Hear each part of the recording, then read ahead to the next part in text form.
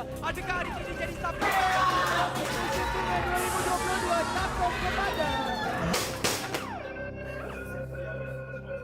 Sebab musim bunga pun telah pun berakhir. Kami telah bersedia untuk meneruskan perjuangan.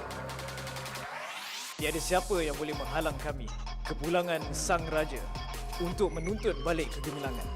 Former teammates. Kini menjadi saingan. Who will be better? Untuk pencapaian yang lebih tinggi. Kelahiran era yang baru untuk gagah menerus ke hadapan. Pride of the nation.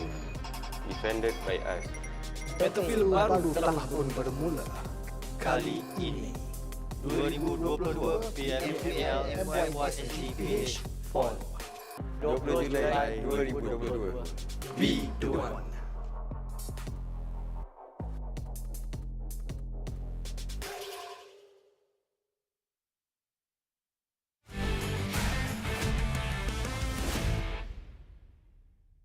Kepada semua tim dan semua player, harap korang training lebih mantap untuk korang punya skill dan tim untuk korang berhadapan dengan 2 kali champion C dan 1 bronze medal sukan C. Korang boleh cabar saya agak-agak. So, season ni saya akan kekalkan title terminator saya. Kalau berani, datang lah. Dengar-dengar ada budak nama HYVE datang Malaysia. Boleh dapat 2 season terminator tak? Untuk semua bocah-bocah baru, bocah-bocah Terminator, terutamanya adik Luke, OG Terminator dah balik. Hati-hati ya. New team, new me, new name. Small boys, a pass. But now I'm small boy, so better watch out everyone. Hah? Zia boy? Sekejap. Oh, Mamat Noob tu. Oh, okey. Dia ingat dia tukar nama, dia boleh lari daripada RSG kot. Ha? Tak payahlah menyorok belakang bibir, tak payah. Kita orang boleh carilah sampai mampu. Don't need talk so much lah. Name is not a matter, it's just mentality. If you burn out sometimes, don't forget to cry on me. My shoulder is for you. Nasib baik tak masuk PNC lagi. So, kami akan kekal lama kat PMPL nanti. So, watch out lah. Jangan pernah rendah kat Bosskurr. Sekarang ni PMPL MYSGPH. Tapi yang kenapa setiap season Grand Final mesti team MY je. Mana SGPH? Hari tu cakap kuat. Mana? Final dulu. Previously, the Philippines may not have made the name in this region, but do not underestimate us. We were in C Final Season 1 and Season 2, and definitely, we will show you what we can do. And to GEEK fam, let's give the fans a good show. As this Red One, kita membantai korang dekat server ni. Yang siapa pergi tempat kita orang, rata kalian. Oi, Teki, kau ni dah 2 season kau tak main, tiba-tiba kau main kat Singapura pula. Kenapa? Susah sangat kan kau nak masuk tim Malaysia? Apa? Ikut VIP? Tim Kusa tu? Macam easy sangat je. Takut nanti kena kejar masa tournament. Tercirit dia lari. Okey, untuk semua orang, kami mungkin kehilangan taring harimau, tapi kita orang akan kembali dengan critical.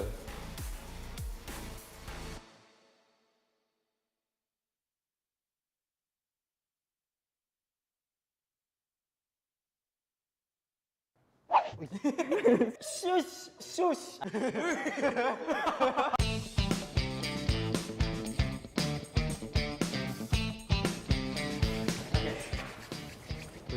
We're doing stuff. What is this? Paper suggestion. Oh my god. Ambil kiri tu. Bos mana lah? Bos kiri tu. Tak minyak kiri, tak kiri tu.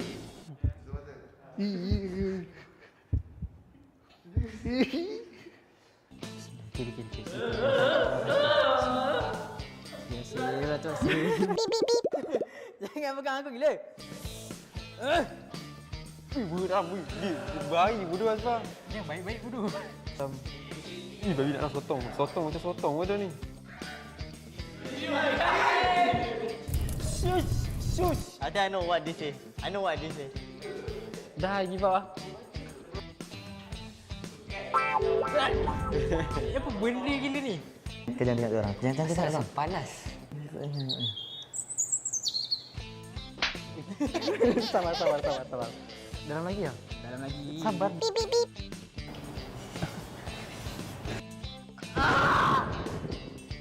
Mangga. Ni sotong. Ni pun saya rasa sotong juga. Tak, benda betul lagi lah. Aku pun pegang masalahnya.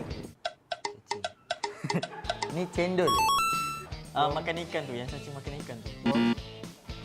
Betul lah. Kepala kotak. Cendol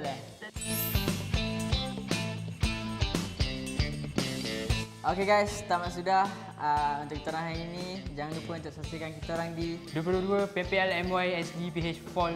Kita orang tim Bosskurr. That's all for today. Yeah.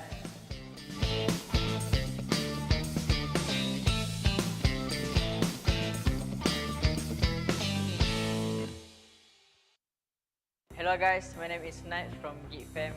Hai, nama saya Drake. Saya daripada tim SMG. Hai, saya Rip dari Exis Red One. Hai, saya Guza. Saya dari PMPL. Saya Bosskurr daripada tim DBD. Hello guys, saya Ricky daripada Dingoz Esports. Hai, saya Bravo daripada tim Farang Guerilla.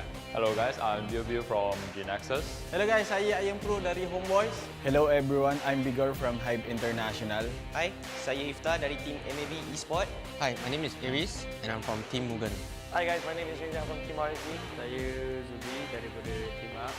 Hi, I'm Dev from Time 9. Hi, saya Frankie daripada Tabah NSEA. Hai, nama saya Abel dari tim Bosskurr. Hello, I'm Kate from Team Secret. Hai, saya Olio daripada Yoodo Alliance. Hello guys, nama saya Pemburu. Saya daripada Team Forever. Kami berharap untuk mendapatkan champion pada season kali ini. For this season, kita orang akan rampas balik piala kita orang dekat Forever. This season, I'm confident that Sam9 will break the curse and play in PMPLC. Untuk season ni, kita orang akan buat yang terbaik. Kita orang akan pegang title champion kita orang.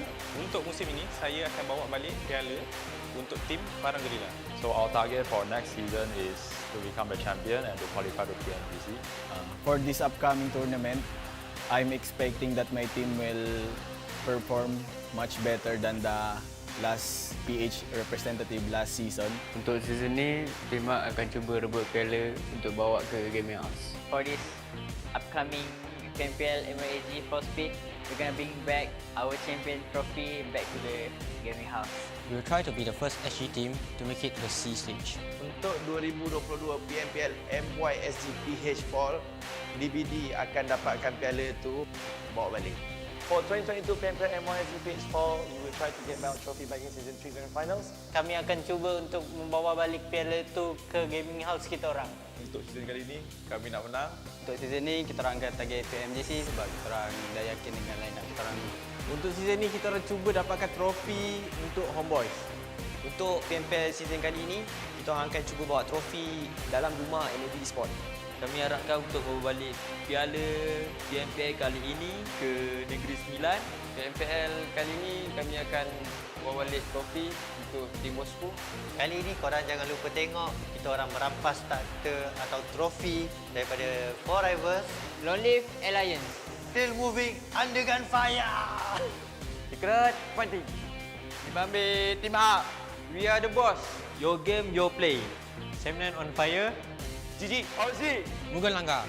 MAB, bring it on. HomeBois family. Genexus, all the way up. Rise with us. Once again, always a fan. Dingoz create atau conquer. Exis Red One, kita ganas. Play with pride. Jangan lupa support kita orang di 2022 PMPL MYSGPH Fall. Jangan lupa support kita orang di 2022 PMPL MYSGPH Fall. To all of the HYVE International fans, thank you for the non-stop support and we will do our best to be at least make the Filipinos proud. Jangan lupa saksikan 2022 PMPL MYSGPH Fall. Keep supporting us. We'll see you guys at 2022 PMPL MYSGPH Fall. Untuk fans, thank you sebab support kita orang. And jangan lupa support kita orang dekat 2022 MYSGPH Fall. Alright, bye-bye.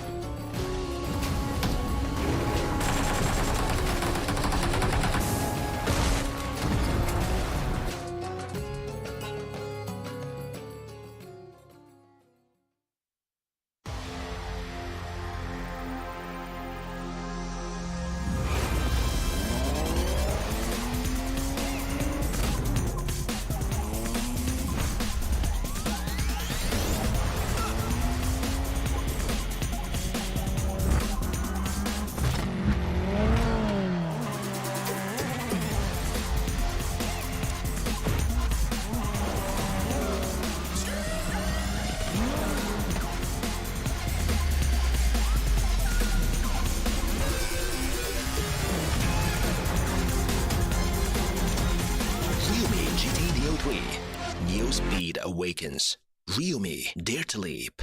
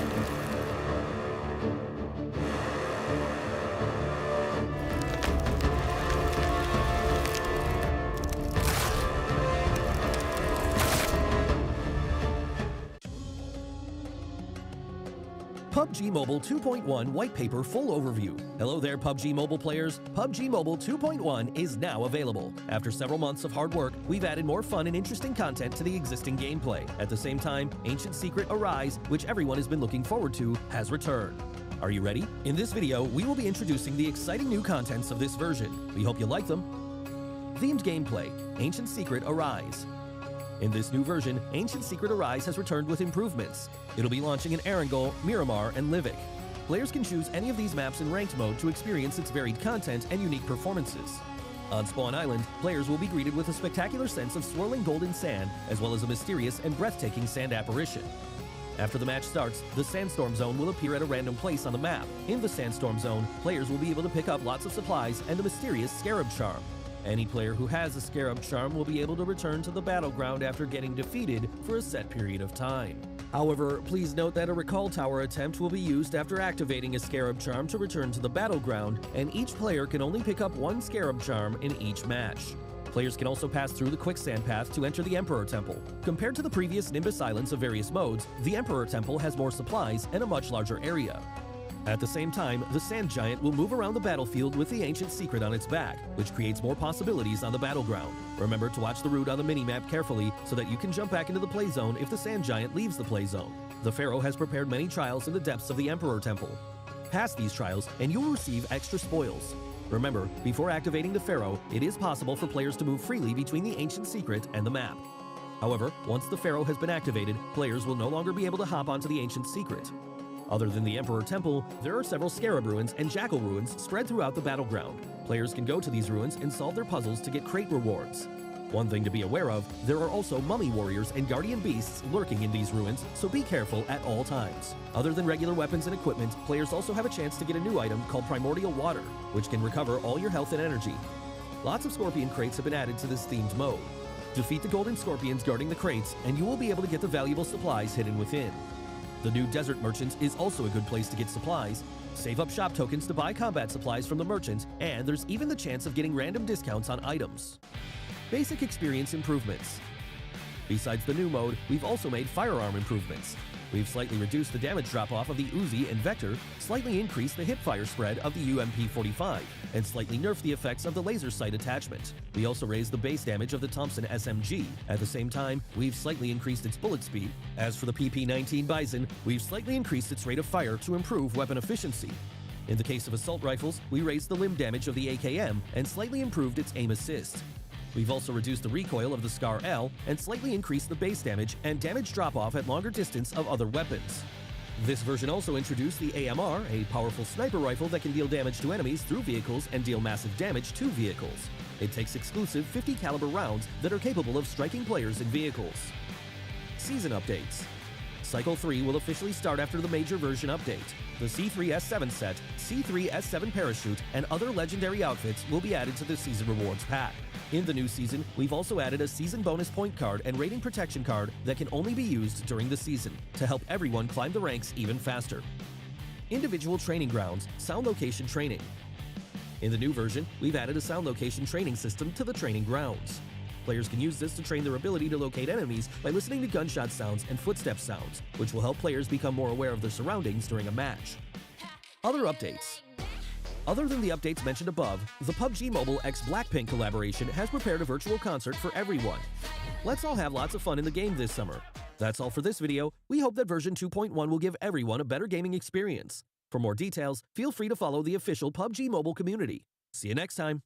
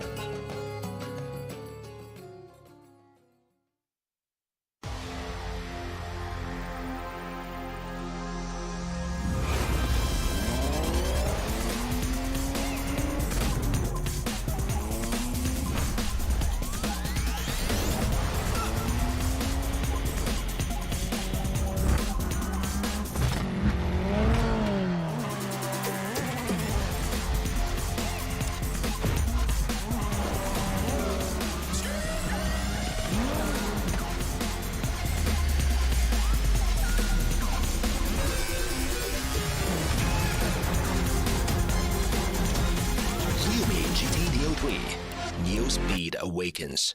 Ryumi, dare to leap.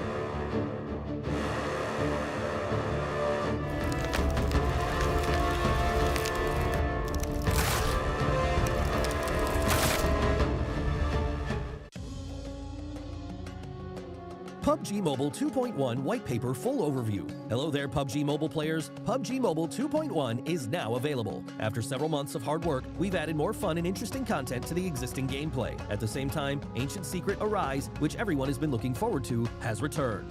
Are you ready? In this video, we will be introducing the exciting new contents of this version. We hope you like them. Themed gameplay, Ancient Secret Arise. In this new version, Ancient Secret Arise has returned with improvements. It'll be launching in Erangel, Miramar, and Livik. Players can choose any of these maps in ranked mode to experience its varied content and unique performances. On Spawn Island, players will be greeted with a spectacular sense of swirling golden sand, as well as a mysterious and breathtaking sand apparition. After the match starts, the Sandstorm Zone will appear at a random place on the map. In the Sandstorm Zone, players will be able to pick up lots of supplies and a mysterious Scarab Charm. Any player who has a Scarab Charm will be able to return to the battleground after getting defeated for a set period of time. However, please note that a Recall Tower attempt will be used after activating a Scarab Charm to return to the battleground, and each player can only pick up one Scarab Charm in each match. Players can also pass through the Quicksand Path to enter the Emperor Temple. Compared to the previous Nimbus Islands of various modes, the Emperor Temple has more supplies and a much larger area.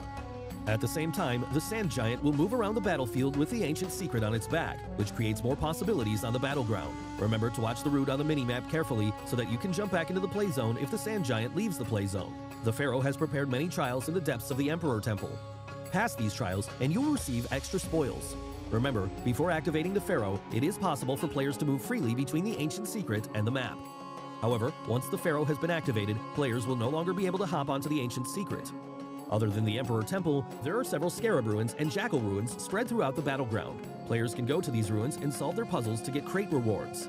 One thing to be aware of, there are also Mummy Warriors and Guardian Beasts lurking in these ruins, so be careful at all times. Other than regular weapons and equipment, players also have a chance to get a new item called Primordial Water, which can recover all your health and energy. Lots of Scorpion crates have been added to this themed mode. Defeat the Golden Scorpions guarding the crates, and you will be able to get the valuable supplies hidden within. The new Desert Merchant is also a good place to get supplies.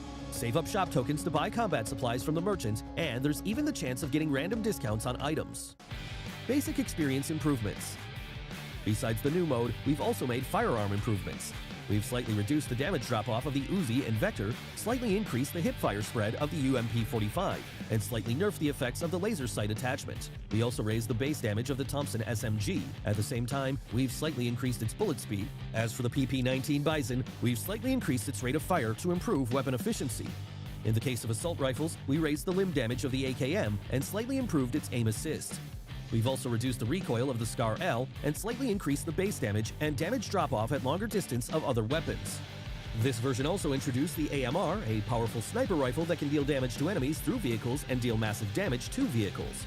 It takes exclusive 50 caliber rounds that are capable of striking players in vehicles. Season updates. Cycle 3 will officially start after the major version update. The C3S7 set, C3S7 parachute, and other legendary outfits will be added to the Season Rewards pack. In the new season, we've also added a season bonus point card and rating protection card that can only be used during the season to help everyone climb the ranks even faster. Individual training grounds, sound location training. In the new version, we've added a sound location training system to the training grounds. Players can use this to train their ability to locate enemies by listening to gunshot sounds and footstep sounds, which will help players become more aware of their surroundings during a match. Other updates. Other than the updates mentioned above, the PUBG Mobile x Blackpink collaboration has prepared a virtual concert for everyone. Let's all have lots of fun in the game this summer. That's all for this video. We hope that version 2.1 will give everyone a better gaming experience. For more details, feel free to follow the official PUBG Mobile community. See you next time.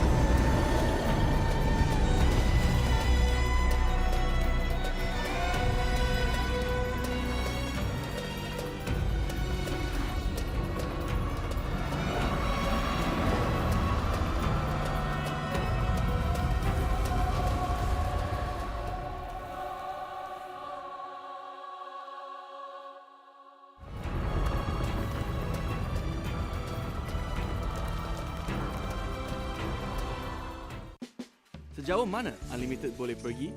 Selamat datang ke The Unlimited Theory. Jamal suka main game. Jadi, kami nak tengok berapa lama dia boleh main game dengan plan Unlimited Yoodo.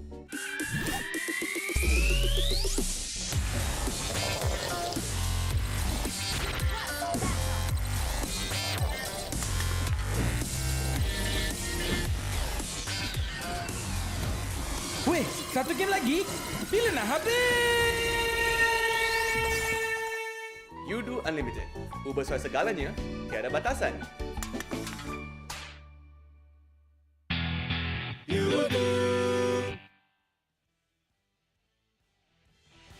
Hello and welcome back everybody to our official tournament, none other than the 2022 PMPL MYSGPH Fall season, which is brought to you by Tencent Games, PUBG Corporate Lightspeed and Quantum Studios. I'll be your caster here today, Ju, and also Sir Cloud. Yes, and thank you so much for being back at the desk with me, Choo Choo. It's an honor. It's a pleasure to be here as well.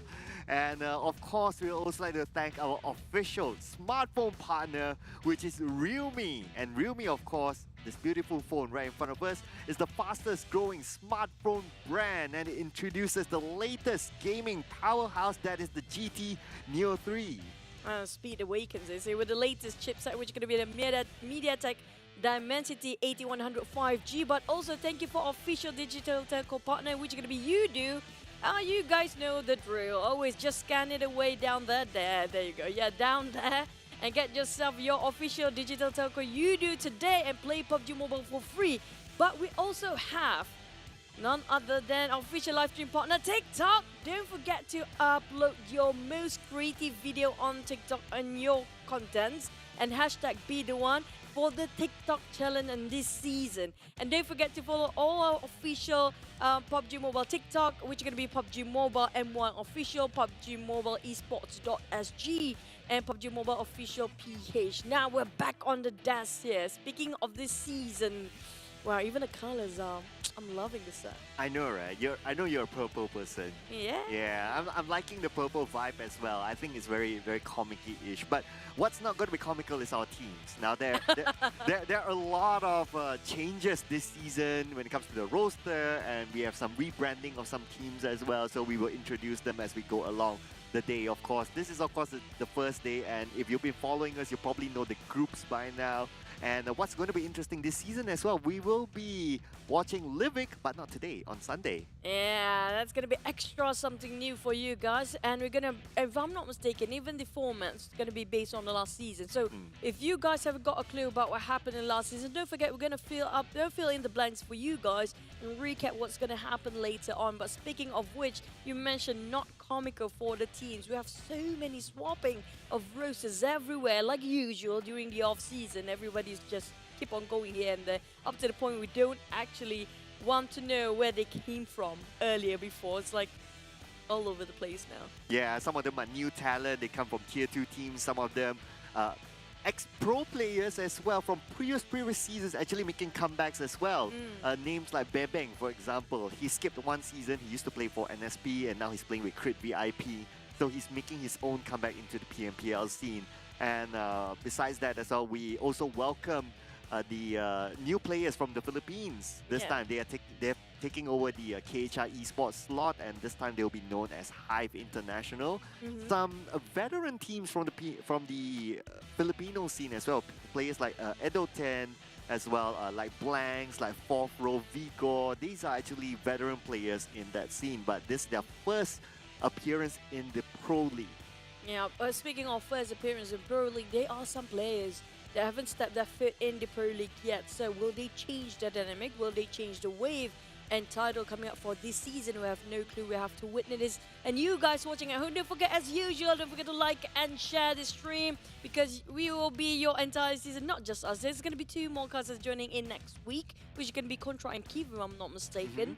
And we will be, this season, you know, your storyteller for this time. But in case you guys have no clue what's happening for the season format, here we go. How is it going to be, Cloud? We're going to start off with the Country League. Of course, today is day number 1. It's going to run until the 7th of August, from every Wednesday to Sundays for 3 weeks. And we're going to play 5 matches per day, except for Sunday, we're going to have an extra match. There's going to be Livik.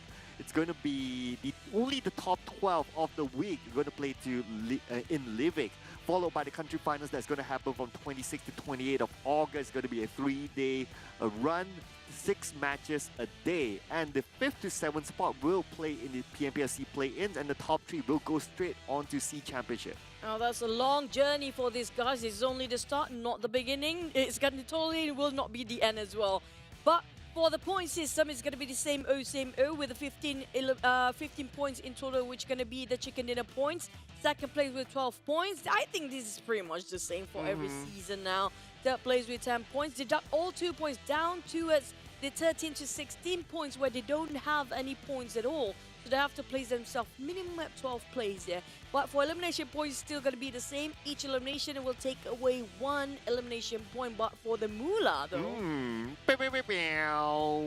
150,000 US dollars on the line here, ladies and gentlemen. Of course, it's a lot of breakdown. We won't go through that. But what we'll go through is the bonus point system. So it's going to be the same as last season, whereby we will have a weekly bonus points that will be awarded each week for weekly rankings. We'll have league bonus points for the overall league stage ranking. We have the total bonus points, which is, well, the combination of weekly bonus points, league bonus points, and we have the initial points that will be the start of the grand finals, of the country finals, in other words. So as you can see here on screen, we're going to award these teams based on their weekly bonus points as well, and their league bonus points. So keep an eye on the placement, which also means what we learned from last season.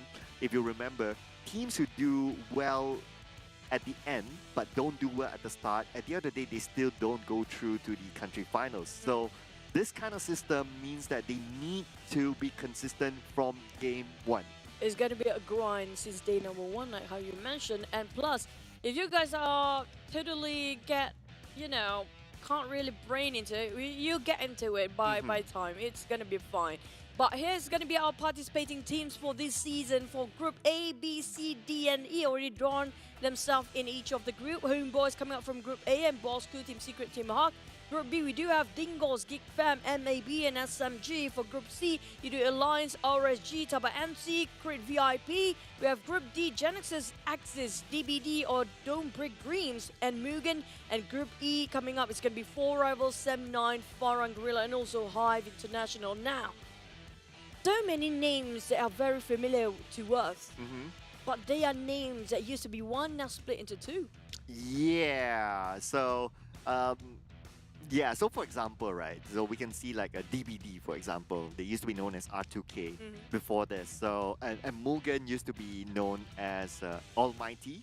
And HYVE International, we explained earlier on, they used to be known as HYVE Esports. Now they're taking over that slot. Now, 4 rivals is no longer with Yoodo Alliance. Yoodo Alliance has their own, and that's what you mentioned. That's true.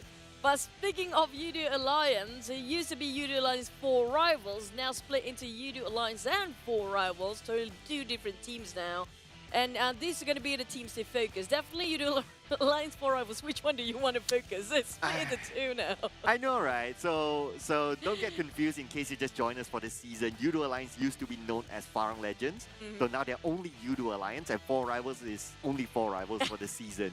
But just to look at the stats as well. So these are the top teams that performed well last season towards the end. So of course, Yoodo Alliance 4 rivals, which is currently 4 rivals. I know it'll take a while for some of you guys out there. Dingoz is still Dingoz. Farang Legend is now the new Yoodo Alliance, and HomeBois is still HomeBois, so no confusion there. So these are top 4 teams from previous seasons. Now, looking at the stats, of course, we all know that 4 rivals, they were the champions of last season. There will be a lot of expectation coming in for them. Yeah, that's going to be the highlight we mentioned about. And speaking of Yoodo Alliance 4 rivals, right now it's been known best for 4 rivals only. But these are one of the best footage we got from them based on the last season. We do know they are a very high caliber team. When it comes to their performance, exponentially exploded their progress for the entire last few seasons. They were the same player back then, but they used to be veterans, but they're not under the spotlight. But these days, it's always them that people mention.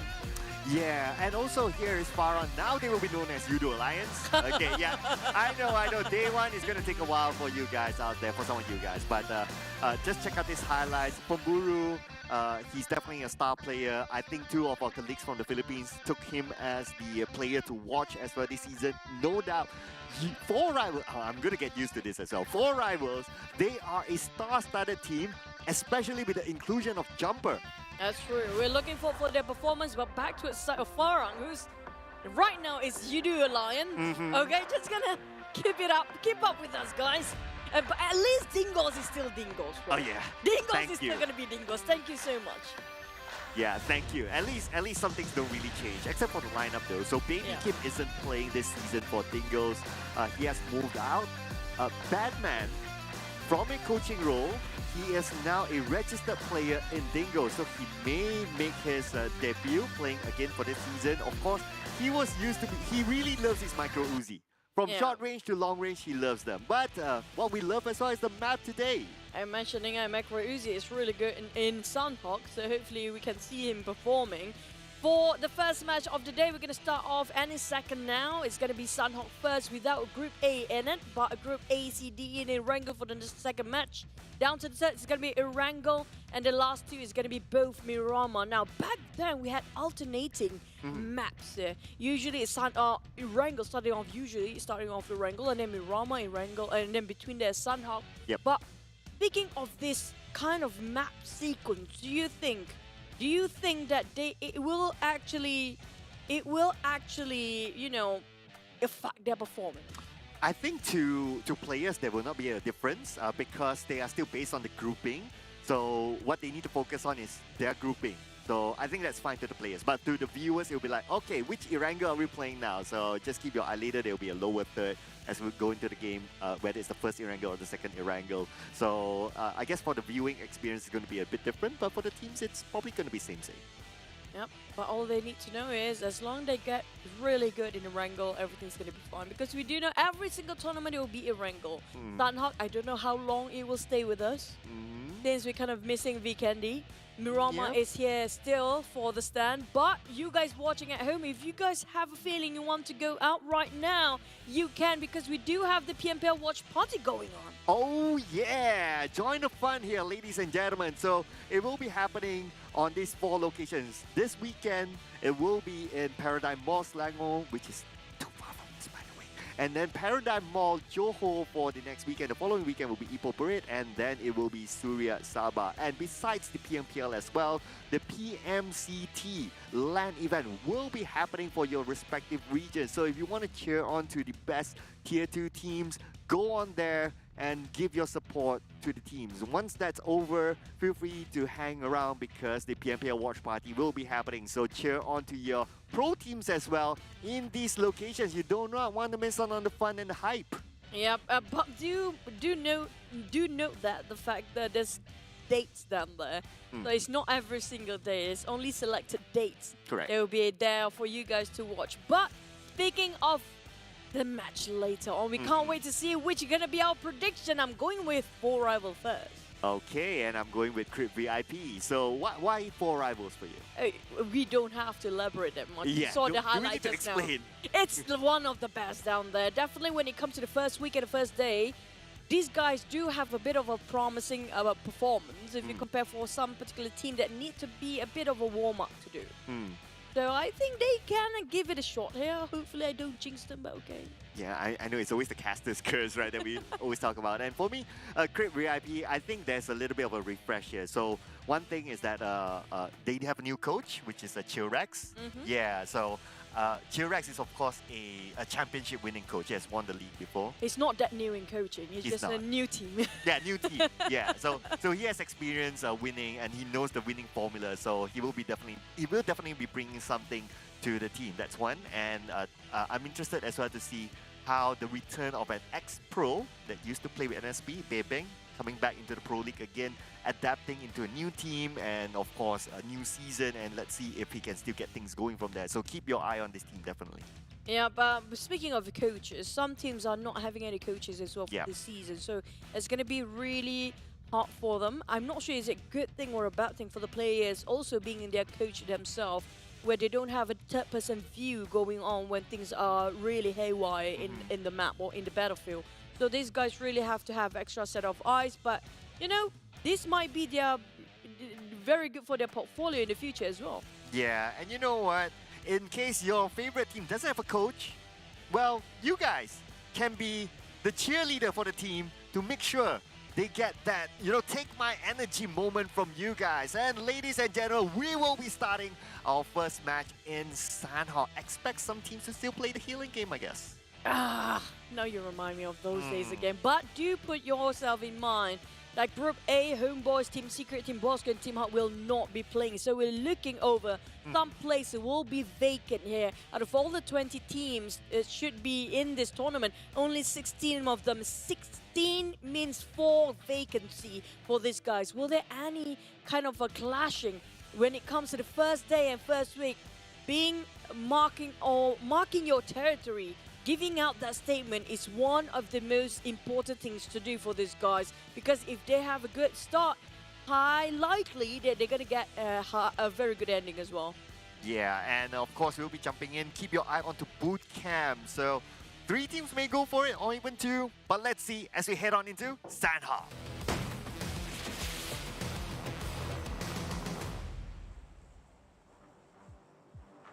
Oh, look at those choppers. I'm loving this. Feels like we're having bodyguards.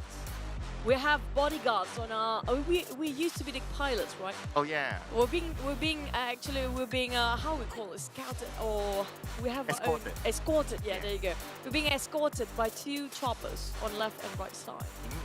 Yeah, very, very interesting indeed.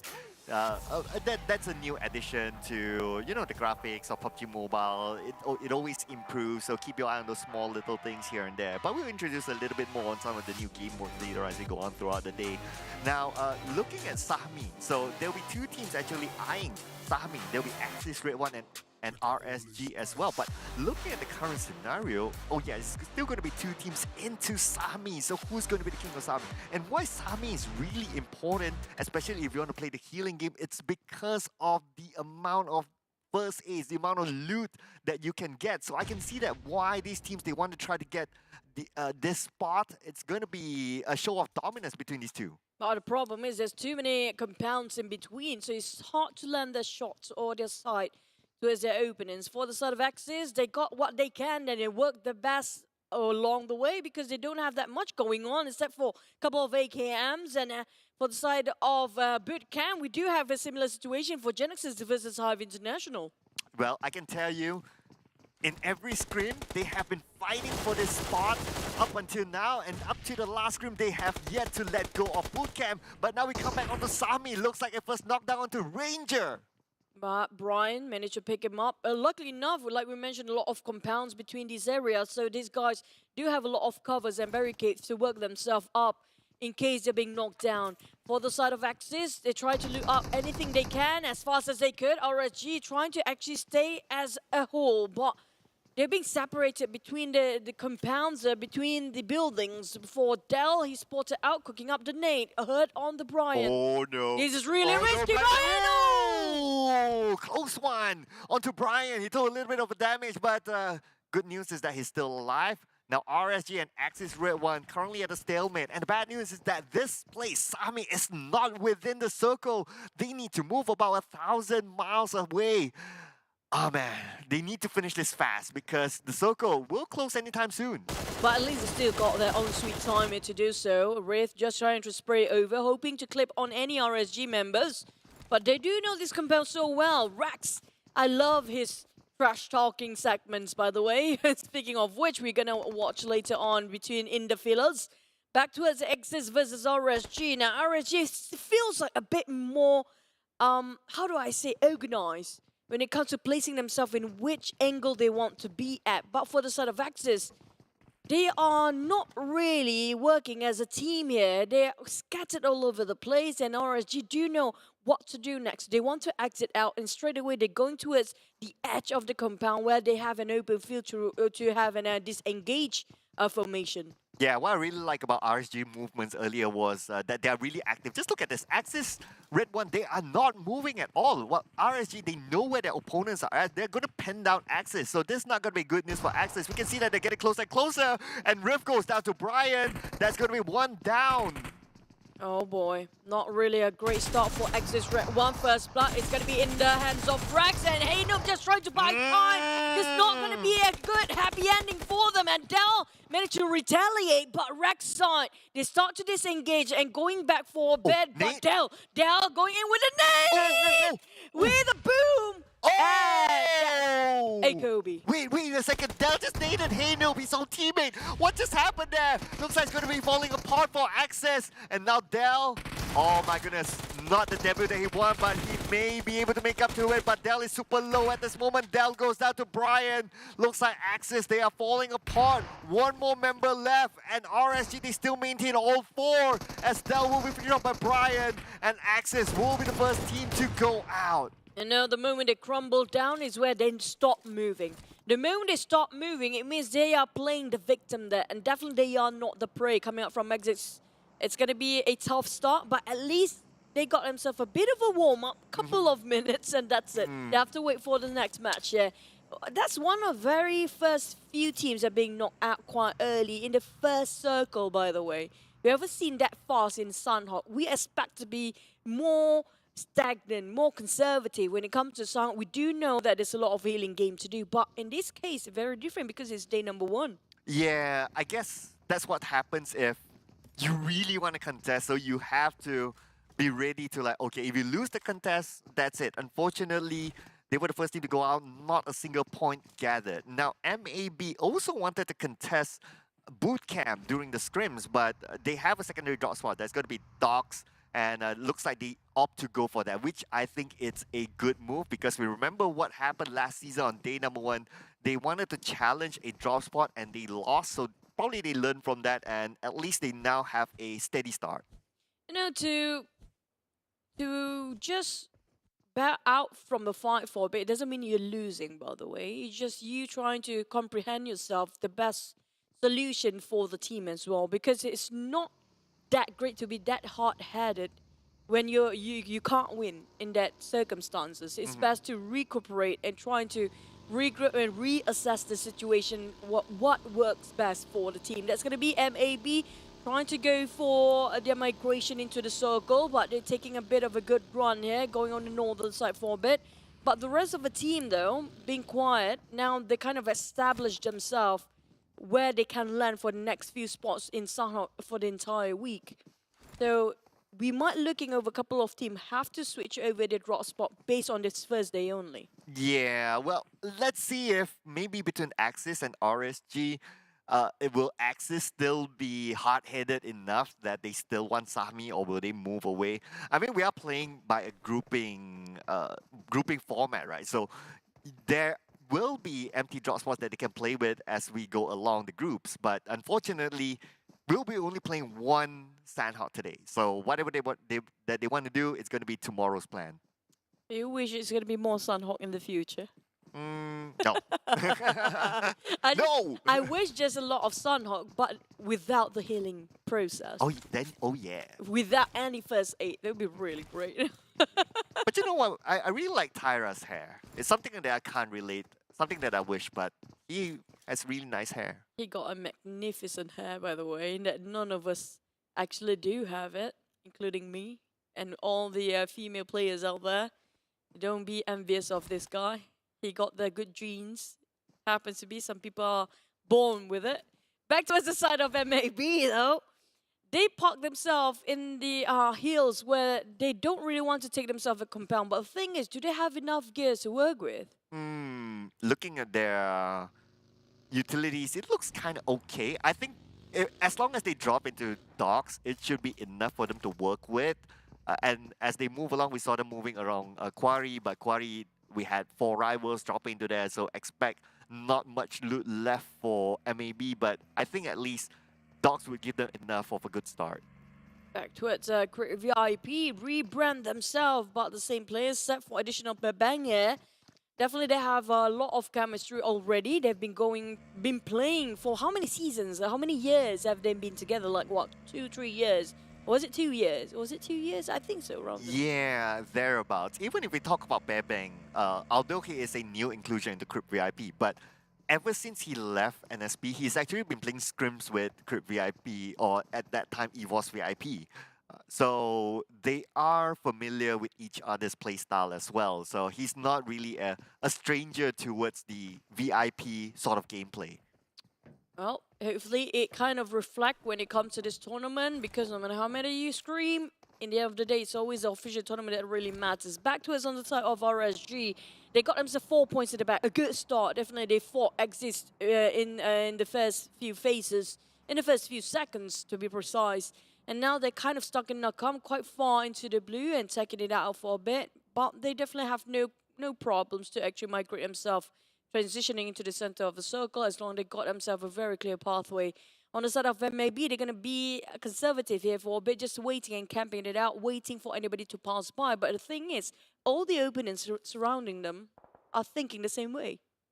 Yeah, because in particular, this kind of circle, people will be like moving towards one direction. And that's kind of the thing about Sanhok, right? Like it's not often that you see people make big rotations, big moves. So they will normally go like, okay, that single direction. So the tendency of meeting up with a team that's right in front of you is really high.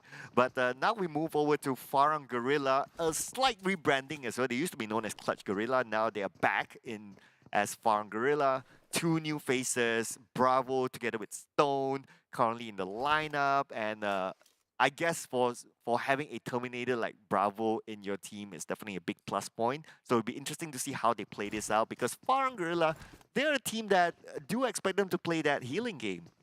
I agree.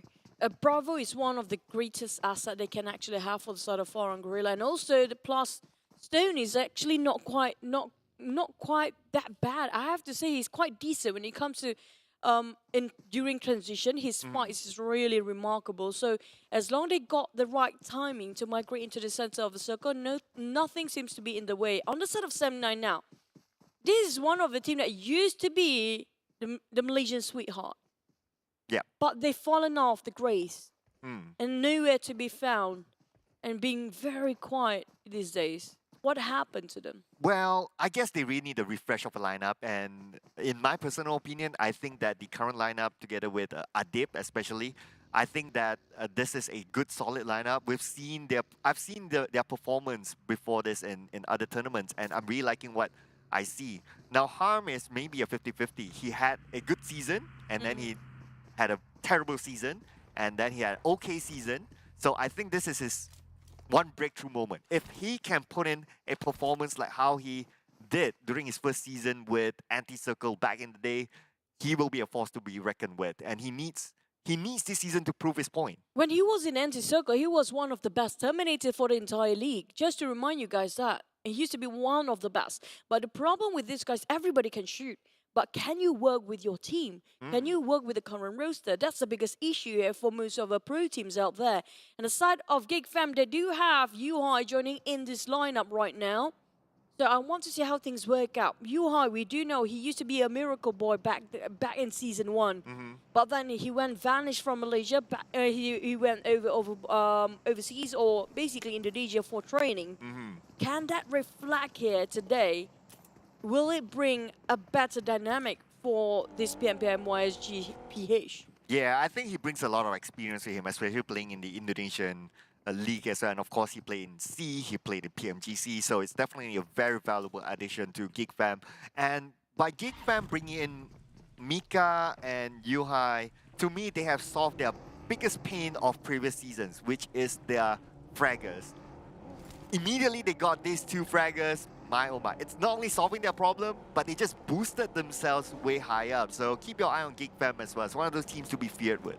Yeah, the firepower, the confidence of controlling their barrels when during CQC or long range, definitely it gives so much of a boost coming up from these guys. But the thing is, can they work well with the team? You do know that sometimes some of them are quite disobedient when it comes to getting the call shot. Like, I still want to go for it, even though my IGL says no. Yeah. That's the thing. Can they actually work together?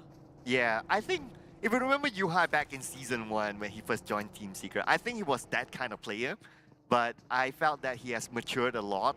Too much. Yeah, well, in physically and I think gameplay-wise as well, he has matured a lot. So I do expect him to be able to fend for himself a little bit more. Of course, if I do recall when he played during the PMPLC play-ins, there were some individual mistakes because of he likes to go a little bit too front. But I think, you know, as you play those kind of games, you kind of learn. And now looking at the elimination feed, looks like Damroot will be the first one to be knocked down for the side of GEEK fam. I believe he has backup around him, so shouldn't be a problem for him to be picked up. Yep, it's coming out from the shots coming out from Genexus Xiaoboy, by the way. Now, Xiaoboy used to be in RSG, one of the longest in RSG, now hopping into Genexus, where he's teaming up with PUBG now. Definitely, those guys are very experienced. I'm talking about how well experienced they're, not just PMPL. Back in PMCL days even, they've been playing against each other, but not together. Yeah, Xiaoboy, the last, I would say, founding player of RSG. Yeah, he is. He is the last founding member of RSG. OGs. The OG, yeah. I mean, he has played with he's played for a long time, right? And his Very inclusion into Genexus, definitely, Genexus the last season, we saw them, their specialty is close quarters combat, firepower. They'll be able to run at anyone. And I think his addition into Genexus definitely levels them up. I mean, himself as a player is phenomenal. Yep, but right now, what's going to reflect is based on the scores. Can they do the same thing here when it comes to this season? Because all the screams, all the sweat, the blood and tears will nothing. Will be worth nothing if they can't actually dodge this. For side of 6 and back towards DBD now. Don't break any dreams there, Yen. For Jimmy, it's going to be on the other side. Sem9. They really try so hard for this season to make things work out for them, but will it reflect? Dab, he doesn't got any idea. He hasn't got a clue. There's someone sharing just next to him. Yeah. Same compound. Yeah, I think there was a suppressor or something, so he couldn't get a good idea of where those shots are coming from. But now we move over to MUGEN, Singapore's representative. Now, MUGEN, interestingly, they have 2 Malaysian players in the lineup. But looking at their current lineup, looks like all of them are Singaporeans. The 2 Malaysian players are not playing in the lineup, and they are actually Tricky as well as Amir. Tricky used to play with Hey Noob back in the day. Yep. I forgot what was they called before they were called Axis Red One. There's so many names. Ayam. Tauge Ayam. Tauge Ayam, There yes. you go. Tricky played with Hey Noob back in Tauge Ayam, and now he's playing with the Singaporean team. So let's see how he'll be able to fare in this new lineup. But oh no! Nasty, just really got down nasty there. Back towards MAB, have been waited the longest time there is, and it's going to be fruitful if they can actually clutch this one around. Sem9 taking on DBD, but DBD fighting and back to a Sem9 on their knees. But the one that we're watching, MUGEN versus MAB. We're looking over Iftar, who will not be revived yet on the side of DBD. Now, that's going to be a tough one for Yen. He has to cross the open road there with Zix hovering around his crosshair towards the side of Sem9, who's taking on the backside of DBD. Oh, Yen. I don't think he'll be able to be saved. They need to take out Sem9, but Sem9 have this place covered. Just look at on the right side. Adibs is on the far right. He'll be taking an off angle, and Yen will be finished off by Deb. That will be points secured for Sem9. Oh, now back to his MAB versus MUGEN. I'm going to give a bit of a breather for the side of DBD. Sorry, Chad. How do you pronounce this name, by the way? Siet? Yeah, there you go. Let's go. Back to his Iftar. I think he's being revived back by his mate. Now he's tossing over the nade. Iftar hoping it's not going to be a Kobe. A bit too far off. Now Iftar just going to tanking out the blue for a bit. It's going to be a bit burning out for him. But he's still managed to get on one. Now, this is going to be the open window they've been waiting for MAB. They need to go in there as a team. But he's waiting for his teammate to go for the flank side. But Amir making sure he's not going to give any blind spot for the openings right now. Okay, so MAB is making that active move right now. So the by the time the next circle closes. But before that, Iftar managed to get one, but the trade back coming in from MUGEN takes down Iftar, and unfortunately Iftar will go down for sure. But MAB, they'll be playing the gatekeeping role at the same time. RSG, already 5 eliminations. Dominating on the board right now. Definitely, they're having a bit of a celebration, but it's not done and dusted yet. As Sian is actually might explode it, that buggy anytime soon. Back to his own side of Amir. Got a bit of upgrade of lead for now, but for how much longer? DBD still having a go against M9 with smokes in between them in open road. But Moki managed to get it. MAB side another point. If he can finish off straight away, he spotted one more on his left side. But Paradise Resort right on top of it will be the net circle that just pops. I really like what MAB did. They made the active move. Before this, they were behind MUGEN, but when the circle popped, they moved in front of MUGEN. Now the pressure will be on MUGEN to move forward. By that, they'll be exposing themselves to MAB, and MAB can shoot them down just like what exactly they're doing right now. MUGEN have to cut across MAB. If not, they need some couple of vehicles to actually just rotate the other way around, take a longer rotation. But it's very risky with the blue closing even furthermore with the fourth phase of circle, by the way. So it's really risky for them. And DBD taking a go face-to-face against M9. Oh, Jimmy, he needs to save the team. He got one. Jimmy tried to find one more. Will this be the entirety of M9 right now? Oh, not working great. He is bailing. I think he's just going to bail the ship here. And somehow Harm mollied himself. Not too sure what happened there. But now Yoodo Alliance going up against Crit VIP. We have Oleo starting to move in. Charging in. Rezo is still alive, but Rezo super low right now. Maybe taken out anytime soon. And Yoodo Alliance, I almost said Yoodo Alliance 4, right? Too used to that. Yeah, I know, right? And looks like they will be the one winning the fight against Crit VIP, but they have plan B. That's going to be Insomnus playing the healing game. Yep, Yoodo Alliance charging straight into their opponents, who's being actually touching the floor, hoping he's being shown a bit of a mercy. Here comes GEEK Fam. High spotting out a couple of movement in the smoke, which is nothing moving actually. Back towards the side of GEEK Fam, they spotted a HYVE International movement, I think, from the high ground here. For the side of Tabah NSEA, still camping around Paradise Resort. RSG taking another go against Crit VIP now. RSG, there's nothing stopping them. They keep on running and gunning, and they are taking the blue as well. Yeah. They have to cut across Yoodo Alliance just to get into the circle, but do mind there's also Dingoz on the right side of the circle as well. Well, looking at current scenario, RSG will be playing the healing game for sure. Brian will be gunned down from afar, and it looks like they're still trying to, Ranger's still trying to move. He's still probably trying to get by the rim of the blue so that he can use more of his utilities more efficiently. At the same time, check out DBD at the northern side. Zix is taking out the blue, probably going to play the healing game as well. But what's really scary right now, I'm looking over Paradise Resort, how saturated the pool is right now. Backswords on HYVE International, Blanks taking the run here. Run and gun, they say, but how can they squeeze into Paradise Resort? It's so heavily populated right now, and Blanks, oh, what a nice exchange there of bullets, but still managed to knock one. Now it's going to be UI out of nowhere. He just popped at the corner of the screen. Oh, but they need to make that move as the zone is starting to close in. Looking at HYVE, they do not have much utilities to play with. And now HYVE, they're charging onto NC. NC has a high ground. Frankie is waiting on an off position. At the same time, we can see a DBS in hand, but DBD out at number 13. Alright. Trying to make wonders for the team. MAB eliminated at 12 players. We're down to only 11 teams there. But so many teams are being forced to stay in the blue because of the Paradise Resort. Will be likely to be one of the last few circles in there. Whoever's not in there right now are struggling, pinching themselves to get into it. And Yoodo Alliance Oleo, used to be Farang like we mentioned before, might resort to playing healing games here. GEEK Fam. 5 eliminations, and now they're dominating in this round. And at the same time, we can see that Dingoz trying to stop GEEK Fam from moving forward. In fact, it's actually Dingoz needing to move forward, so they need to take out GEEK Fam. As GEEK Fam, they do have that high ground, that sniper tower advantage. Oh, snipes. GEEK Fam, they don't really have that much covers, but still Dingoz are keeping a tag right behind them.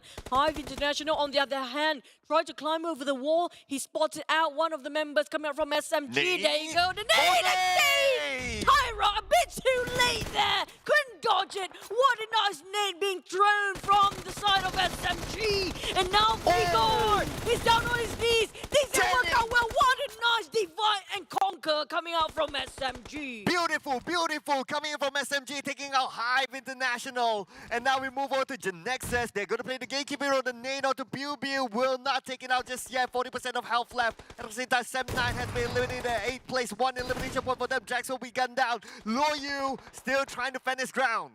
Back to us, Genexus. They want to finish off Drax, but the thing is, they have to pick out from this warehouse. The moment they pick out, it's an open field. We hate warehouse when it comes to the last few circles because of this reason. And Arte trying to climb himself up the hill. The rest of GEEK fam, do they fight Dingoz or do they build it out and trying to wait in the center of the circle? They will gatekeep this one. Yuhai keeping the tabs on Genexus. They couldn't get out. Big Four stay in the blue. Yuhai on the side of GEEK fam trying to actually make the goal long. Big burn. Yuhai spray, but it didn't clip and fire team decimated in the hand of GEEK fam. Looks like the Senpai has been taken down by the Menti. There's going to be Yuhai taking out Bu's team. And now GEEK fam, they do have the circle. Check this out. They have the circle advantage. And it looks like it's going to be GEEK fam's game to lose. Oh, this is just not what we expected. Dingoz hiding behind the trees while GEEK fam try to fish them out with a couple of toss of nades. There goes the spray. It's right inside and across. Getting on one snipe. Need to revive from debris, but it's Kiddo hovering around. But GEEK fam! The tree of a dying person right beneath it. And now Micah from GEEK fam gonna charge forward. They're gonna go in for the kill. They're gonna go in for the decimation, but can they close the deal here? Oh, it's Kiddo against the world, while RSG still playing the healing game somewhere else. I believe it's going to be Ranger, but it's Kiddo tries to do the business. It's going to be some form as Micah takes down it's Kiddo. Third place for the Dingoz. It's going to be the first chicken dinner for GEEK fam as RSG heals their way to a second place finish. I'm not sure how many first aid or med kit he got himself left there. But definitely it's running quite low here. It's all down to timing. Now GEEK fam, 4 man, still standing. What a play. I have to say that was formidable. Coming up from this guy, they're playing tag. They keep on swapping over after one to the other. And Ranger, the last few first aids there left with a couple more seconds to go. And we definitely know who's the chicken in for the first match of the day. Yeah, so we got Sanhok out of the way. It's a little bit of an anticlimactic ending, but that is what it is. I mean, that is how it is, right? I mean, you play the healing game. But GEEK fam, look at this. This new refresh lineup, 2 fraggers solve their issues. And just look at how much firepower they have. I'm loving how they actually got every single angle they have. 360 degree. There's no way for them to penetrate this kind of defense coming up from GEEK fam. But that it is. Chicken dinner coming out. The first match of this season mark their way in.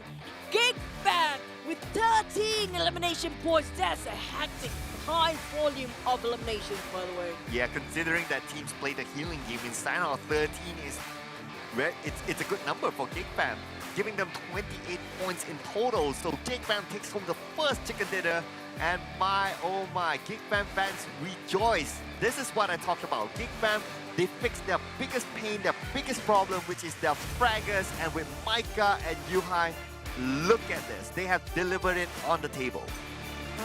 It's just really amazing performance. How they actually, don't forget about SMG, the way they actually divide and conquer in Paradise Resort as well. It's just so hard to get into Paradise Resort for the team that's not inside of Circle who came in very late. Unless if you have enough utilities to actually play the healing game, it might be a chance for you. In this case, it's going to be RSG. But for the rest of them, including Axis, the first one to be out with no points at all, it's going to hurt them quite a lot. We talk about this season's format, same news as last season. It's going to be a grind. Yeah, it's definitely going to be a big grind. Plus, the last season's format still remains, whereby you still have the weekly bonus points and so on and so forth. So being consistent is very, very important. Now, considering this kind of circle and this kind of map is always very tricky. And if you take into that, the trickiness consideration, GEEK fam, they didn't get the circle. They have to fight their way through. And by fighting their way through, sometimes you will lose players, right? Yeah. But this time, they lose none. They lose none. So they are a force to be reckoned with, if you ask me. The way they move in a formation, the way they actually approach towards the side of the circle, that's where it's very crucial to work, and the coordination and communication coming from the team. Look at how they stand. Two of them are actually guarding the gatekeepers coming out on the edge side, and the other two is just promising their position in case things go haywire. This time with travel distance of 4,000 over, they don't move as much as RSG. Definitely RSG was the furthest away, and RSG got themselves quite burnt out in the blue with a lot of first aid. But this one, GEEK Fam, is unquestionable chicken dinner with double-digit eliminations as well. And the fact that they spend 0 time in the blue, this tells us that, okay, so there's this tactical whereby you stay in front of your enemy, right? So for them, look, okay, so what the numbers tells me is that, so they use a lot of utilities to fight, and when they fight, they not only fight on the outside, they like to fight, they like to like be in front of their enemy, so when the circle closes, the people behind them have to move, and then they'll be in front. It's like, okay, you come to me. Yeah. You come to me, I will shoot you down. So that's why they spend no time in the blue, but they spend a lot of utilities trying to get their way playing by the edge of the circle so that it will force other teams to come to them, and that's where they frag. Yeah, it feels like a no-brainer to actually be in front of your enemy based on the timeline they're given, based on the circle faces. But to execute it is totally different thing, and they managed to do that. If they can be constant for GEEK Fam, this might be it. This might be the ace, the extra, the X-Factor team that we're looking for. With 28 points in the first match only, already opened up the gap. Quite a huge one between RSG, who got themselves quite a decent number of eliminations because they fought the entire team of Vexes in the first few minutes. Yeah, they got 4 out of that very early on, followed by the Dingoz, got a second place finish, but because of their amount of eliminations, not as much as RSG, a third place finish, so they're not too far away from RSG. 16 points in total, Farang Guerilla 9 points, and so on and so forth. And Snipes, he is, I feel that this guy is very underrated just because of Damroot is above him. That's all. That's the only reason. Remove Damroot, or if you don't put Damroot in the equation, this guy is the man of the hour for many seasons now. Not just that, just now he was being surrounded by so many players on top of that watchtower, by the way, but he managed to sneak himself out of that kind of circumstances where there's no way out. He managed to find sneakily enough a way out of there, and it's almost an impossible mission to do so, but he still managed to survive, and all 4 of them survived to the end of it for GEEK Fam. That tells us something. That's a huge statement, and that's not an easy feat to do as well. Yeah, it's definitely not easy because it's not like they have to circle, right? They need to keep moving, and like what you said, people are shooting from afar. Like what we saw earlier on, one team wanted to go front, and then he was at the sniper tower, but he still managed to survive somehow. So the survivability is definitely very, very high. I know it's only game 1. I know we're hyping up a little bit too much, maybe. It's still a long way to go, but I can say that GEEK Fam is the team to watch out for. That's definitely well. They got themselves a chicken, the first chicken of the day, by the way, but can they keep it consistent? Because right now, the biggest problem with GEEK Fam we saw and witnessed before is that they don't have that consistency throughout the entire league. Looking at Paradise Resort as a first circle pops, ended up right around the corner as well. Coming up all the way from Tabah, I have to say GEEK Fam, like you mentioned, they pincered themselves into the circle. It was not an easy circle for them, but they managed to get in. Yeah, it's not easy. The circle didn't favor them. They had to go from ruins onto the other side, and then as they make their way on to boot camp, the circle moves away again, which we will see, I believe, after this. So look at the amount of teams that they need to go through. They need to go to boot camp. That's where HYVE is. That's where Genexus was. Genexus is in front of them, but their approach is that, okay, let's try to be in front of our opponents. Now, theoretically, it sounds easy, but if you were to do it in game, it's very, very hard to do. That's right. And somehow they managed to do that. Okay, now they are still on the outside, but by at some point they are in front of Genexus. Genexus didn't move, and that's where when the circle shift towards GEEK Fam, that's where Genexus is gate capped. Yeah, but at the same time, they put the most basic of PUBG Mobile in their heads. That is, don't let yourself in a position where you're being pressured by the blue in the first place. Let us being pressured by the players, but not by the zone. And gatekeeping is the most efficient way to get yourself elimination numbers. And they got themselves straight. The first idea is that whatever happens, they have to time themselves to get into the rim of the circle and make sure that they're not being chucked down by the blue. The same goes the last few circles. This is a very lucky circle, by the way. I'm not sure it's just luck or whatever, but the thing is, it shifted downwards out of Paradise Resort where most of the team are actually inside of it. The moment they pop their head out of Paradise Resort, GEEK fam is there to wait and shoot them down. And finally, it's between them and Dingoz. Well, if you ask me, Dingoz didn't need to move that much. Yep. They drop in around the northern east side, so the circle's not that far for them, so it's not as challenging as GEEK fam's situation. So for GEEK fam to fight themselves into the circle, you gotta give props to them. They work hard. They work their socks off to get this first chicken dinner. They literally know the thing is, yes, we mentioned about snipes not being shot down by the teams that's running. I think it was one of Dingoz as well when they've been gatekeeping. It was Genexus, sorry. It was Genexus that actually surrounding Snipe. But because of Snipe's survival, managed to give so much information for the rest of the team where to go next. Now, it's not just about how much you can kill or how much elimination you can get for the points of the team.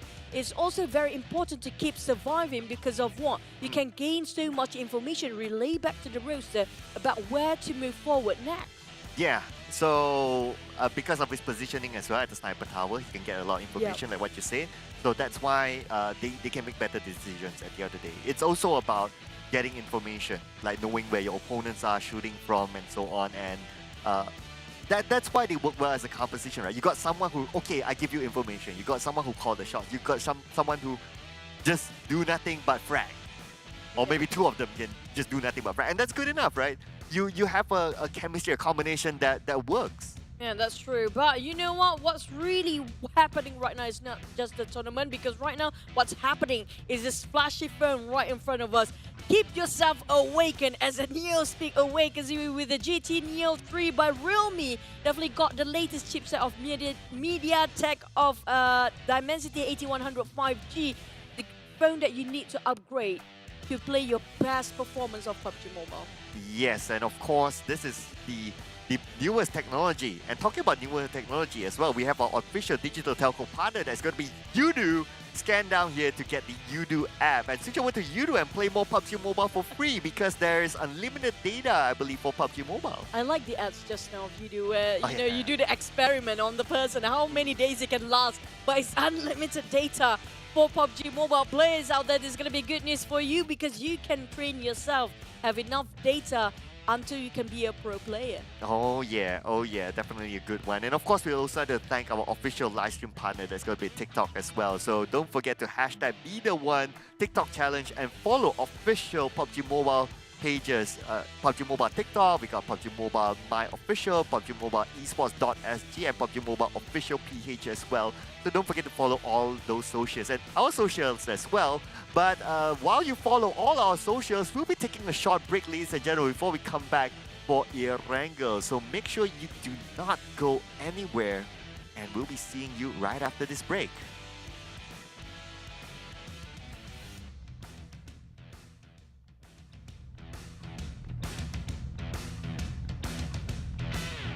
Dalam proses. Jadi star player. Adakah hari ini jadi star player? 2022 nyambung kepada. Sebab musim bunga pun telah pun berakhir. Kami telah bersedia untuk meneruskan perjuangan. Tiada siapa yang boleh menghalang kami, kepulangan Sang Raja, untuk menuntut balik kegemilangan. Former teammates. Kini menjadi saingan. Who will be better? Untuk pencapaian yang lebih tinggi. Kelahiran era yang baru untuk gagah menerus ke hadapan. Pride of the nation, defended by us. Battlefield baru telah pun bermula. Kali ini 2022 PMPL MYSGPH Fall 20 Julai 2022. Be the one.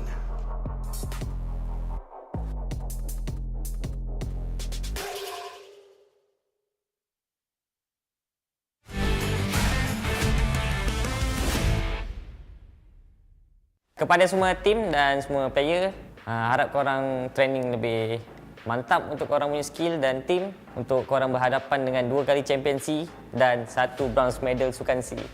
Korang boleh cabar saya agak-agak. So, season ni saya akan kekalkan title terminator saya. Kalau berani, datang lah. Dengar-dengar ada budak nama HYVE datang Malaysia. Boleh dapat 2 season terminator tak? Untuk semua bocah-bocah baru, bocah-bocah Terminator, terutamanya adik Luke, OG Terminator dah balik. Hati-hati ya. New team, new me, new name. Small boy is a pass, but now I'm small boy, so better watch out everyone. Hah? Zia boy?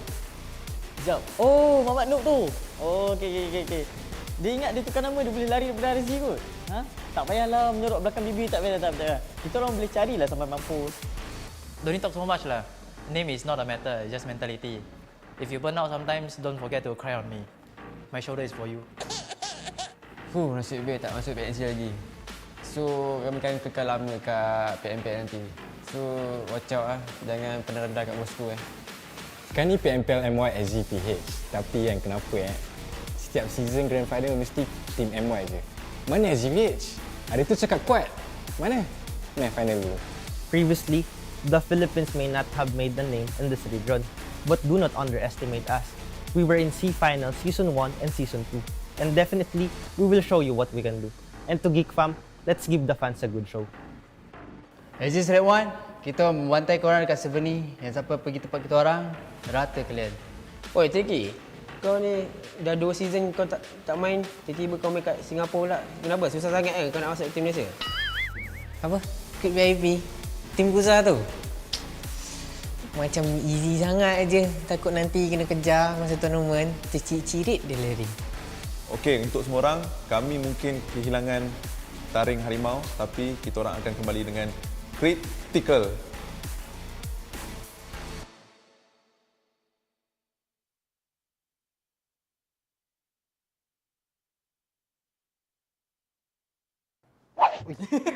Shush.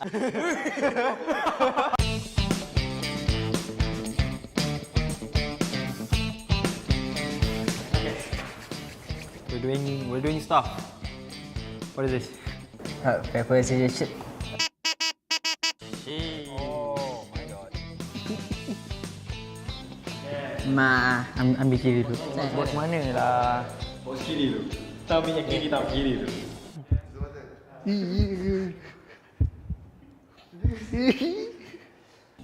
Kiri.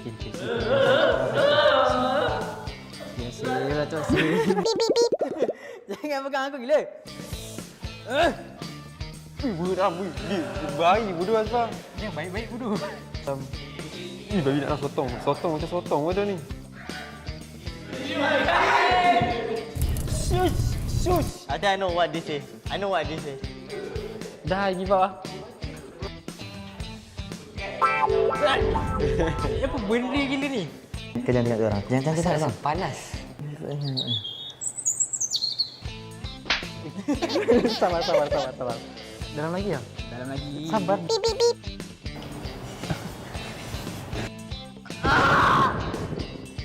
Mangga. Ni, sotong. Ni pun saya rasa sotong juga. Tak, benda betul lagi lah. Aku pun pegang masalahnya. Ni cendol. Makan ikan tu, yang cacing makan ikan tu. Betul lah. Kepala hot. Cendol Okay guys, tamat sudah untuk kita orang hari ini. Jangan lupa untuk saksikan kita orang di 22 PMPL MYSGPH Fall. Kita orang tim Bosskurr.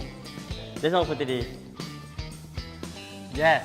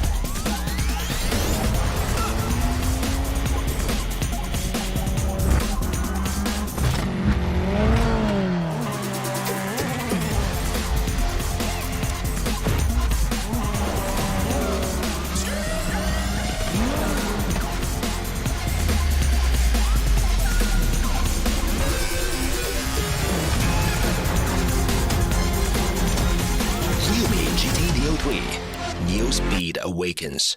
Ryumi, dare to leap.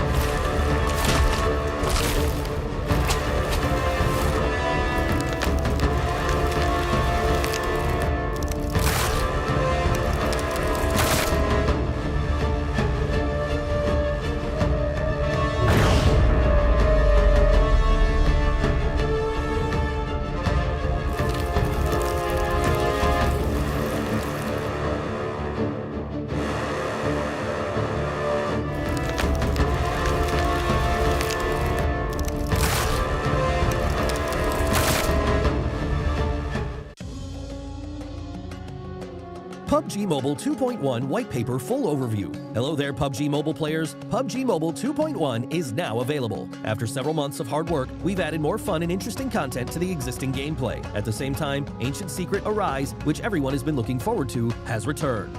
Are you ready? In this video, we will be introducing the exciting new contents of this version. We hope you like them. Themed gameplay, Ancient Secret Arise. In this new version, Ancient Secret Arise has returned with improvements. It'll be launching in Erangel, Miramar, and Livik. Players can choose any of these maps in ranked mode to experience its varied content and unique performances. On Spawn Island, players will be greeted with a spectacular sense of swirling golden sand, as well as a mysterious and breathtaking sand apparition. After the match starts, the Sandstorm Zone will appear at a random place on the map. In the Sandstorm Zone, players will be able to pick up lots of supplies and a mysterious Scarab Charm. Any player who has a Scarab Charm will be able to return to the battleground after getting defeated for a set period of time. However, please note that a Recall Tower attempt will be used after activating a Scarab Charm to return to the battleground, and each player can only pick up one Scarab Charm in each match. Players can also pass through the Quicksand Path to enter the Emperor Temple. Compared to the previous Nimbus Islands of various modes, the Emperor Temple has more supplies and a much larger area. At the same time, the Sand Giant will move around the battlefield with the Ancient Secret on its back, which creates more possibilities on the battleground. Remember to watch the route on the minimap carefully so that you can jump back into the play zone if the Sand Giant leaves the play zone. The Pharaoh has prepared many trials in the depths of the Emperor Temple. Pass these trials and you will receive extra spoils. Remember, before activating the Pharaoh, it is possible for players to move freely between the Ancient Secret and the map.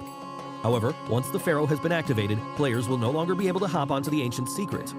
Other than the Emperor Temple, there are several Scarab Ruins and Jackal Ruins spread throughout the battleground. Players can go to these ruins and solve their puzzles to get crate rewards.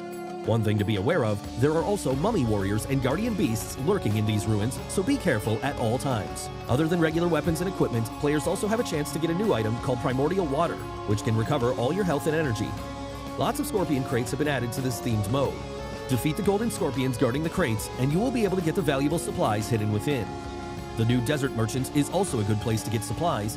Save up shop tokens to buy combat supplies from the merchant, and there's even the chance of getting random discounts on items. Basic experience improvements.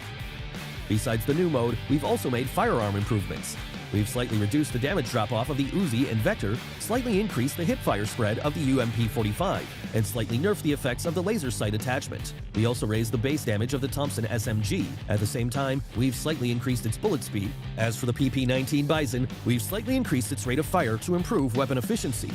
In the case of assault rifles, we raised the limb damage of the AKM and slightly improved its aim assist. We've also reduced the recoil of the Scar L and slightly increased the base damage and damage drop-off at longer distance of other weapons. This version also introduced the AMR, a powerful sniper rifle that can deal damage to enemies through vehicles and deal massive damage to vehicles. It takes exclusive 50 caliber rounds that are capable of striking players in vehicles. Season updates. Cycle 3 will officially start after the major version update. The C3S7 set, C3S7 parachute, and other legendary outfits will be added to the season rewards pack. In the new season, we've also added a season bonus point card and rating protection card that can only be used during the season to help everyone climb the ranks even faster. Individual Training Grounds Sound Location Training. In the new version, we've added a sound location training system to the training grounds. Players can use this to train their ability to locate enemies by listening to gunshot sounds and footstep sounds, which will help players become more aware of their surroundings during a match. Other updates. Other than the updates mentioned above, the PUBG Mobile x Blackpink collaboration has prepared a virtual concert for everyone. Let's all have lots of fun in the game this summer. That's all for this video. We hope that version 2.1 will give everyone a better gaming experience. For more details, feel free to follow the official PUBG Mobile community. See you next time.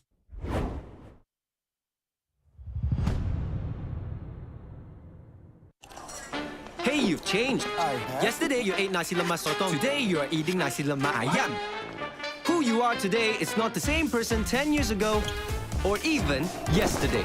And that's okay. Yoodo is all about change. Stop conforming and go your own direction. Because sometimes you change to set the trend. Embrace the new and do it your way. Like right now, I'm addicted to. Then sometimes change is forced upon you. We say just vibe with it. And if you want to change your plans, you can do it safely. We are fully digital, so you don't even have to queue outside the telco store. Sometimes you change because it just feels right. Forget what other people say because we say contracts. Change your hobby. Congratulations. Change your plans. Change your job. Change your plans. Huh. Change your wedding plans.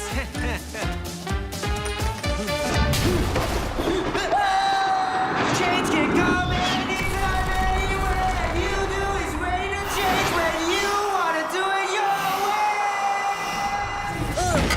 way. So change is good, right? Only when you're ready for it. Ban eating nasi lemak, and when you are, change can start by downloading the Yoodo app.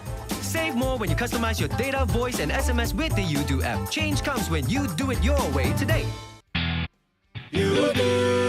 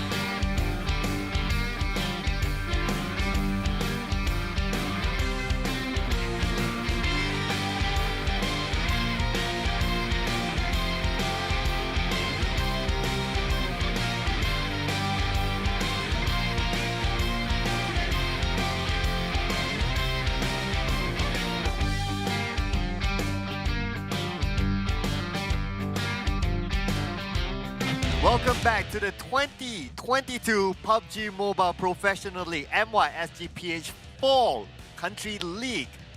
And here we are still, your storytellers. My name is Sir Cloud, together with Choo Choo. And thank you so much for still being with us. And also thank you, None Other Than Tencent Games, PUBG Corporation Lightspeed and Quantum Studios, as always. And also thank you so much for official smartphone partner. This time it's going to be Realme GT Neo 3, and MediaTek Dimensity of 8100 5G. Very outstanding power efficiency features. And thank you so much for joining us with this season, because this is going to be your upgrade to be the pro player one day. And then also, don't forget our official digital telco partner, Yoodo. And you guys can just switch over Yoodo for free and play PUBG Mobile unlimited time. How many days you play, it's still going to be there. It's going to be for free. And also, don't forget to join us for TikTok challenge. We're going to be hashtag be the one the TikTok challenge. And follow our official PUBG Mobile TikTok as well for every region there is. But there are more to go here, Cloud, because we have elimination and damage based on the previous match before. Yeah, we're going to summarize a little bit on what happened earlier on. So look at the tower of GEEK fam. They dominated the previous round. The only team to get a double-digit elimination, 13. The rest of them, closest is 7, and it goes down to 6 for Dingoz, and so on and so forth. Considering that RSG played the healing game, getting 7 eliminations ain't too bad actually. But the most damage, well, I'm surprised that Mika is not there, but it's okay. So Snipes, Yuhai, and Ade Luke on the board. This might be the faces you might see through the entire season, because these guys, this day number 1 here today, they prove us that they have what it takes and they have so much to prove. And Snipes, we saw he got himself the MVP previously. He's definitely deserving to be there. But Ade Luke squeezed in with 200 over, like almost 200 over of difference when it comes to that damage. Next one we have also Erangel. Oh, sorry, I needed to point out that a support player is number 1 and number 2, number 3 is Fraggers. The same. Yeah. And also the center one is the number 1 thing. Yeah, the center was number 1, and that's the support player. Yeah, there you go. A support, really not that much of a support. He got himself such a number of eliminations and also damage. But this time we won't be looking at Group B playing, which is going to be Dingoz Esports, GEEK Fam, MAB Esports, and Team SMG. So they had a good run just now for GEEK Fam. Got themselves that chicken dinner in the previous match, but they have to put on hold for their momentum for now. Is that a good thing or a bad thing? It depends. I'm sure they wish they would have played this round. Yeah. But yeah, it is what it is, right? So they got to take a chill pill, watch other teams play, and we will be seeing a debut from Group A. So HomeBois, Team Secret, Team Bosskurr, and Team HYVE will be making their debut. Now, out of this list, of course, we can say that Team Secret is probably the team that with the highest fan base in Group A. So I think a lot of fans will be looking forward to their performance. But another performance that we'll be looking forward to is K-pop. Blackpink in the area. Yeah, there you go. But you guys who missed Blackpink previously, this is another time for you to grab the chance with a Blackpink collaboration throughout the event calendar up to the 29th of August. So starting from 15th of July, today's 22nd. Oh, sorry, today's 20th. So on 22nd up to 29th, and by end of August you'll be gone. So it will be a big regret if you don't grab it right now, because this is your time to get yourself the virtual concert ticket as well. Yeah, which will be happening of course, virtually 23rd, 24th, and 30th and 31st July across the rest of the world. But besides that as well, you might notice a new event happening inside of PUBG Mobile itself. So you can check out this one. This is called the Ancient Secret Arise, whereby you can defeat the boss from the new Ancient Secret Arise event.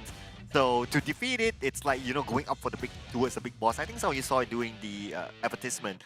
Call your friends and challenge the big boss now, because it will be a refresh event inside PUBG Mobile.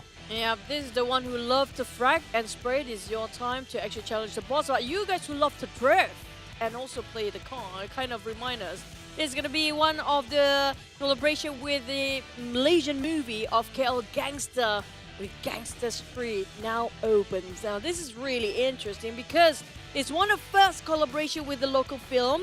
Not just that, get your Malik and Shark voice pack for free via log into the PUBG Mobile and search for Gangster Street at in-game events and complete the Malik and also the Shark mission. And don't forget, you must complete 10 days of Malik mission in order to unlock the Shark mission, okay? And also, just log in right now because you don't want to actually miss this. Imagine the voice pack look like Abang Long. Oh, wow. But you know what else you don't want to miss is that you don't want to miss the Rabu Padu or the Wednesday Padu. I don't know how to translate Padu though. But Rabu literally translates as Wednesday for our international audience. And log in and you can claim a chicken token for every Wednesday. With 3 chickens, you can redeem a Lilac attack suit for free. So make sure you do that. Do not miss out on all these winning opportunities, giveaway opportunities within the game. It happens from July up until October 2022. And especially the Rabu Padu part, right? There's only a few numbers, or like literally there's only 3 Wednesdays. Oh yeah. So that's gonna be just nice for you to claim yourself that lilac suit. If you miss one Wednesday, then you're gone. But for the next match, are we ready for our predictions? Erangel, for me, I want to try to give it a go for HYVE International. Yeah, let's give it a hype for some of our the teams that, you know, not within the Malaysian scene, because majority of the teams are from Malaysia, right? But for this round, we'd like to give it on to Singapore as well as Philippines. Let's see if they can come up with a big performance and getting their first chicken dinner for this season. Now, they have been with us for many seasons actually, but I'm hoping for them to give us something extra this season at HYVE and also MUGEN. Yeah, keep our hopes up because we can't wait to see your performance when it comes to Erangel especially. The most important map in any PUBG Mobile tournament. That's why it's called Erangel, because it's important. Okay, I try. Never mind that. I kind of like, I don't see the, Never mind. the coloration, but okay. I try. You know, just like how Shark and Malik try. Yeah. We do that voice pack. Yeah. Oh, we wish we have our voice pack there one day, hopefully. It's an idea to PUBG Mobile, just saying. Every season, we're giving you the idea. But back to us, Erangel. Finally, we get our first ever Erangel in this tournament. Do you think your team will win because everybody's waiting to see and crown themselves the king of Erangel, or will be the king of Pachinki? We have no more time to waste. Let's jump straight into Erangel.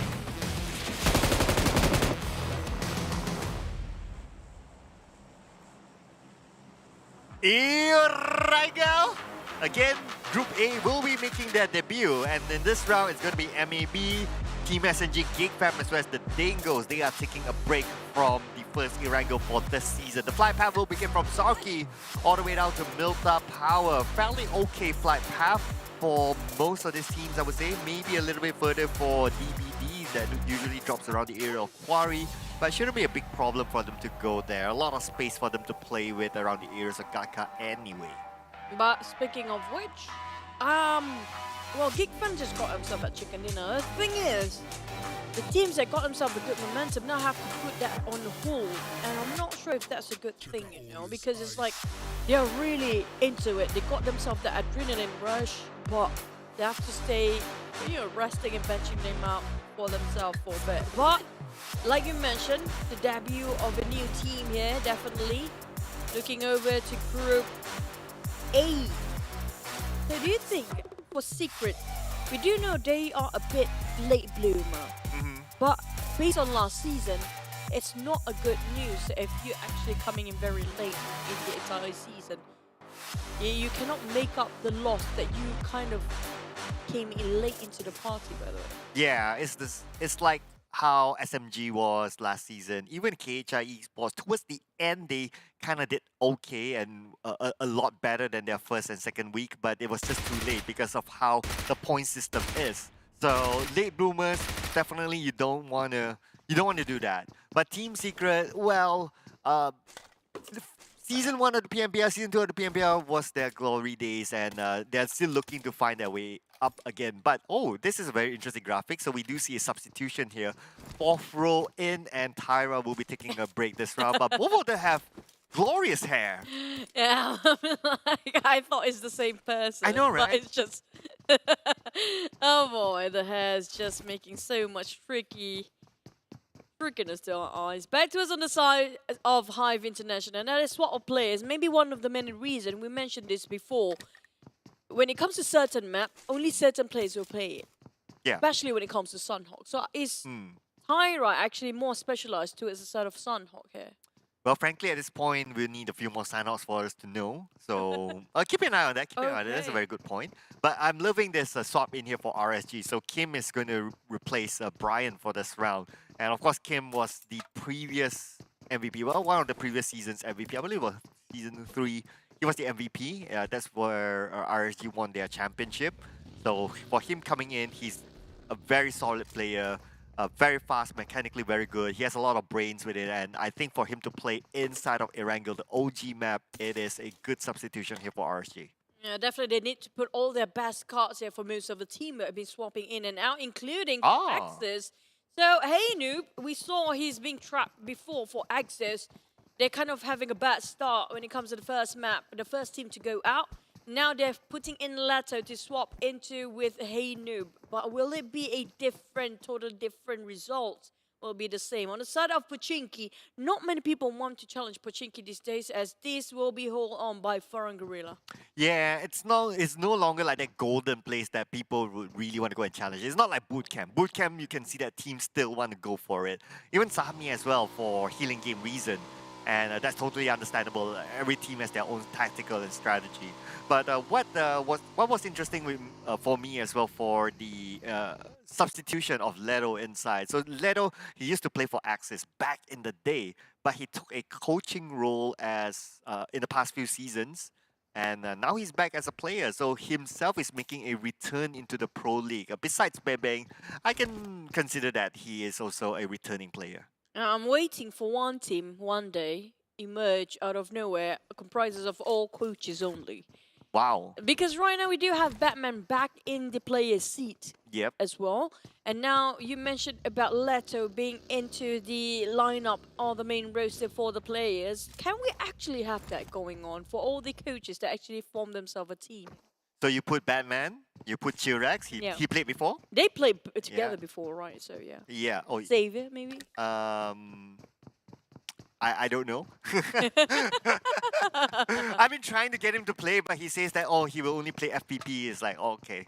But he says that if FPP gets into PUBG Mobile, as in the official tournament, he might want to play. It's like, okay, so I'll hold on to that. The moment we have FPP as a format, I want to see him play.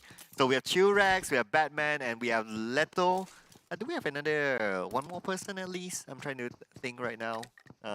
Going around my head with all the coaches. Aduka! Yep. Aduka, yeah. So that's going to be but 4. Aduka is actually in Tabah NSEA's roster.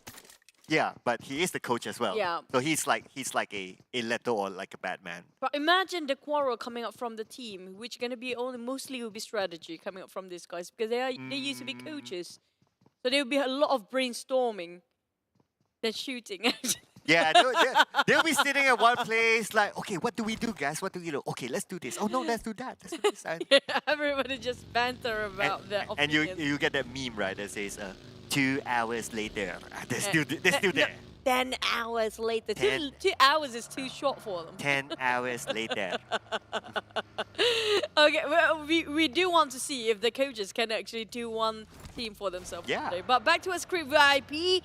Sam Z, and also we have Insomnus playing, Bebeng, and on the side of Farang, they're not staying at all when it comes to Pochinki. They're not camping it out. They try to find victims. They're definitely on the run on the hills, but where would they go? Well, we'll know when we play that funky music. I just had to, funky and whatever. But 4 rivals. Okay, so we will see a Jumper playing here. In the previous round in Sanhok, we didn't see that much action from 4 rivals. Yep. It's just how Sanhok is, right? It's that kind of map. But now that he'll be playing in this big map, so we can expect a lot from Jumper. I want to see how this star-studded team actually plays out this season. Yeah, definitely. I do want to see it. Right now, we're not. Are they letting Voki play as well? Yeah, Voki played. Those guys, both of them used to be IGL.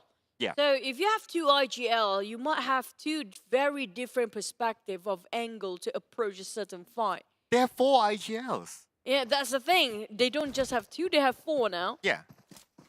Imagine if everybody just do their own thing. But you know, this is the thing, right? So somehow the game moves towards a meta whereby there's no IGL meta. In the sense of like, so who calls the shots? Everyone calls the shots. Whoever feels that not it a is the bad best. thing. Yeah, and well, I cannot divulge too much, but what I understand with some coaches, they believe in that meta because like if you put one IGL to call all the shots, it will be a big pressure for that guy. Yeah. So instead of one person to call all the shots, everyone can call it. Who feels that that's the right move, just do it, and nobody questions it. Yeah, and the thing is, it might be going really good or going really bad there because it might divide up to the point that it kind of causes the entire team. But if things works really well for the side of 4 rivals, having all IGLs playing, they know what to do. They can decide the best for the team during that moment. But the thing is, can they be on the same page as being said? Back to us on the side of DBD, Don't Break Dreams. I'm like, why that name now? Don't Break Dreams. I have no idea. when their logo has nothing to do with dreams or breaking. That's the thing. You know, it's like this shield and a sword, and then you have like Don't Break Dreams. It's like, trying to wrap my head around that. I think I need some explanation here. Why this logo and why that name? I mean, usually we talk about dream. It's supposed to be something very mystic or very mystic or something very incredibly like wow, you know. But it's just DBD, yeah. Yeah, okay, it works. Right. Can they break anybody's dream, or will they actually break in their own dreams? Down, the thing that's not breaking right now is Tabah NSEA composure. Definitely, he's staying as quiet as he can as DBD just passing by. They're just gonna let it be. So Tabah NSEA, if you compare last season, this season, anything that much of a difference in your perspective? To me, not yet. Basing on what they're playing right now, it still feels like the same formula that they're using. But of course, it's just 2 games, right? So it's a bit hard to tell. But what we could tell is that Long gets a first knockdown, so we have yet to see a first blood, but we're going to see a first fight between Genexus and Crit VIP. Samzy straight crouching on the ground, but B already cooking up the nade. Will toss it around, but it's a bit on the wrong side. 4 rivals just arrived to join in the fray. This is going to be the top party cleaning up. The housekeeping team is there. Pamburu calling out the shot, getting on 2 down. Genexus in such a hot, difficult position, placing themselves stuck in between. We have like 3 teams in the same area, and well, I can say that Crit VIP, they have to thank 4 rivals for kind of helping them out because they backstab Genexus, and now Genexus, they'll be losing Long as one of their top fraggers down to the last man. Here comes the 4th. It's going to be Farang Guerilla. So join in on the northern side now. This is not a great news. This is definitely devastating for Genexus, who left with only 1 man. Yeah, Genexus, they started the fight, but unfortunately, they were the first team to suffer the most. Only 1 player left, and you know, if you're 1 player left, there's nothing much that you can do except for surviving to the end. It is a survival game. Well, we saw RSG did it in Sanhok before. It's not impossible to place themselves 2nd place as long as they got enough utilities with Voki now on the ground. Insomnus tapping him out, and Jumper trying to actually save him. But do they have enough smokes there to cover themselves to revive Jumper? In the meantime, Crit VIP taking the shot back towards the side of 4 rivals. They got hammered down before. They re-engaged when they reposition themselves in a more safe positions with a lot of walls, a lot of barricades. But the rest of the other teams coming out, including HYVE International, they're having a very clear pathway. Ooh, Insomnus almost getting one for himself. And looks like it will be Razor securing that elimination point, and Appy will be taken out by Razor from Crit VIP. It's going to be their first point this season with this elimination. Playing with 3 team members, Bebeng will be taking a backseat for now, while Pamburu looks like he's not having a good time. Oh, 4 rivals, they're kind of stuck in the rut right now, in the center of everything that's going on. Sam9 just joined in as well, as Putra parked himself in the most comfortable position ever. And there you go, yep, just gonna go whatever he feels and fancy. Back to the side of Aham. He's taking himself inside of a compound. He spot the entirety of 4 rivals, but the thing is, they managed to revive Voki for now, but how long can they withstand with that kind of firepower coming out from all around the corner? Yeah. I guess because this kind of map, right, it's either there's actually good spots to play, and that's where Four Rivals is at. It's actually at that little bit of a slope there, so I can understand like why they want to go there. And it's not only them. Genexus wanted to go there. Crit VIP wanted to go there as well. So naturally, it is a signal to tell us that that is a good spot. But of course, the risk is that you'll be shot out from every location. Now, just look at this current circle. If you're in that position, even if the circle shifts toward the left, you will still have somewhat of the circle as well. So that's why that spot is really, really valuable. And now that that spot is centered in the circle, it makes even more sense why they want that spot. But usually the one actually in the center of this circle will not survive that long because everybody's thinking the same way at the intersection. Whoa. Oh, Fredo, are you all right now? Hopefully everything is working out quite well for Team Secret, having a bit of flip there. Team Secret arrive and they're being shot down by the side of Team Hawk. We've been waiting there for quite some time, right on the outskirts of farm.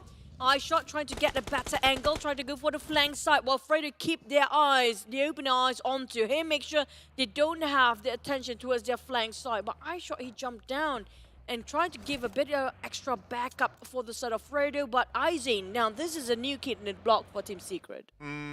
Yeah, so he joined in later of last season, so he's fairly new, joining from R2K, and now they're known as DBD. So I have this impression that R2K/DBD at this moment, they are kind of like this academy team. Like they bring up new players and those new players go to other teams. But it's a training center. Yeah, it's like a training center, and it's good if you kind of think about it because Boss Goku has that. You know, like how Boyka used to be. Yeah. Like those new players go through the Arof route and then they become pro players. It feels like Boss Goku has this Boyka trait as well. He's born to be the consultant. Something like that, yeah, something like that. Okay, consultant of PUBG it is for most Goku. But back to us on the side of DBD, they are passing through and unharmed for now as Team Hawk just letting them slip by their fingers. As Aiko still trying to keep the pressure on, but it's kind of impossible for them to clip anytime soon as DBD parked themselves in the center of nowhere right now, not even inside of a circle, just to make sure they got themselves a bit of a space to reset themselves to have it another go. Yeah, so they're still finding their way into the circle. But speaking about finding ways into the circle, these two teams need to be prepared. One of them is going to be Axis redONE, as well as Tabah NSEA. Just right below them, Rift, he does have an advantage because of this mushroom tower or the sniper tower looking down upon NSEA. So now we're just waiting for the next circle. It's going to come in a few more seconds. So everyone's just waiting patiently. While DBD again, still going around in circles.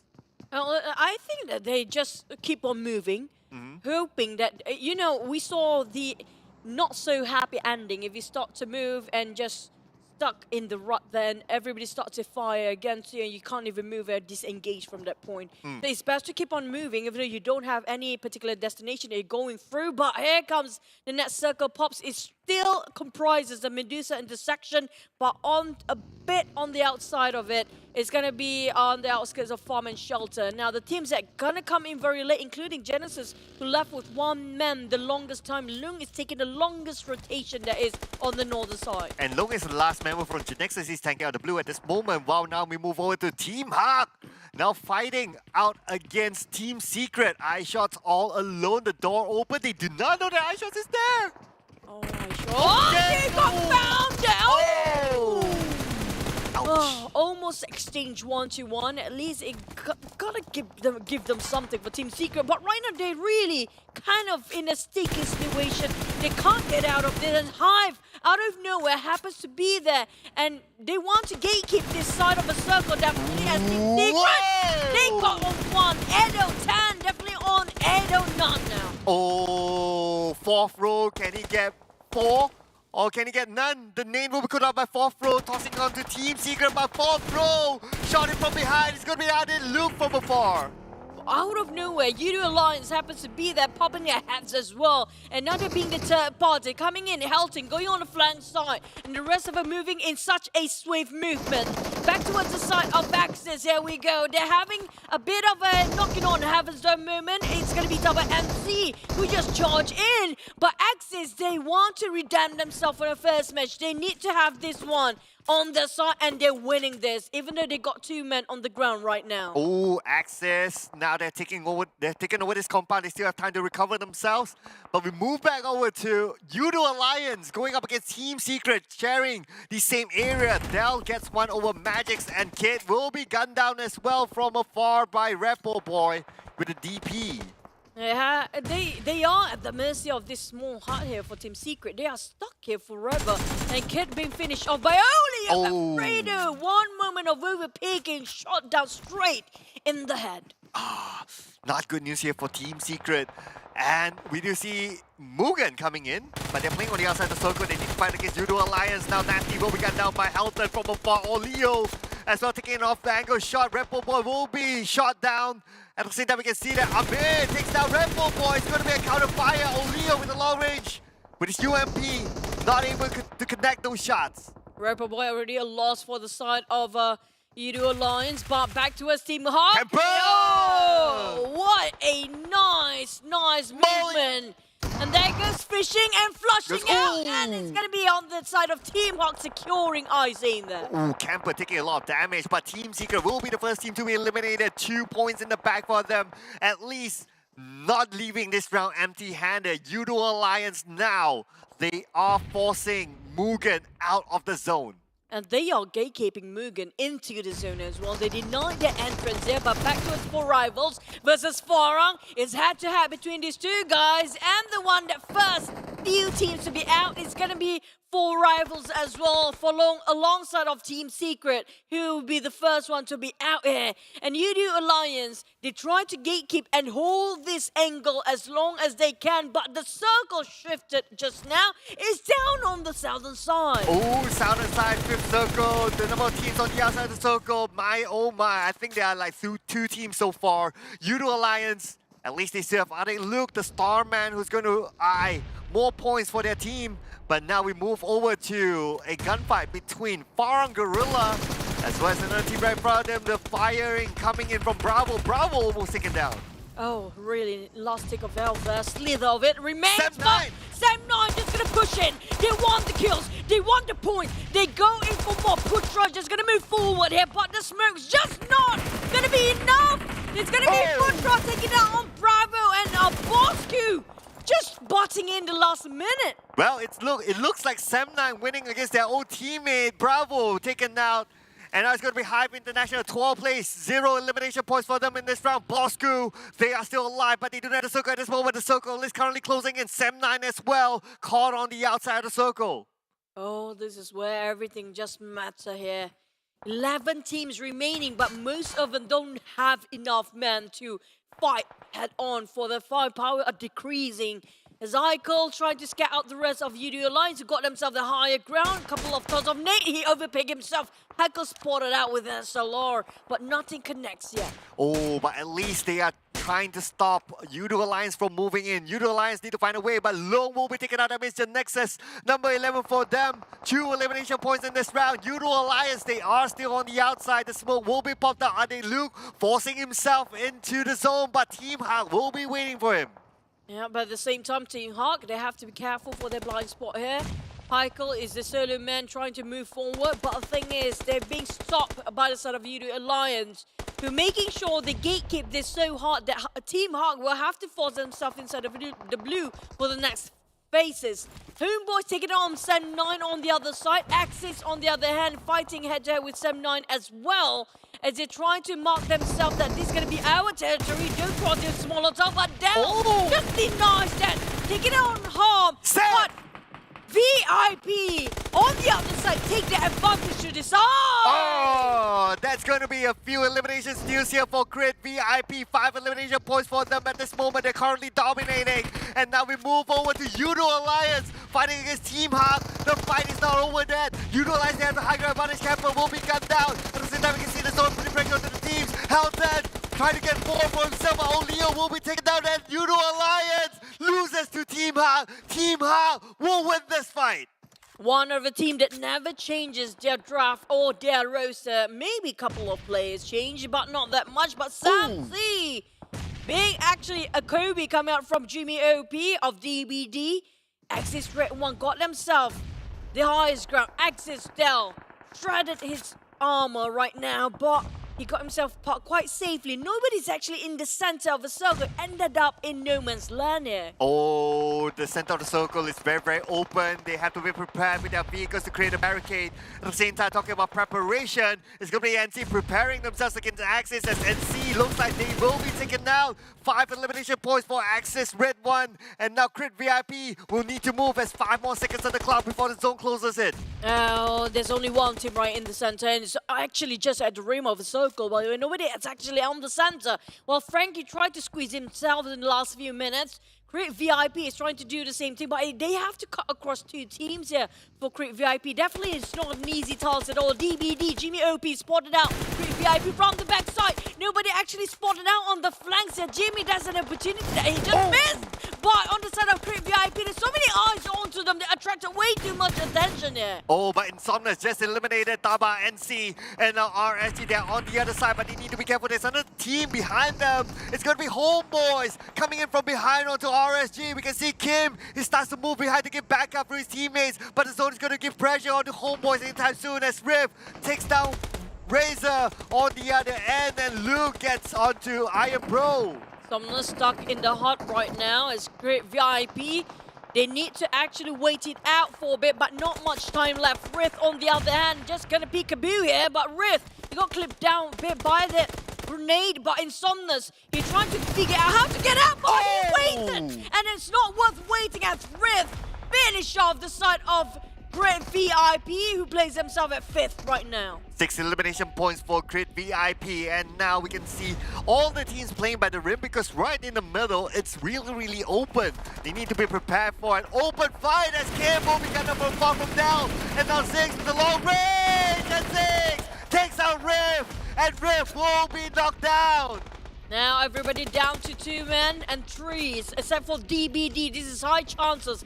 It's their game, it's their chicken dinner to take it away. But back to us on the side of DBD, they have this mushroom tower, but the problem is they're not in the center. If a circle hot shift it, it's going to be a bit of a problem for them to move forward. Back to us on the side of RSG, being pinned down by the side of Axis. Team Hawk bucks in here, and the opportunity is going to be on DBD. Nobody actually give them enough attention. Oh, but speaking about attention, Kachai Susu got his own attention from DBD, and now the circle moves away from DBD. They need to move, but look at that long jump! And Rex moving on now from Heiko, and now Ziggs steals that elimination point away. At the same time, we can see that RSG 5 elimination points for them, but unfortunately, it's going to be out for Axis redONE. Team Hawk so close yet so far. RSG touching the rim of a circle. But on the side of DBD, they're not in it. They need to move forward. And now one pick. Heiko with an SLR swap over to M416. Now trying to heal himself with the band-aids. That's the only thing. That they don't have utilities enough to heal themselves back up here. Oh, they probably use everything in earlier fights right now.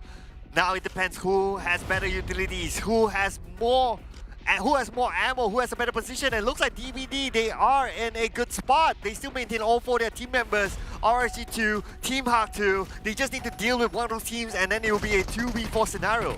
DBD, high chances. They got 4 men all well alive. 6 hop into the same. Long range, Heiko, almost. Ooh, close one. Oh! Nice one from Heiko. Finally finish off RSG straight away. Down to Team Hawk 2v4 here. And now DBD got the biggest advantage with more firepower on their side. But in the meantime, utility-wise, not enough. Heiko with SLR been doing wonderful with an SLR for the entire time. Oh, yeah. Amazing work there by Heiko. He's been doing a lot of work for Team Hawk, but then again, now it's going to be a tall order. It's going to be DBD having the higher advantage, but yet, we'll be taking over Zuli. Looks like it's going to be Team Hawk 2v2. They managed to even up the odds. Now the long range coming from Zuli. They're starting to close in onto DBD. Inco's winning at the off angle. At the same time, Zuli tries to get out Ziggs. Ziggs down 50% of health.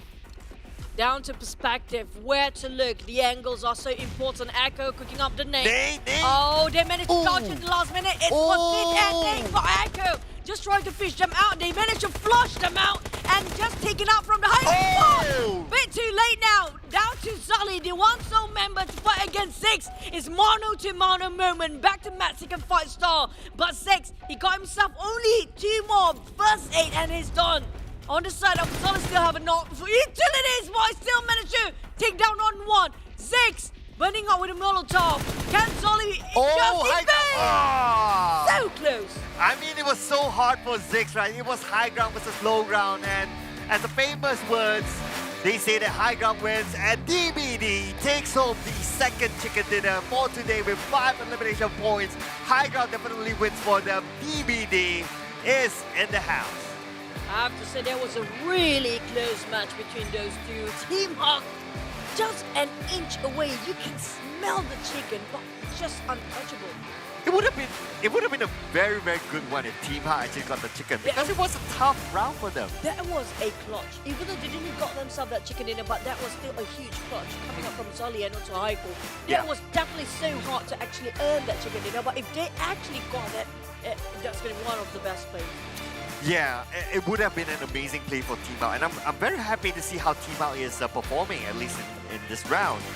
It shows a very different type of team dynamics and team gameplay as compared to last season, where they struggled in the early phases of the season, but so far so good for them. I'm very happy to see how Team Hawk is, but DBD, it's their moment. And also put in mind, just now we saw those teams that actually got themselves in the top 2, Team Hawk and also sort of DBD, they're not in the center of the circle, in the intersection fighting in the beginning. So we saw them coming in quite late and just coming in as a third party moves at the time, kind of being fruitful. But Team Hawk, on the other hand, they got themselves quite a number of eliminations. They might cut across, getting themselves at number 1 spot in second match here, while the other teams have been fighting and pitching against each other for the longest time, but none of them actually survived as long. Yeah, I can't wait to see the overall points collected, because I do think that Team Hawk may have more points than DBD at the end of the day. But anyway, it's DBD getting the chicken dinner and also a little bit of moolah in the back for them. But look at the amount of teams liking to play on the outside of the circle coming in as well. We do see that with Yoodo Alliance. That has been their playstyle since before. Because that their playstyle, they know that they have a lot of firepower. They know that they can finish off their opponents quickly. That's why they play that kind of playstyle. And that's kind of okay as well. Whatever works for them is okay, because there's no real right or wrong to whether you play on the inside or the outside of the circle. That's true. As long as you survive to the last minute. But RSG, they almost got it as well. There's so many saturated points when it comes to this circle. A lot of them being choked down here, including, I have to say, Haiko played such a big part here for Team Hawk. It was 4v2 by the way, but his angle was perfectly executed. And you know what? Team 2 focused right in number 1 because of their performance. 2v4, they're going to be Team Hawk at number 1 spot, while DBD plays on second. We're looking at Origin and Axis plays at third and fourth. Now, this is a good run for Axis. They redeemed themselves based on the first match today. Yeah, I agree. It's very different as compared to Sanhok. And I think they will be the ones. Well, I want to say that Axis had a good laugh over RSG, but the reality is that RSG still did better in terms of placement, at least, against Axis. But anyway, like what you said, they redeemed themselves from Sanhok, and let's consider Sanhok a blip for them. That's okay. There's still a lot of games more to go. And so far, I'm liking what I see from Axis. Yep. At least we do know that even though they got kind of a rough start here, they know how to rise back up to the occasion and work things out quite right for the team. But Team Hawk, this is what I talked about before. They didn't get themselves that chicken dinner, but the elimination points is way more on the side if you compare to DBD. So because of that reason only, they're just 1 point shy difference with DBD. Even though DBD got that chicken dinner, they got only 5 elimination points. On the side of RSG, I have to say they have been consistent for 2 games in a row now. They got themselves in second place previously. Now they still place themselves in top 5. So definitely they are one of the teams to watch out for, because they'll be placing themselves quite high in the overall rankings later. Yeah, considering GEEK didn't play this round, so surely that they will be on top after this. But of course, to be fair, GEEK didn't play, so we need to see what happens after the next Erangel, at least. But so far, for what we can see as well, MUGEN, unfortunately, they only managed to get 1 point. But at least the good news for this round is that nobody goes so empty-handed. But this is a player that I have not seen in a very long time coming up as the MVP. It's going to be Haiko with 3 eliminations, and no doubt, whatever that he did earlier, he actually eliminated RSG single-handedly from that long-range spray with his M4. Amazing player, has a lot of talent, and with the opportunity, with the playstyle that Team Hawk is playing, I think he will bring a lot of value to the team. He did so much work for the team just now. We saw how much he opened up the space for himself with Zali to actually go for the flank side. He's been attracting way too much attention towards him only. Nobody actually spotted out Zali on the flank. That also, Haiku not just attracting way too much attention, he also took down a couple of players along the process. This is going to be our week 1, day 1 for overall matches so far. But you talked about GEEK, they haven't played, but they maintain that second spot here. Now this is a team that should really have all eyes on because they got themselves double elimination points just within 1 round. Yeah, so they'll be back in the next round, so you guys can keep an eye on GEEK map. Besides that as well, DBD 23 points, Team Heart 21 points, a lot of points gathered in that previous round, and it was their first round, mind you. Team Secret, not too good. It's only 2 points so far, but nevertheless, there's still a lot of games to play, so hang on your horses. Besides that as well, 4 rivals on page number 2, 6 points.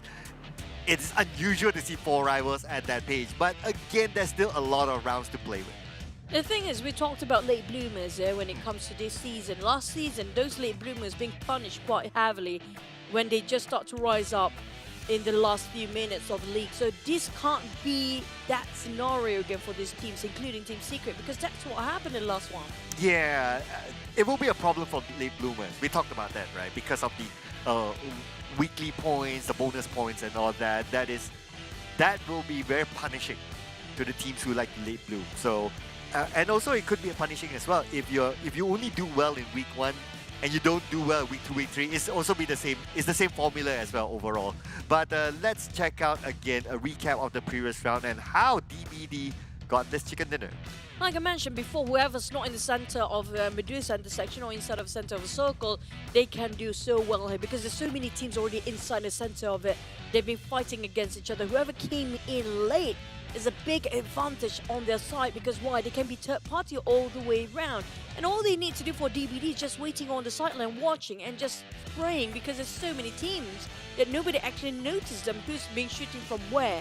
And thing is, like we mentioned, Pretty VIP, they had a good run at first, but because of they are in the center of a circle, and there's more than 3 or 4 teams we're talking about in the center of it, so definitely it's so hard to just defend that center of a circle as long as you can.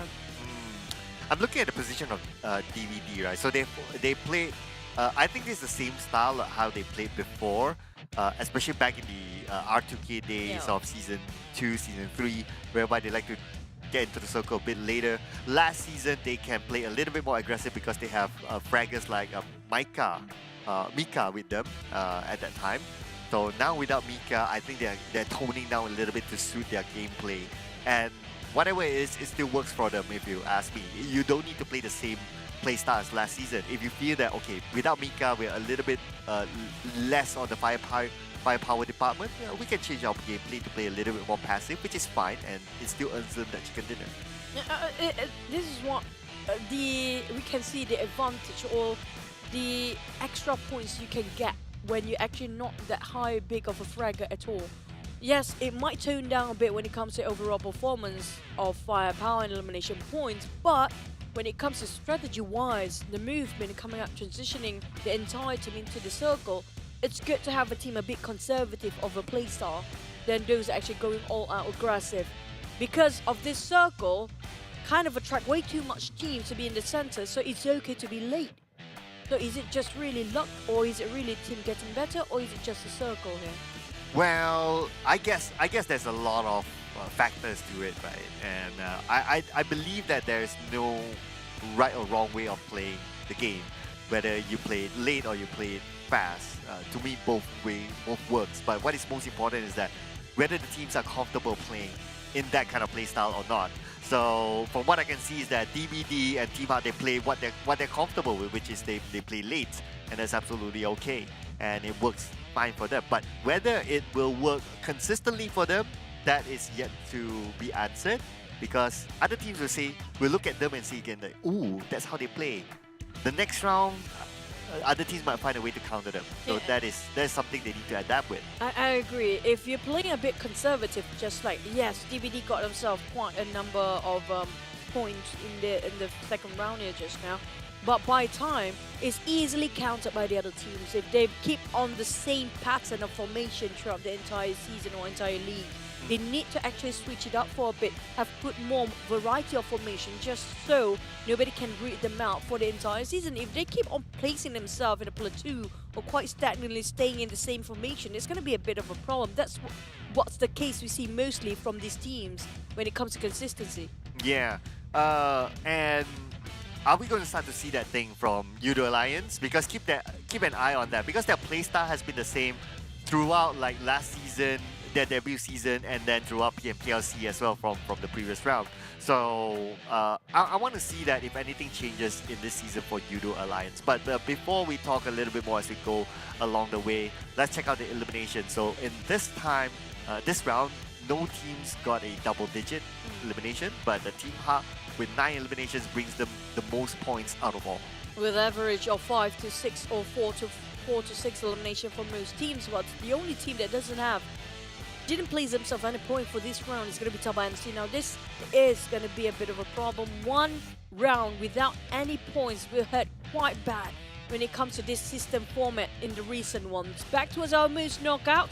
This is, we mentioned about this. This is the award for people who didn't gain any points but managed to get the set award. I know, right? Called it. Yeah. Del, he managed to knock down on 5, but can he actually eliminate those 5? Well, I don't know if we'll see a stat later on Del specifically, but I definitely like to know. But Del is actually an unknown player. Like, he has not played pro before. And I like what I see from his debut earlier on. Of course, Sanhok, let's park that aside for Axis. But I like what I saw in Erangel. But speaking about Erangel, we'll be playing Erangel again after this. And it's going to be A, B, C, and D. Yep, the group that's not playing is going to be Group E for rivals, 7-9 Farang Guerilla and also HYVE International. Now, you did mention about, just now we saw Del from Axis. Yeah. Has not popped anywhere in the Pro League ever. No. And this is going to be his first ever debut. Yes. And the thing is, that's an advantage for the team because why? He's a wild card for the other teams. So it's kind of hard for them to read out the way he plays, the way he thinks, the way he moves. Correct. Even if we were to like observe scrims, I mean scrims are just scrims at the end of the day, right? It's practice.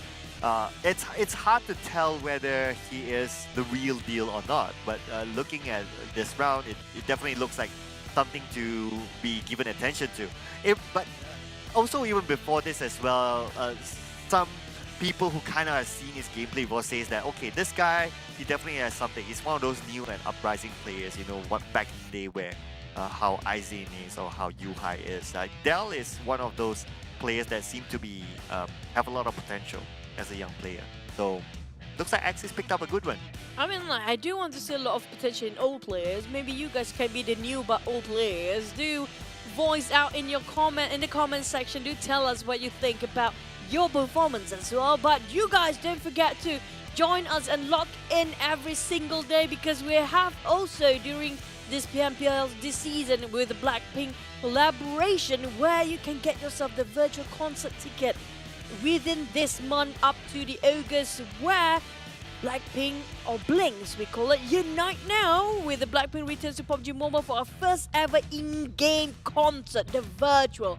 So catch both chances to experience this groundbreaking event on the 22nd and the 24th and also the 30th and 31st of July across the rest of the world. So Blinks united, let's go.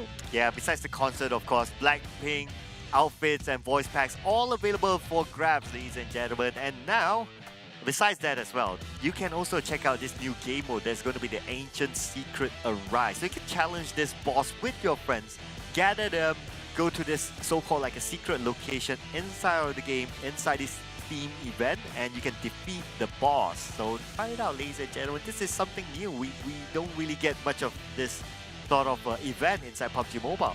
And also you guys who love local movie, this is our first ever with local movie collaboration, which is going to be KL Gangster. You guys who wants the voice pack of Malik, this is the time for you to join. Whoever actually your idol in KL Gangster, you guys can actually grab the voice pack of Malik and Shark for free via login to PUBG Mobile. Search for Gangster Street in in-game events and complete the Malik and talk mission. Don't forget, it must be done and complete the 10 days. And talking about days, every Wednesday, the Rabu Padu event, you can claim a chicken token for each Wednesday. So with 3 chicken tokens, you can redeem a lilac attack suit for free. So again, for free, ladies and gentlemen. So make sure to log in and claim these free items inside your PUBG Mobile every Wednesday. So now, Chucha, I'm going to give you this challenge. How do you translate Padu? Padu. Yeah, like thinking about it. Padu, like strong.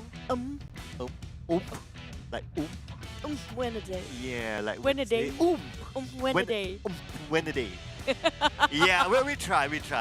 I don't know how to translate it, really. There's no word for it. But for the next one, we do have a word for it, which is going to be our predictions for the next match. Coming up from me, it's going to be GEEK Fam. Hey, a bit late for... I should have put it as the first match, but hey. You know you and late predictions. It happens since the season. Yeah. That's true. It's like you predict it happened and then you predict later, or you predict first and then it happens the next game. Yeah, no, it happened first, the predictions later. Oh yeah, that works as well. Well, Dingoz, still waiting for you guys. Just saying. Yeah, but Dingoz, I mean, like, I do want to see Batman perform. Because we saw all this time he's been banked out and mostly he's doing the coaching. So can he shoot as well as his coach? Well, if you saw the trash talk from Batman, it's actually one of my favorite.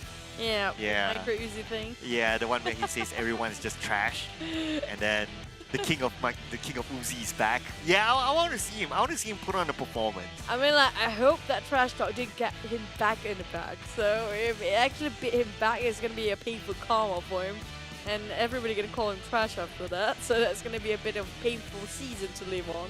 Well, he is called Batman for a reason. He has to be the bad guy. He's not bad at all. He's so polite. In real life. Well, yeah, except for his trash talk though. but I love his trash talk. I like to see more of that. You know, Even more his attitude trash from the talk player. looks very polite, you know. You don't feel like, this guy is bad. No, Well, not bad. well, at least he starts something, right? I want to see more of that kind of trash talk. You know, not the kind of trash talk. Trash talk opponents. All the best for this. Nah, come on. No, we don't want to see all that.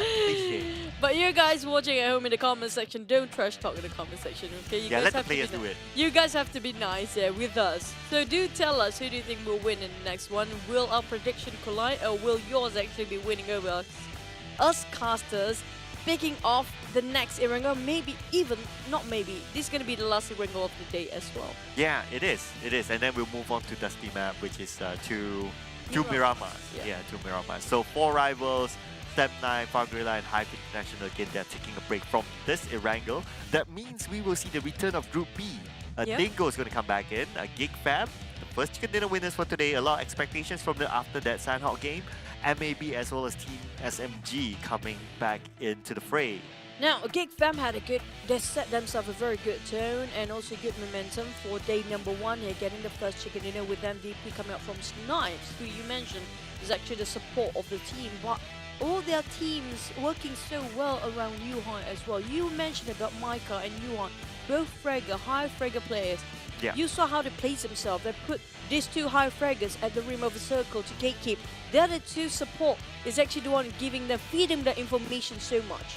That gives such a good run for the entirety of GEEK Fam.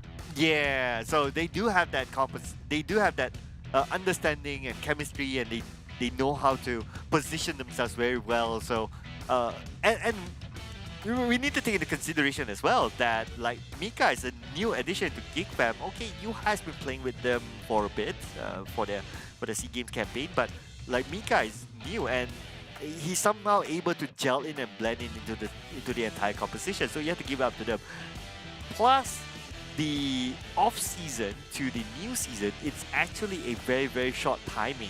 Considering that it's their media day, they have their own plus stuff and all that. It's very, very tight for them, and they still can make it happen. The plus stuff.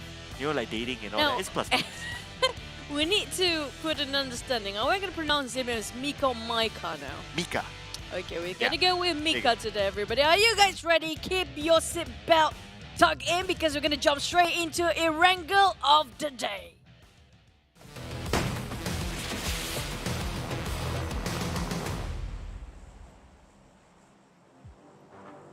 Me. How I wish we had a camera of when you did the tuck in.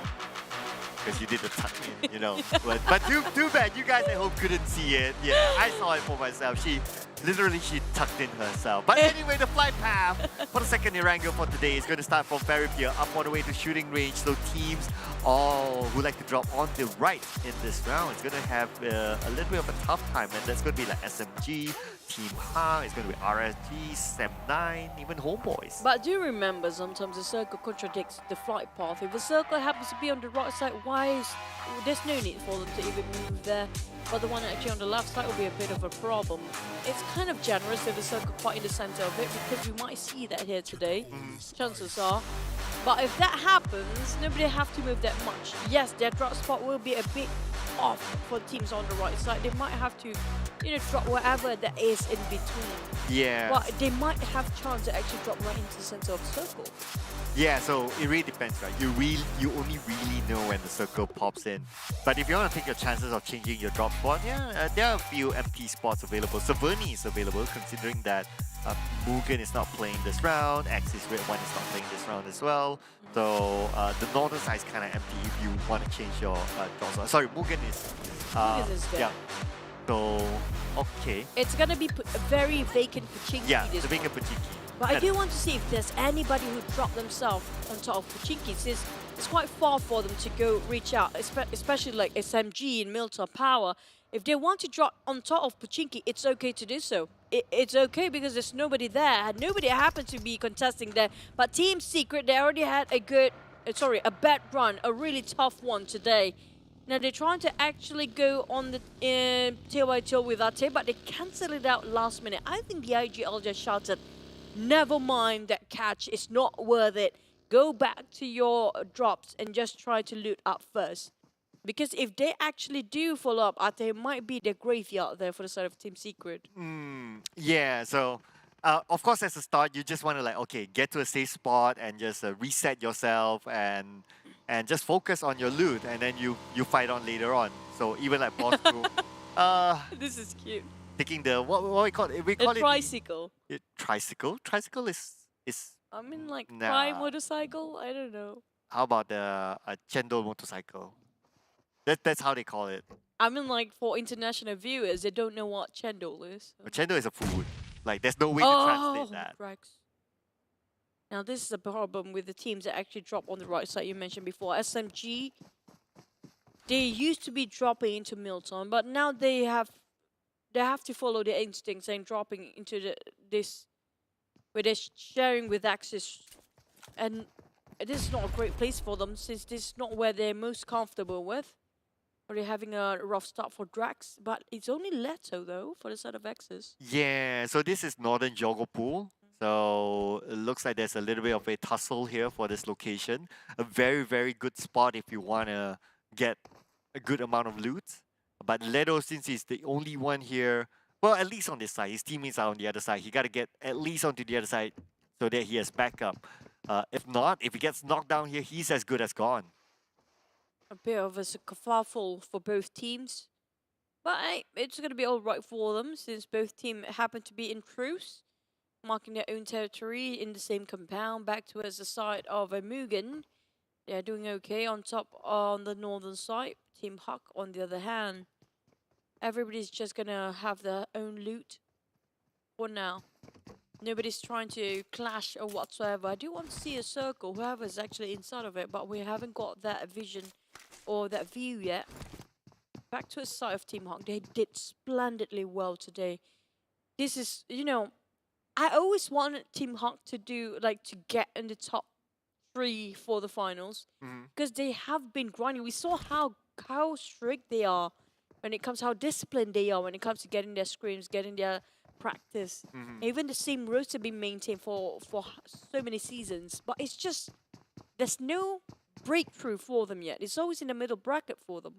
Yeah, but I think this time around, at least with the transfer of Damn Cutie, and we can see that he plays a big role. He's in the main lineup for Team Ha. I think that he will be definitely, he'll be one of the players that will be very valuable for the team. So it's a very good transfer if you ask me. I'm surprised that SMG let him go. And that transfer, so fun fact is that transfer actually happened 2 days before the window closed. Oh, So it was almost like a last minute transfer. that was literally last minute. Yeah, but the good news is that because Damn Cutie, he has played with Boyka before under the ROF system, so they know him. So it's like, oh, we don't need to trial you, we just take you in because we know how you play. And that made it all easy. But this is another player that I want to highlight. So Mel. Mel used to play with Farang Guerilla. Yeah. But he didn't play in the PMPL because he was still studying that time. So he couldn't get a day off for study. And Mel, I've seen him even before back then, where he was with some regular community teams. He's one of those individually very good players. So I'm very happy to see him finally making his debut in the Pro League. It used to be an amateur, but now definitely a pro. Yeah. All they need to do is the good pair of eyes to scout them out and actually to get themselves in the precise organization that they need to be in. But most of you guys, I do know that you try to have your debut, keep it going, because we never know what's going to happen next season, right? We never know. You never know. Maybe it's your... With so many... I think there's so many PUBG tournaments, official ones these days. There's so many chances for any of you guys actually watching at home. If you really want to go for pros, you might have a shot at it. There's so many these days. Yeah, there's just too many. But talking about many, well, kinda. It's a bit of a grammatical error, but going to be first blood here for Iftar as Ricky.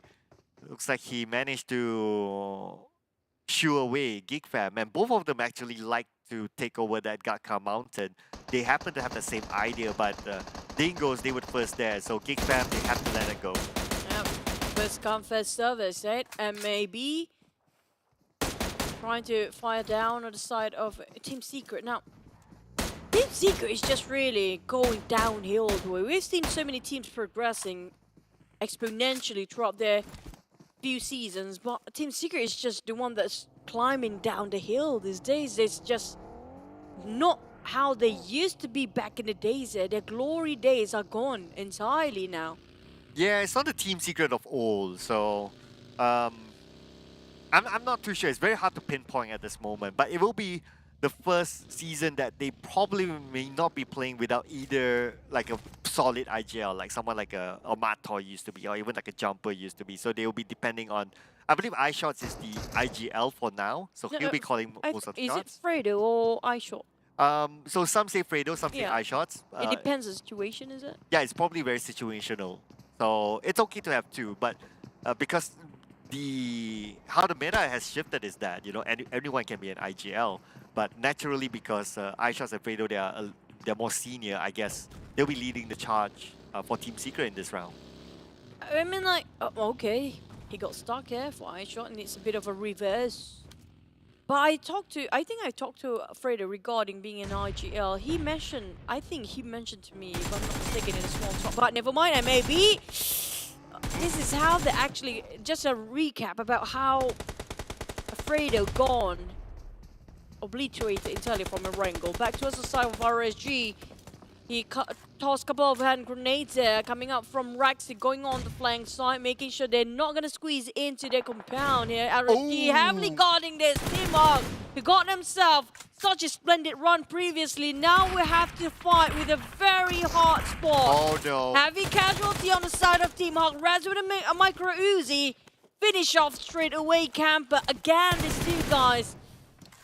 Zolly this time being ousted quite early on as well. Heikel, always the one remaining at the back line, quite too far off into the blue, make a big U-turn, decided not to cut across this bridge. Yeah, he'll probably be able to make it onto the other side, but he only has one first aid. He'll definitely be using that along the way somehow. So it's going to be a tough one. So from Team Hawk putting on a superb performance in the first Erangel, now unfortunately they'll be playing the rest of this round with only Heikel left. It's a tough one for him. And definitely a tough one with no utilities on his side. Yeah. Well, it's kind of really a bummer, but hopefully along the way while he's transitioning himself into the circle, he might loot himself a couple of more upgrades just in case he needs it later on to play a bit of a healing game Now HYVE being forced to actually make a longer rotation coming up from the bridge of Ferry Pier, but the rest of them, now whoever didn't take Pachinki early on might regret, as Pachinki comprises right in the center of the circle as well. Yeah, well, yeah, let's see. Whatever we learned from the previous round is that, you know, those who took like really in the middle seems to struggle. But let's see, it will be a different case for these teams in this round. So it's going to be Dingoz. They come down from the mountain. But, nobody's actually on top of that mountain anymore. It's quite vacant. That's what surprises me right now, because we've seen this kind of circle before. There are still slight chances that we might hard shift towards the southern part again, and we will be right on top of that mountain. Whoever's not on top of that mountain right now, if that happens, it's really going to be a big regret, because that's the best place to farm eliminations. Probably. I'm in the opinion that if it was the fourth circle and the mountain is still in there, then probably the mountain will be great. But if the second circle, I have a gut feeling, because that happens for the most, is that the circle still will shift, will not have like a side shift. So I think that that's what Dingoz is currently thinking as well, is that, okay, it's still the second circle. If it's the fourth circle, then it's fine. But second circle, it may still go towards somewhere in the middle. 2 to third circle. Yeah, I agree. Thanks for reminding me the number of circles. I thought that was a fourth circle, by the way, but it was just the second circle, so it's a very low chance it actually comprises of that Mount Gatka anyways. We might looking over here Pachinki circle last few ones. Yeah, maybe. Maybe possibly, or maybe even the Gatka field like usual. I think Gatka field is very likely. Yeah. Pachinki, at most it could be Pachinki Hills, on just on the outside of Pachinki. But let's see where it goes, because sometimes it can just get wonky, you know. Yeah, it usually gets wonky, but back towards the teams that's still remaining. Still have 16 teams, by the way, but usually the first team to be out, in this case, maybe the next phase or even the fourth phase, high likely, because there's only like one team. Team Heart is the only team that have one man to go all the way here. It's going to be a very long game for the side of HYVE. But the rest of them still have 4 men well and alive. While looking over the next circle, that's going to pop. SMG coming in very late from North Jogopol, but the rest of them already in the center, but it's going to be right on top of Ruins. Yeah, and there's still a percentage of Gatka Mountain, so okay, so that's going to be a good one for GEEK fam. At least they still have Yuhai there, but it's number 3, and I don't know, my gut feeling is that it'll probably move down from the Gatka Mountain, because it's 3 to 4, but if it's 4 to 5 and it's like this, then yeah, Gatka Mountain all the way, for sure. I feel like it might ended up in the center, not really in the center of Ruins. I have a feeling it might ended up in Gatka Mountain again, right at the edge of it possibly. Here comes the sprays coming out from the side of Dingoz, and Tabah NSEA trying to migrate himself. Mike clashes with Crit VIP here along the process, and Frankie is right at the tail of Sam Z and the rest of Crit VIP. Are they chasing them? Are they following and tailing them? Or are they planning to actually just cut across? That's what Tabah NSEA thinking. The moment they spray on the side of Crit VIP, they're just gonna go the other side of a mountain or the hill, which gonna land themselves in the center of the war zone. Well, talking about war zone, it's gonna be NC going up against MUGEN. MUGEN now inside Ruins. NC has invaded the house of MUGEN, and Nasty gets the first knockdown onto NC, and Flex will be the one going down. Oh boy, MUGEN, they have been here forever. They've been waiting all this while just to what? Just to knee down on the ground, and that's it. Waiting for time, being victims in this kind of scene. Tabah NSEA, who just arrived, happened to be more prepared than MUGEN, is actually waiting there forever. But the nade just passed by on the left side of the players, but it definitely didn't pop out quite as early as we expected it to be. But Red Bull Boy with the TP28. Coming out, Yoodo Alliance, scout it out. What's happening on the other side? Seems like a very good party. Are we joining in or not?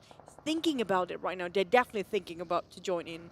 Yeah, they like to join in a little bit later. Maybe waiting for the circle to pop before they decide on that. RSG, on the other hand, playing this fairly safely. Playing by the rim of the circle. Talking about joining in, Leo gets one. So that's going to be a long range, but I don't think they're going to crash in just yet. And HomeBois will be kept outside of the areas of Ruins. Somebody shot Iron Pro down. Who was it again?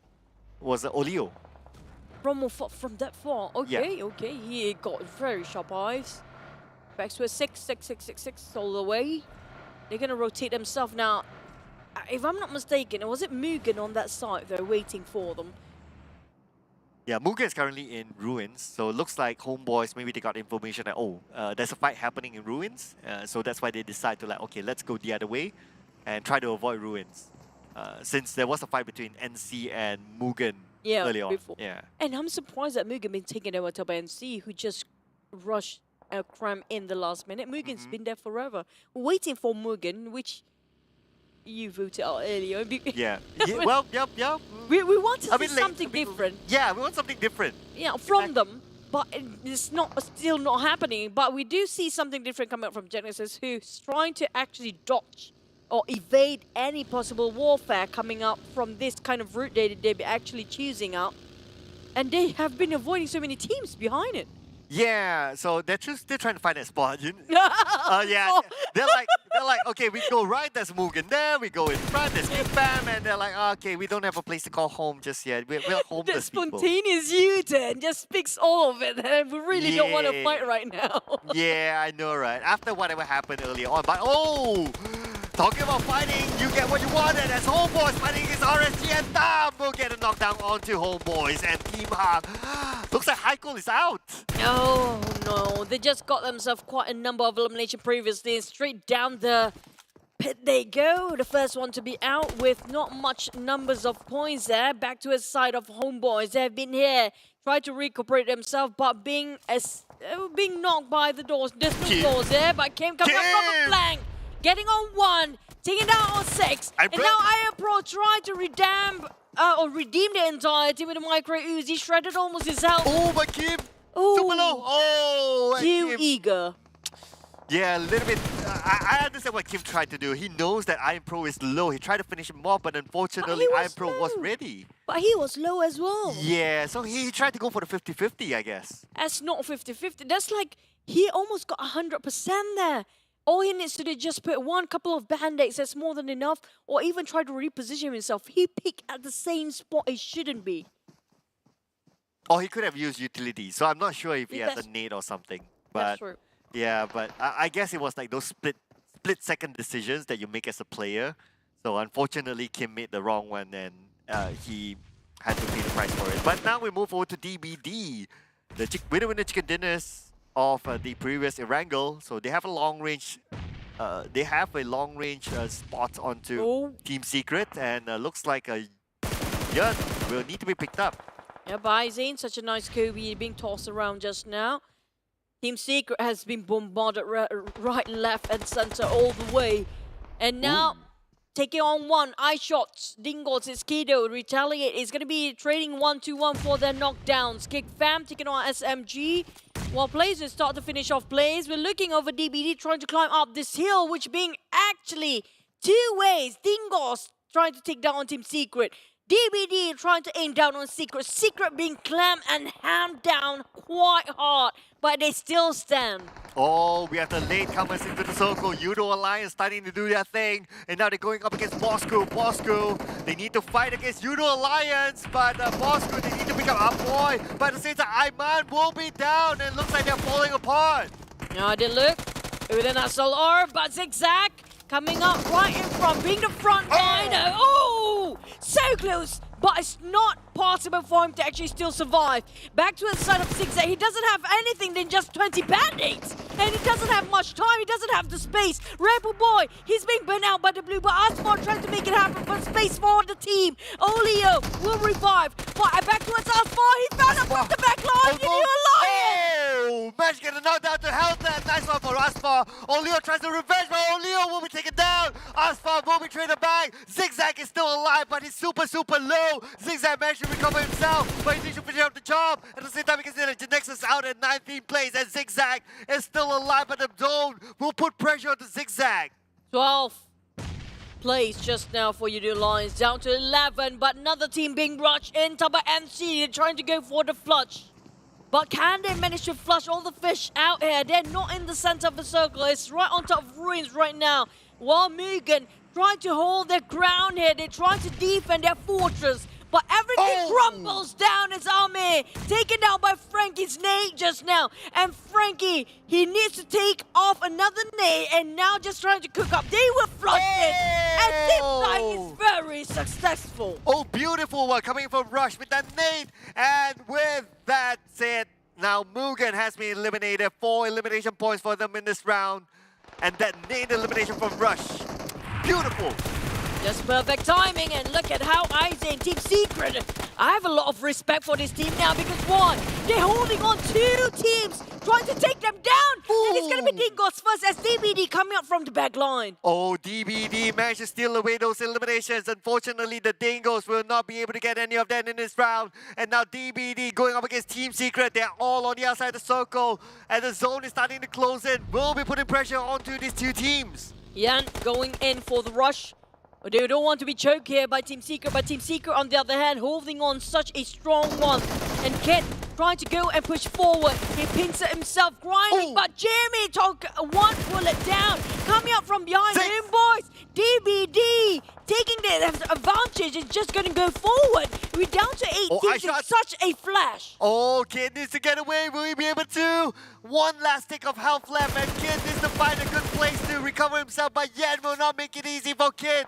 And Kid, good thing, he has a ledge to play with, but he doesn't have the zone on his side, and Kid will still secure that elimination point onto Echo.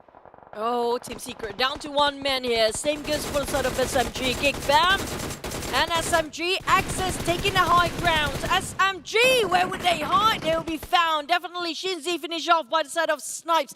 GEEK Fam, is this another game in the back for them? They still have 4 men. The only team aside from Axis having 4 men well alive, and it's going to be the Gutka Mountains taking this high ground. Guess what, Choo Choo? You called it. Gutka Mountains, and GEEK Fam is at Gutka Mountains at this moment, but Axis, Red One, they won a little bit of that, and now the circle shifts away for the Gutka Mountain, moves towards the somewhere in the northern side, a little bit in the middle. Axis, Red One still needs to move forward. Now, the circle shift over to the foot of a hill, where GEEK Fam already plays himself. Now, Axis, they have to climb down their high horses here because definitely it's going to be a very long climbing down this hill. And they managed to figure out which way to place themselves on. And Axis, the moment they climb down this side, they're going to have to face the wrath of Bosskurr first, as DBD is actually tagging on GEEK Fam from their backside. But let's find out Bosskurr before they're cutting across them. This might be the opportunity for Axis to leave out the Gutka Mountains there. And Axis, they still have a full squad at this moment, while Bosskurr, it's down to Ayman unless he can pick up his teammate Zigzag, and Z on the other hand still has Rush together with Magix, but Leto spots out Ayman. He knows the movement there. But talking about movement, he needs to move himself, and Axis is starting to move onto the northern side into the circle. Oh, they have to cut across Bosskurr like it or not. They don't have any choice there, and hopefully they're not being spotted out by the side of Tabah NSEA. Back towards the side of Axis, trying to actually clutch down onto Tabah NSEA, who's moving forward. Got themselves quite a number of eliminations still. But Magix spotted out Naiman, Bosskurr. They're trying to play as low as possible. GEEK Fam on the other hand, being quite a number of bullets showering on them, and Axis still on their high grounds there, which they don't have time. Time's ticking and time's the enemy because the blue zone will shrink anytime soon. Oh, GEEK Fam, they need to deal with MAB just right behind them. GEEK Fam, they have the circle advantage. They can wait for MAB to come in. Calamity cooking up his own nade, tossing onto the side of GEEK Fam. Nobody's there in the smoke, but at the same time, DBD is trying to close in. Riff tries to secure the elimination point to Ayman, and Bosskurr is out at 7th place. Riff will take that point. Bosskurr should have moved earlier. If not, they might actually gatekeep against the side of Axis. But now Axis, they managed to climb down, get themselves the foot of the mountain. And now Tabah NSEA will be next contender, while GEEK Fam trying to take advantage of it. Nobody actually saw where that shot coming out from Damru, but GEEK Fam has to actually gate out against MAB, who's trying to crush into the compound. And right in the window! Went down! Holy smokes, coming for Snipes! With MG3, managed to secure those elimination points, and now GEEK Fam, they have an entry to the circle. They have just eliminated the team right behind them. At the same time, Kid tries to secure more elimination points, but unfortunately not able to do so. With Deathroot, long range, taking out Team Secret. Oh, but GEEK Fam numbers are going down quite fast here with 2 knocked down. Out of nowhere, it's going to be 2v4v1. Tabah NSEA only with one remaining member down with his Scar L trying to actually fight across the street here. UI on his feet, on his knees. He is nowhere to be found by the rest of the team. Too far off for them to revive him. Oh, check this out. Axis Red One, they still maintain a full squad. They have someone on the circle. HYVE will be finishing up by Ref. And that's going to be 3v4, v1 with NC. One player left. 5 elimination points now in the back for Axis. Back towards the side of GEEK Fam. Back towards the silence before the storm here. Tabah NSEA, they revive back their man. It's 2v4 with 3. They lost UI along the process because it's too far off for them to revive. But Tabah NSEA, they're gonna be the backstabbers here for both team here. Not right next to Axis and also just next to GEEK Fam. They are the one in the center being hammed down, but they can actually stay quiet like GEEK Fam. Fight again Axis and they can butt in, but they start to move first. And the sound of this vehicle is too loud that everybody will actually stare at them right now.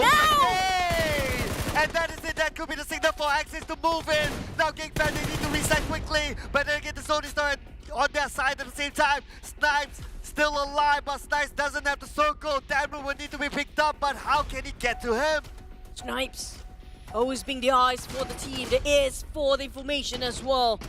Now stuck behind a very rusty car. Snipes taking down on Red. He still can do it. He knows what to do every single time he's been cornered. He actually performed his best when he's under pressure. Snipes giving off a huge space for the rest of the team, but they're not moving for GEEK Fam. They're being very guarded here, very cautious. Well, they got the opportunity to push forward. Oh, GEEK Fam are currently pinned down, and Del's the same time coming in from the other side. Micah will be taken down now. He's going to be Damru. Damru gets one from Kachak Susu. One more point in the back for GEEK Fam. It's tough for Damru to get the chicken dinner, but at least if he can get some points in the back, that will be good. Now the zone will be putting pressure on the Damru. Damru will give himself to the blue, and that's going to be winner chicken dinner for Axis. Oh boy, Axis. They're really pumped up right now. I think we know the reason here. Definitely they are raging to get themselves a chicken after that first loss of the day. And they keep on pushing. But GEEK Fam also, they got themselves this consistency. Both team Axis and GEEK Fam, I have to say, have been consistent in day number 1. Well. Okay, you know what? It's funny, you know, in the group I told you about. Yeah. But for the viewers, in this group after the first round, Rex. How should I put it? So Rex asked Axis, did you like it? They taunt. Yeah, they taunt Axis in one of these groups, in our private groups. They taunt Axis to say that, hey, did you like it? And now, look at what Axis is doing. They are coming back. They are reviving again. They are showing that I like it when I'm on top. So they will be there, ladies and gentlemen. But again, GEEK Fam, even though no chicken dinner, but a second place finish, they could be number 1 again. The thing is, I want to see how much elimination points they actually gained throughout the entire round here, because we saw them be firing so long. But I do want, again, sorry, you can call me like a big fan or whatever, fangirling to a secret, but this time I saw Dingoz trying to take down Secret.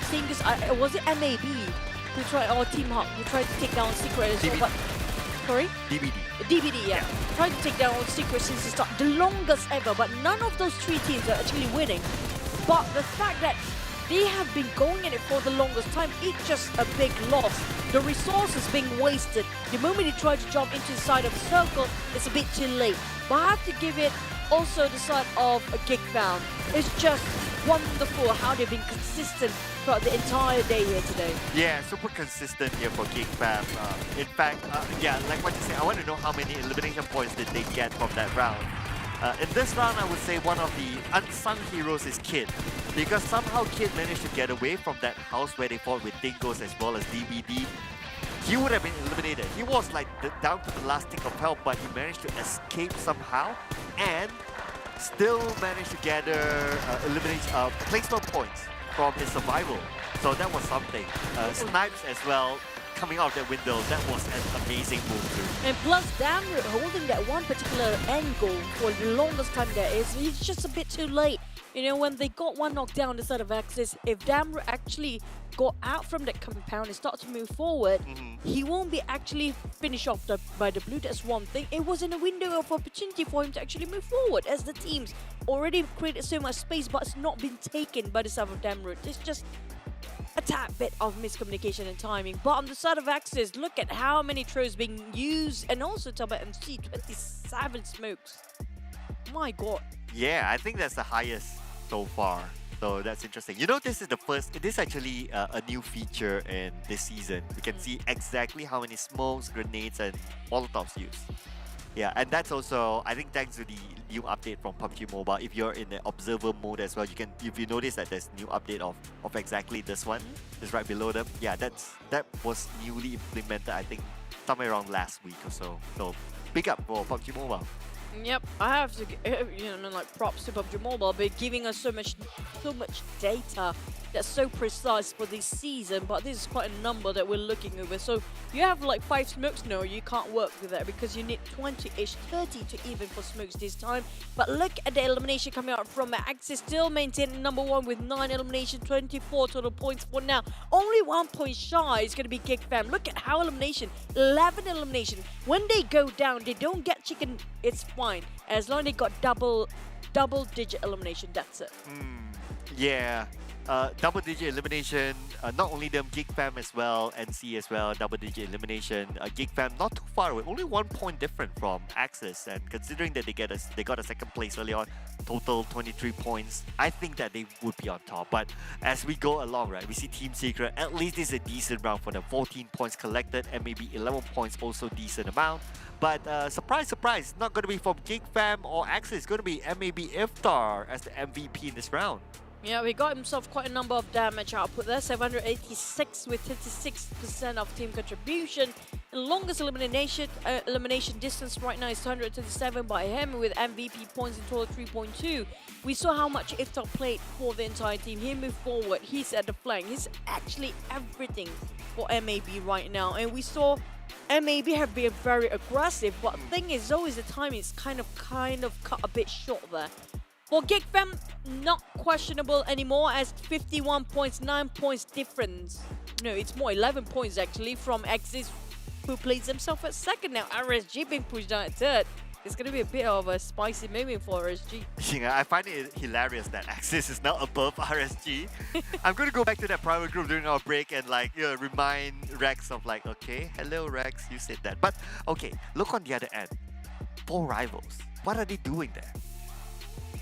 Feels like they're a bit comfortable coming up in the last place for now, but Team Secret shooting up from the last few places up to 9 places, MAB as well at 10. So the teams that are actually on the top 10 in the first page definitely has been consistent. And we saw the communications have been going quite strong, but the teams actually on the second page, they don't have much time to warm up. We do mention before, late bloomers can't be that late. When it comes to the most latest they can get is half of the first day and have to be consistent for the entire week because the systems right now, the format, it's going to be the same as last season. It's really punishing for those coming in very late. Correct. It's very punishing. So they need to work out something quickly. And after this, we will be going into our first Miramar for the season.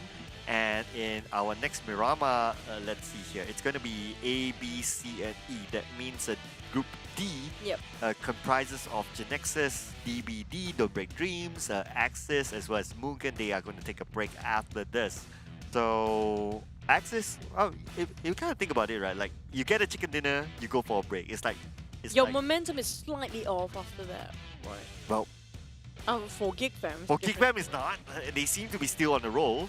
For Axis, we'll need to wait and see whether that anything changes for them. But again, GEEK Fam, now they have opened up a 11-point gap just after 3 games. I think within a day. That's impressive, yeah, within a day. And within a day. And the day is not over. Yeah, we still have 2 more matches to go for Miramar, and definitely they will be playing. And that's going to be, I mean, like, they will be playing for the entire day for the remaining of 2 games still, because they already set out for 1 in the earlier before. I think it was was it in the second match? Yeah, they didn't play for second match. now they're gonna be playing until Miramar for the end of the day. So if they keep this consistency going, imagine how much gap there will be for the first and second place there. Yeah, this is them. This second place finish is them after their break.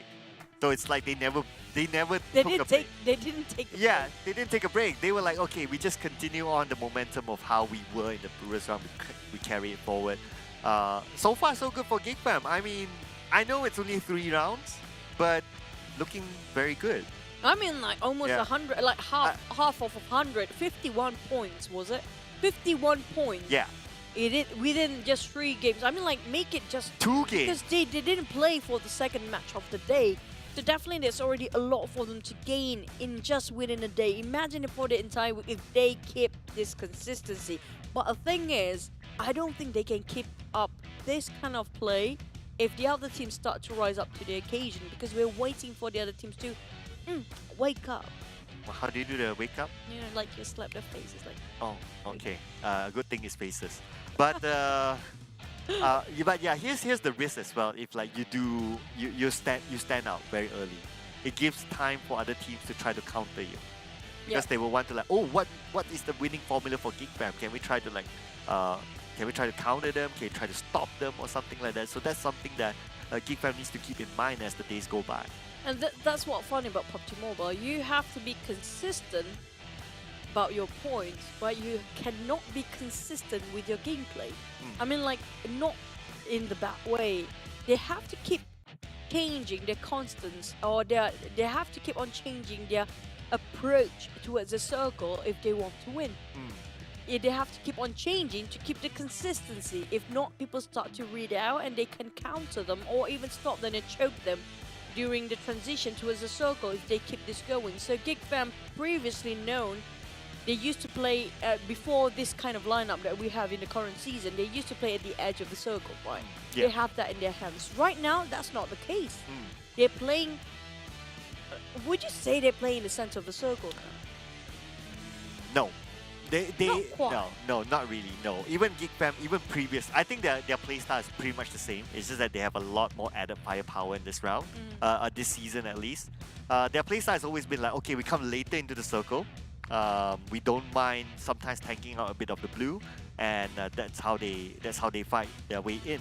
And playstyle wise, I think it's the same. It's just that now they're scarier because they have 2 front fraggers that are really, really strong. That can, if they need to fight their way in, they can just bulldoze their way. And that one more thing, and the firepower is so strong because why? The precision is so high. It's so good that they barely miss their targets here for the sort of GEEK fam. They had what they, you know, that's the only thing that they need right now. That firepower you mentioned before. And they just complete everything. Now all they need to do is put their brains all together and make sure that every single day, I'm not talking weeks, every single day they approach the circle in a different way. So it's so hard for them to be read out by the rest of the other teams. Yeah, at this point, we're picking up a lot of GEEK fam, right? I worry that, you know... And yeah, we have to swap over for yeah, the teams. and also, of course, sometimes people say the cast this curse. Like, stop talking about our team, you know? You don't do that, right? So. I mean, like, sorry guys, but that's a fact here when it comes to PUBG Mobile. Okay, let's mention a bit for the other international teams, including HYVE International and MUGEN. Now, MUGEN, we really want to see something out of Singapore that's really different, but it's just the same old story. Yeah. Sit down, waiting to be the victim and not moving that much. Yeah, become the victim of other teams. Unfortunately, that has been the case for like, out of 6 seasons that we have in the PMPL, 5 of them we have Singaporean teams. And unfortunately, all 5 of them, it didn't work out for either of them. Something has to be changed there. What will it be for you? I think it's complicated right at this point. I think that there needs to be some form of a lineup consistency for Singapore, because you know every season we see new players, new changes. I think that if you change too much, you might not get a consistent result. Because PUBG Mobile is a game that it requires a lot of experience and knowledge when it comes to the map and all that. And if you keep putting in new players that may not have that experience and they only discover new things as they go along the Pro League, it's going to be tough for them to find the consistency. So I think that a consistent lineup is needed for Singaporean teams. Well, I agree because the fact that you need to have that trust and bonding experience when it comes to giving 100% of random person every single time you swap over with a new roster who got your back. Now that's a difficult task if you have a different wavelength of mindset, especially. And to get that kind of same page mindset is so hard, and it builds over the years. We saw like example in the case of GEEK Fam, I think. Okay, I have to touch back GEEK Fam. They start to have that synergy after the C championship. I think it was the C games that they start playing together. That feels like they're gonna click. To find that click straight away, it's just so difficult. Thing is, for Axis, they've been playing a lot, like how many seasons, but they at Indel, and it worked wonderful for them for now. We don't know how long will it be like this. Yeah, so it's sometimes very complicated, right? It's not like math where 1 + 1 is 2. Things like chemistry is very, very dynamic. But what's not dynamic? Okay, let's talk about the recap of the previous round. So Axis, they got 9 elimination points, and they started off with Yogo Pool. They fought with GEEK Fam for this very precious loot area, I would say. And I guess it worked out for them at the end of the day. Coming into the circle, they followed to the northern side. Very simple to solve. I mean, like, they take their own sweet time. They're not rushing. They, keep it calm and just wait for the next few circles. Because we mentioned in the very many seasons before, even the previous season, the third circle is where the circle will be determined which will be the last circle at. The third circle, then only you know where the last few circles will be at.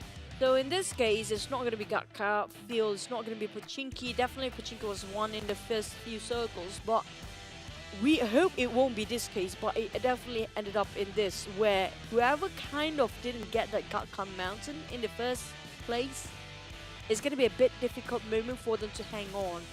And on the side here, Axis and GEEK Fam, both of them on top of the mountain, and they can see through everything from this viewpoint. I think the brilliant thing about Axis in this round, looking at the recap, is that they played it late, and they went to places that they would think that not many people would be at. So that the guy come out with that kind of circle, people would normally fall back to like, okay, we go to one edge of the circle of the mountain, and then they just come in from the other end, and then they fought their way on top of the mountain, and then they move back down. So I think that was kind of nice move for them. But now that I kind of put my thoughts together as well, the 3 chicken dinners that we seen today, all of them played later. That's true. Yeah. That's true. I'll tell you why, because too many teams having the same mindset of we need to get into the center of the circle, we need to get the center of the circle as fast as we can, but put in your mind that the first few phases, the first, second and third circle is not as painful as the fourth. So if you come in late than usual towards the first and second phase, it's still alright. Take that own sweet time to loot up, to build up your loot, to get as much utilities as you can, because you might need it when it comes to the fourth phase of the circle, where the center of the circle will be very saturated. But in this case, most teams are dropping into the center quite early on. And the moment that the team's coming in very late, like in the second and third phase, they don't have any resources lost yet. All they need to do is just make sure that in the center, they're being the third party from the sidelines. That's it. I somehow have this feeling it's because of some of the examples of past seasons, like RSG, like when 4 Rivals that time, the way they play is that they like to go, they try to get into the middle of the circle. So I think that, everyone tries to use that winning formula again for themselves this season. But like what you said, right? Everyone thinks the same. Then when everyone thinks the same, then the middle of the circle becomes very compact, and it becomes very difficult to play. And those teams who stick to their ground or we like to play outside the circle, they benefit from that because they don't need to take those early fights. Yep, speaking of fights and early on, we do have an early view of Real Me here with GT Neo 3. The Neo Speeds Awaken. Just how fast the game has been going, that's how fast your phones and your gameplay will be if you swap over to GT Neo 3 here today. And also with the latest chipset of MediaTek 8100 or 5G, definitely it's an upgrade, a huge upgrade for you to be a pro player one day. Yeah, and of course, we also like to thank our official digital telco partner, that is Yoodo. So you guys, switch over to Yoodo right now and play PUBG Mobile for free. How to do that? Very simple. Just scan this code and it will lead you to a Yoodo app. And from there on, you get a lot of instructions. You can find your way through the app. I'm sure everyone's a smart person. Everyone is a smartphone now. A smart person using smartphones, using a smart telco as well, that's called Yoodo. But I guess we will be taking a little bit of a break before we come back from Miramar. So ladies and gentlemen, do not go anywhere and we'll be seeing you after this break.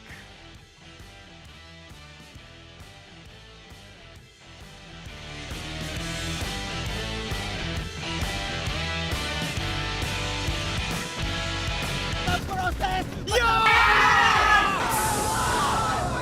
Dia jadi star player. Adakah hari ini jadi star player? Musim Sungai 2022 takut kepada. Sebab musim bunga pun telah pun berakhir. Kami telah bersedia untuk meneruskan perjuangan. Tiada siapa yang boleh menghalang kami, kepulangan Sang Raja, untuk menuntut balik kegemilangan. Former teammates. Kini menjadi saingan. Who will be better? Untuk pencapaian yang lebih tinggi.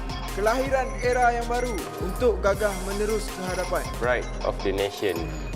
Defended by us. Battlefield baru telah pun bermula. Kali ini 2022 PMPL MYSGPH Fall 20 Julai 2022. redONE.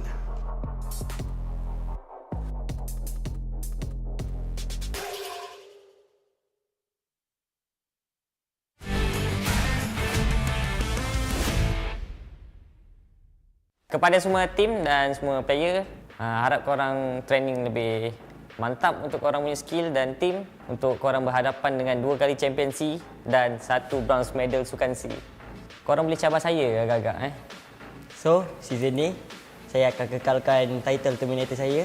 Kalau berani, datang lah. Dengar-dengar ada budak nama HYVE datang Malaysia. Boleh dapat 2 season terminator tak? Untuk semua bocah-bocah baru, bocah-bocah terminator, terutamanya adik Lok, OG terminator dah balik. Hati-hati ya. New team, new me, new name. Small boy is a pass. But now I'm Xiao boy, so better watch out everyone. Hah? Xiao boy?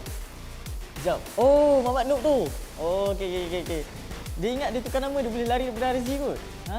Tak payahlah menyorok belakang bibir, tak payah. Kita orang boleh carilah sampai mampus. Don't need talk so much lah. Name is not a matter, it's just mentality. If you burn out sometimes, don't forget to cry on me. My shoulder is for you. Nasib baik tak masuk PNC lagi. So, kami akan kekal lama kat PMPL nanti. So, watch out lah. Jangan pernah rendah kat Bosskurr Sekarang ni PMPL MYSGPH. Tapi yang kenapa setiap season Grand Final mesti team MY je. Mana SGPH? Hari tu cakap kuat. Mana? Final dulu. Previously, the Philippines may not have made the name in this region, but do not underestimate us. We were in C Finals Season 1 and Season 2, and definitely, we will show you what we can do. And to GEEK Fam, let's give the fans a good show. As this Red One, kita membantai korang dekat server ni. Yang siapa pergi tempat kita orang, rata kalian. Oi, Triki, kau ni dah 2 season kau tak main, tiba-tiba kau main kat Singapura pula. Kenapa? Susah sangat kan kau nak masuk tim Malaysia? Apa? Ikut VIP? Tim Kusa tu? Macam easy sangat je. Takut nanti kena kejar masa tournament, tercirit dia lari. Okey, untuk semua orang, kami mungkin kehilangan taring harimau, tapi kita orang akan kembali dengan critical.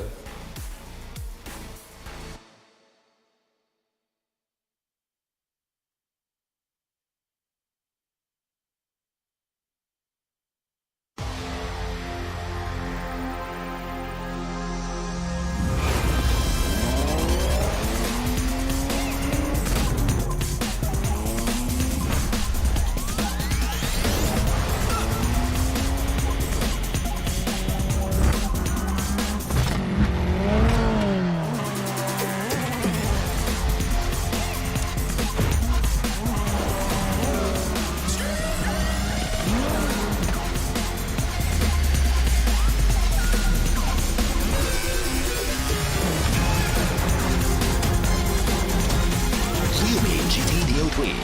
New speed awakens. Realme, dare to leap.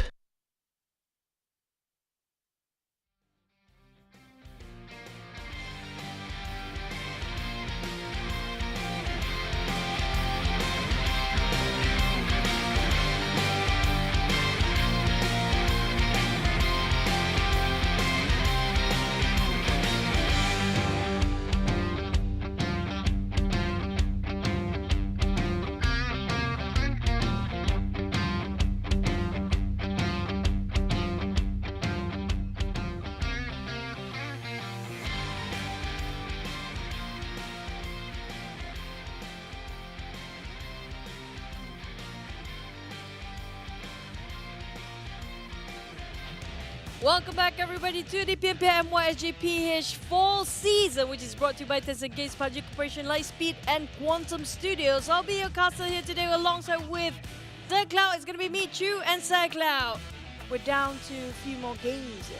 Yes, very few more games. But what we are not few of is, of course, our sponsor here today, which is our official smartphone partner, Realme, right in front of us here. Very beautiful phone, of course. Realme is definitely one of the world's fastest growing smartphone brand, and of course introducing the GT Neo 3 as one of their latest gaming powerhouse. And this comes with a dual chip gaming level flagship, and of course a lot of power efficiency that allows you to play very long PUBG Mobile. Yeah, but that's kind of true, because alongside a very good phone, you need yourself a very good internet, which is going to be Yoodo, our official digital telco partner, which is going to be you playing PUBG Mobile for free, unlimited, and as long as you want it to do. And don't forget to join in our official live stream partner, which is going to be TikTok. We have also hashtag #BeTheOne challenge, and make a lot of contents, creative ones in your TikToks, and make sure to upload it, and also follow the official PUBG Mobile TikTok of PUBG Mobile MY official, PUBG Mobile Esports.sg, and PUBG Mobile official PH. That's going to be all the TikToks coming up from PUBG Mobile, the official ones. So you guys can join in the challenge, but let's recap a bit what happened here in the last match. Yeah, let's check out the most damage dealt by our players. So it's going to be Iftar, 786 damage, and Frankie at number 2, 719 damage. Dambrut, 663 damage coming out from this player. So Iftar, I guess he was kind of like the unsung hero for MAB. We didn't see that much out of MAB, but Iftar as an individual did a lot of work. Yep, but so far MAB haven't been on the top list where we mentioned here today when it comes to top 5, but they're definitely on the first page of top 10 here. But for most eliminations, it's going to be Axis, which is going to be Dell. He got himself a first PUBG, but you know, in first Pro League, who cares? He's here for stay. He's just going to stay there. I know, right? So he went from most knocks to now the most eliminations. He is ranking up. 5 eliminations this round.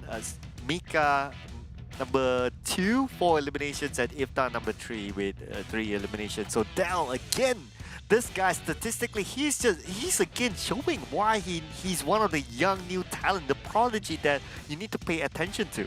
Yeah, we've been in a lot of forestry maps and terrain before, but can even Dell do the same thing here when it comes to Miramar next? But sadly, Axis, even though they got themselves that momentum and turned up quite well when it comes to the first day, they need to take a break now, as we're hopping onto Miramar with only Group A, B, C, and E, which Group D is not playing, including Genexus, Don't Break Dreams, or DBD, Axis, redONE, and also MUGEN. Yeah, they're going to take a break this time, but who's not going to take a break is going to be GEEK Fam again. Currently, they're at number 1 spot with 11 points gap. GEEK Fam, they are eyeing that top spot by the end of the week for sure. 4 Rivals on the other end, currently at the number 20th spot, but they took a break in the previous round, so to be fair to them. But 4 Rivals, it's very unusual to see them down there. They're normally on top, so they'll be looking to redeem themselves in this Miramar. But this is also an opportunity for the side of RSG to push up when it comes to the ranking, because they are placing themselves at 3rd place here, and this is the time for them to actually cut across to get into the 1st or 2nd place if they want to. Yeah, and also, well, Axis as well. But Axis is taking a break this round, so okay, never mind about that. But RSG with this round, very likely they'll be able to overtake Axis. But talking about overtaking or taking, you guys can take this opportunity to join into the Blackpink collaboration events. Yep, do actually log in for the days that we mentioned here. And it's going to be your turn to actually attend a virtual concert in the PUBG Mobile or return to PUBG Mobile first event in a virtual concert coming up with the event on 23rd and 24th. And it's also 30th and 31st of July across the world. And if you like a little bit more action, you can join on to the new theme event. That's going to be the new Ancient Secret Arise event. Call in your friends together and challenge the boss inside of this event. You can go to that particular spot. You probably saw it in the advertisement. You can go to that one spot and fight this boss and, you know, be the one. Be the one. And also this is going to be a first ever local movie collaboration of a PUBG Mobile XKL Gangster, where the street has been open for you guys to actually get the Malik and Shark voice pack for free. Just logging into PUBG Mobile, again search for Gangster Street, an in-game event, and complete the Malik and Shark mission. But you guys only have 10 days. Have to complete within the 10 days for the missions. And also we have the Rabu Padu. That's going to happen this month, July onto October this year. So log in every Wednesday to claim chicken tokens. Yeah, it's going to, I almost said chicken dinner. Chicken tokens. And with 3 chickens, you'll be able to redeem a Lila attack suit for free. So make sure you log in every Wednesday. And just to mind you, today is a Wednesday. So you can log into your game and claim this. But of course, do that during the break time after this round. And also, don't forget to log in every Wednesday. There's only 3 Wednesday, and it's going to be 3 chicken dinner. Back to us. The other set for you guys is going to be Bramble Overlord set. Now, this is going to be the one that you want to chase for, because the Bramble Overlord hails from a Tawny Kingdom and is said to be the nature spirit ultimate hero, and he values protection above all else. Now, hurry and get the suit up and suit now, because you'll fight alongside the rest of the ultimate hero lineup. Now this is really cool set, by the way. Yeah, I already seen some people actually using this set, and it actually has like this a lighting effect that it glows, like it wavy sort of glow. So it's pretty cool. But what else is cool? It's our prediction that we never get right. It's wrong for us entirely here today. But for me, it's gonna be Dingoz this time. Yeah, it's gonna be HomeBois for me. It's gonna be Miramar, by the way. Yeah, it is. And it so happened that Dingoz and HomeBois, they share a pretty similar compound. It's going to be Lost Leones. Yep. Yeah. So it's either, it's you or me. Yeah. It's either you or me. We just want to fight. Hopefully we will get first and second there. Hopefully, at least we have something to redeem ourselves, right? I mean, like, I do want to see Dingoz. They used to be really good when it comes to Miramar. Yeah. Used to be. But will they be still good in Miramar with so many new bloods coming in, and also a lot of teams already upgrade their performance when it comes to their approach towards PUBG Mobile and Miramar? Speaking of which, the circle sometimes really hard to read. Yeah, it's a big map, right? So it can go anywhere. And plus the flight path, if it goes one-sided, then it's going to be really tough, like for some of the teams to go to their original draw spot. So they need to adapt. So some teams that they set themselves up for having a secondary draw spot, for example like NC, it's either a Valide Mar or Ruins for example. So we'll need to see how other teams adapt as well. HomeBois maybe in Lost Leones, maybe in Impala, depending on the amount of teams around them too. So it's something for us to keep in mind as well. But what's going to be important is the flight path. So keep in mind the flight path plus wherever they're going to drop. We're going to give you guys the rundown as we head into Miramar.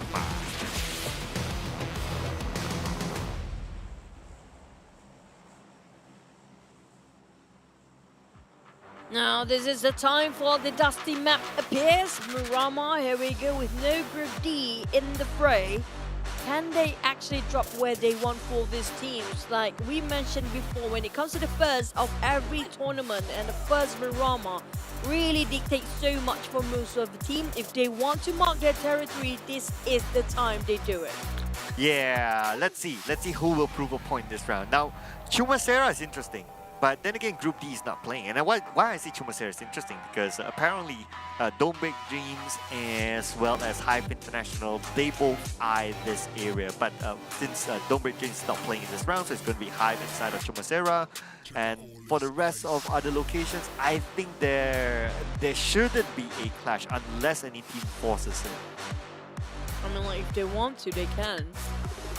If they want to force it. It's not really wrong to force a drop spot in the first few days. If you want to really take it, if you really need it that much. It depends on the need for the teams. Back to Tabah NSEA, this is not something unusual. They're going to drop where they used to be and always have been and will always be. Right on top of all the mount, but for the other teams, is there any changes when it comes to the drop spot here? Looks like it's okay. So it's going to be a southern circle. That's very interesting. It's not even enough for the map just now. It was right off the screen. Well, considering that it's the first round, right? So it's likely that we. This is a very rare one, by the way. Los Higos. Is there any possibility? Well, I can't say no. So, but it's the first circle. If it's like the fourth circle, honest, then probably. But focusing on what's happening on screen right now, so it's going to be first blood here for HomeBois. Hey, and it's the team that I picked. Just saying. Okay, at least first blood goes to the side of 6 for HomeBois. But the warehouse will be visited by, I think, on side of Farang, but he just built this one out. Definitely got nothing on him for Funky. He needs to get himself really a lot of stuff to go on. I'm not sure where are the rest of Team Farang here. Nowhere to be seen. Got chipped quite a lot of HP there. He needs to move, but the thing is, the eyes of HomeBois already on Farang, so it's almost impossible for him to get out from this. Well, they call it the hills have eyes, right? So now HomeBois, they are the eyes. And Funky, I think he'll be able to get away. So it's just Iron Pro trying his luck in case he gets lucky. And wow! He gets really lucky. Very, very lucky indeed. Good one there from Iron Pro with the iron sights. Yep. He's living up to his name. Yeah. And now all they need to do is just finish off Funky. I'm not sure where are the rest of Farang. Heavy casualty straight from the start. They have a really big handicap for the side of Farang here to start off with this Miramar map. I'm not sure what happened, but they really need to fix this. I'm just saying I pick HomeBois, you know. And just saying. Yeah. Yeah. Props to you. Yeah, just saying. Now where HomeBois is at. So HomeBois are currently at number 10. Not an outstanding day for them just yet, but then again, well, it's a league, so you have plenty of days to go by. SMG as well, still at a single digit in terms of points collected so far. The inclusion of Drax is very, very interesting. He has been the top Terminator in Southeast Asia back in the day before, and when he was still playing with Yoodo Gang. But I think that he has yet to regain his form from there. Hopefully he'll be able to find something new, a refreshed Drax in SMG. Oh, have to wait and see, because today's still the first day. And even the first day, I don't like the fact that... never mind, back to a side of GEEK fam, a lot... Oh, ooh! Wow! What happened just now? That was the replay from the Erangel round. Okay, I thought it was Miramar. Holy smoke, I was surprised. I was waiting. Wait, what? There's still 16 teams, but how is that we're looking over? They're just going to put a random replay of previous match now. Yeah, it was just to highlight the fact that Mika, he got 3 eliminations, I think, from Erangel. Oh, yeah. Yeah, so I mean, he has proven himself with R2K. So, not too surprised that, you know, bigger teams just want to get him his service, and for him to join forces with not only Yuhai but also been led under a very, very strong in-game leader in the name of all of a sudden he just lost my what am I doing here? In the name of Damroot. Oh my goodness, how can I forget this guy's name? In the name of Damroot, I think that it's a really, really good deal for him, and GEEK fam as well. They got a good deal of getting his service as well, so it's a win-win situation. So far, so good for Mika even. Although it was Yuhai and Snipes coming on the boards, but Mika still showed that he added a lot of good value to GEEK fam. He looks very relevant if you ask me. Well, good news for GEEK fam, but the thing is, we mentioned about 4 rivals earlier, and there's a lot of star players in the lineup, but they're placing themselves at the bottom 16 in this map here right now. It's not working out quite well. They have Happy, Pemburvoki, Jumper Ape, all these are top fraggers. We're back to our conversation where, is it wise to put a lot of IGL in one lineup then? Well, I hold that thought on because we are still day number 1. Because they have proven it last season that having like an Appy and then you have a Voki and then all of a sudden you get Pemburu as IGL and it worked out for them so well. So I'll leave that thought for ask me again in the next few days. I think within the first week we'll kind of get the general idea, is that really a good thing or not? Possibly at this rate it feels like a bad thing now because they don't gain any sort of points based on this is what it's either going really bad or really good, and right now it's the worst for the side of 4 rivals. Because why? Feels like they are on different pages, they have different mindset, they all have different perspective and opinions. That's not working out quite well as a team. Every single person have their own agenda going on. It's not working out to perform to make sure they got themselves that chicken dinner as an entire team. Powerful individuals, great, but in the end of the day, still a team game here. Well, ask me again in a few days. Yeah, I want to see more in the next few days, like what can change or what will happen. I do still believe that like 4 rivals, they have a very strong management. They have people like Joker, to me one of the best managers in the pro scene, one of the best coaches as well.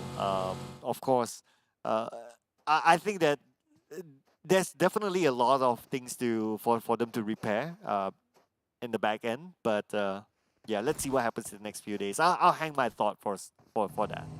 Okay, we're gonna wait and see, but back to us. Oh, another flip. Oh, coming out from Crit VIP, really dangerous, but it's a Farang we talked about.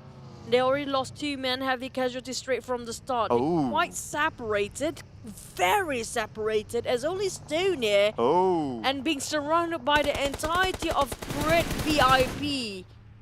Now, lucky enough, they actually didn't spot out the side of Farang, but actually gave their attention straight towards the side of Team Hawk first. If only they knew they're sharing the same compound of Farang in the very few meters away. Well, never okay. mind. They found. Wait a second. Stone actually got that elimination. And that was a surprise to Crit VIP. They didn't check their corners. Unfortunately, now backup has arrived. Razor has Sam as his backup. Insomnia is coming back as well. So it's going to be 2v1. It's going to be tough for Stone.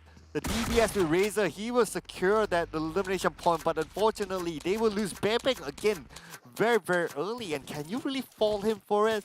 I think it's a team effort to clear this compound first before they go in. But it had to be Bebek to be the first one to go out. I mean, like, at least it's a good sign for side of Farang. They left with only 1 man here, but at least they go empty-handed with 1 point in the back. At least that. At least they have a bit of a tiny progress, but it's still a progress anyhow. I wonder where the other person is. I'm not sure what they're doing, honestly. This is a huge map. You want to go for 1-1-1-1 formation, but it didn't work out well for them. And this might be one of the rare occasions we get really down south of Miramar. We still have tiny bit of water ratio in it. And also, there's going to be Tabah NSEA moment because this is their drop spot where it used to be. Okay, I see where Bravo is right now. Bravo is on the eastern side of the circle. I guess it's also not really their choice of going like 1-1-1-1. It's because they didn't have a good start.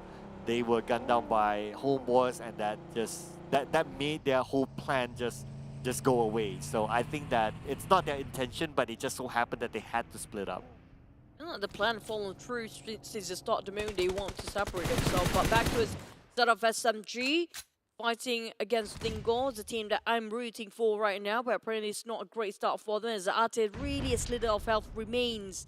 And Rigi tried to go for the flank side, trying to spot out on Shinzi, who's being actually pinned down with quite a number of bullets. Last tick of health there, managed to survive and escape out of this war zone. Drax, on the other hand, coming in.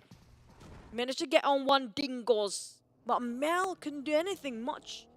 He tried to relocate himself in a better position, but Kido, can they actually get him back up his feet within seconds here? Well, they need to do it quickly, no doubt, as Drax comes in at the forefront, so Drax is going to start a fight. Ricky is still trying to revive his teammate, but Drax is getting closer and closer. He hits onto Ricky, he knows Ricky is there, and now Ricky will be gunned down. It's down to Mel, the last man standing. Oh, so it's going to be Ate on the other side. Mel is on the right side, and you try to make a run for it. Oh, not a good start. Dingoz Ate. Oh, tries to zigzag, but I don't feel this is going great. Dingoz Ate, the last remaining of few.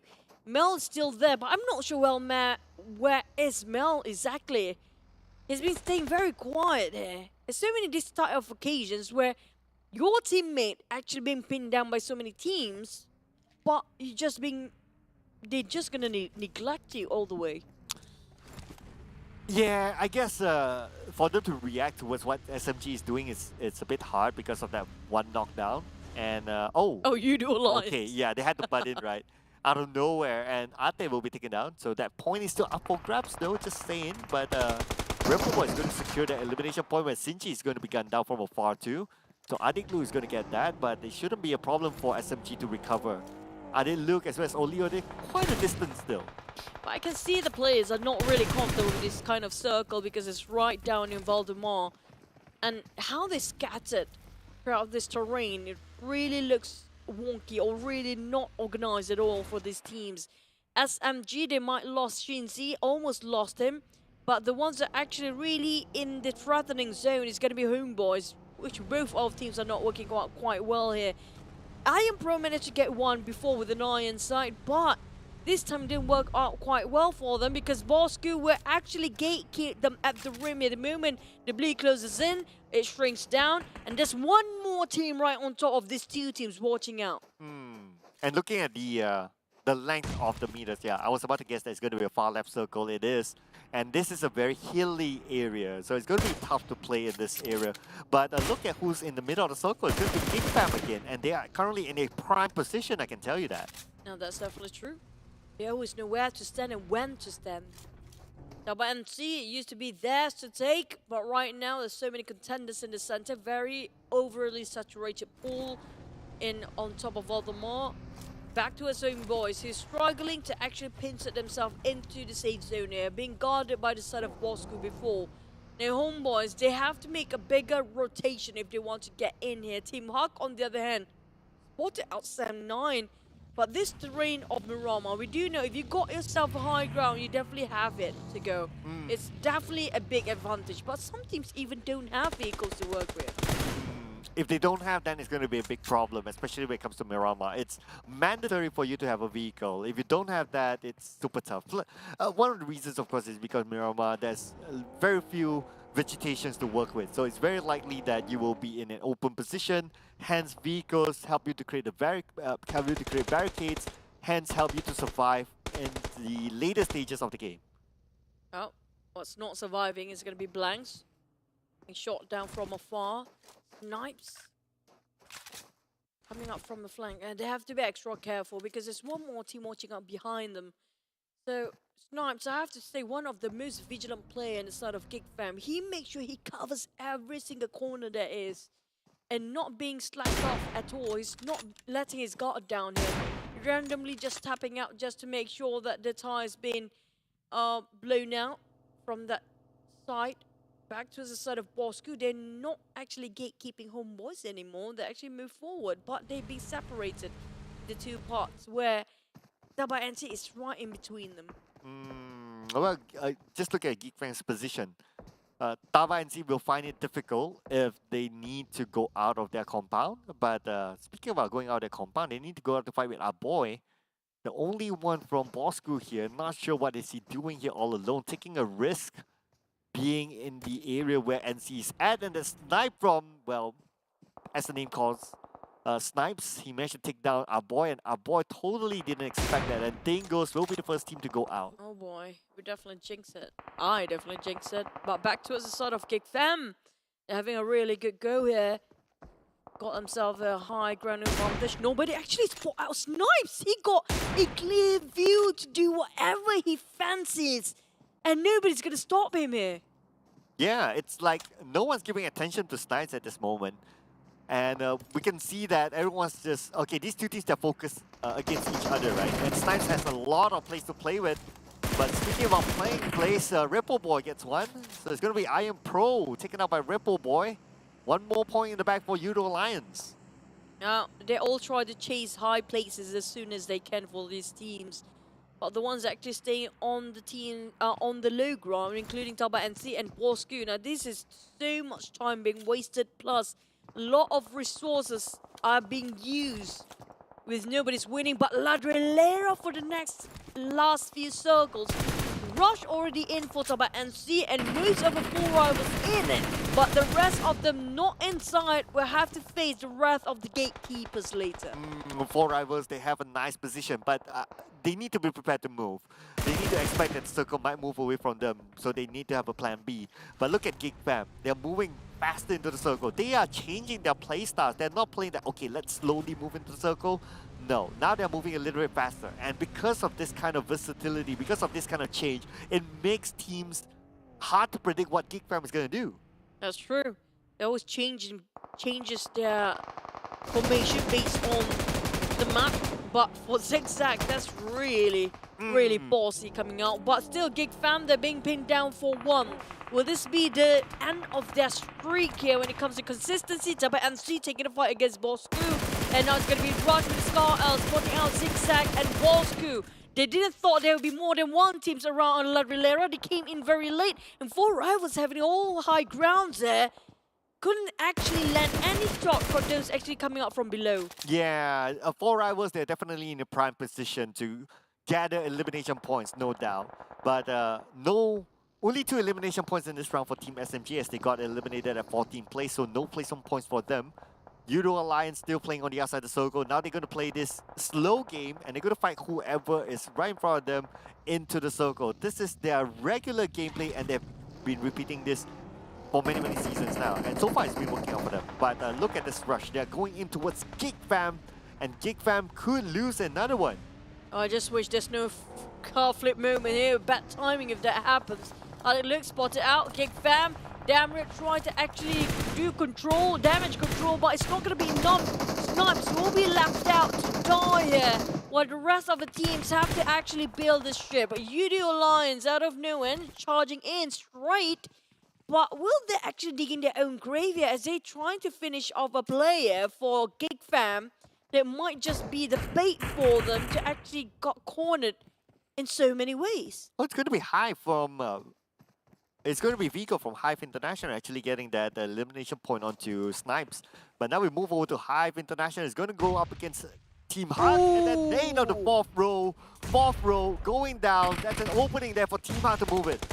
Back to it. Team Hawk. Heiko almost lost sick of health. Blanks with a UMP. Spawn it out and window pane is a pain for a reason.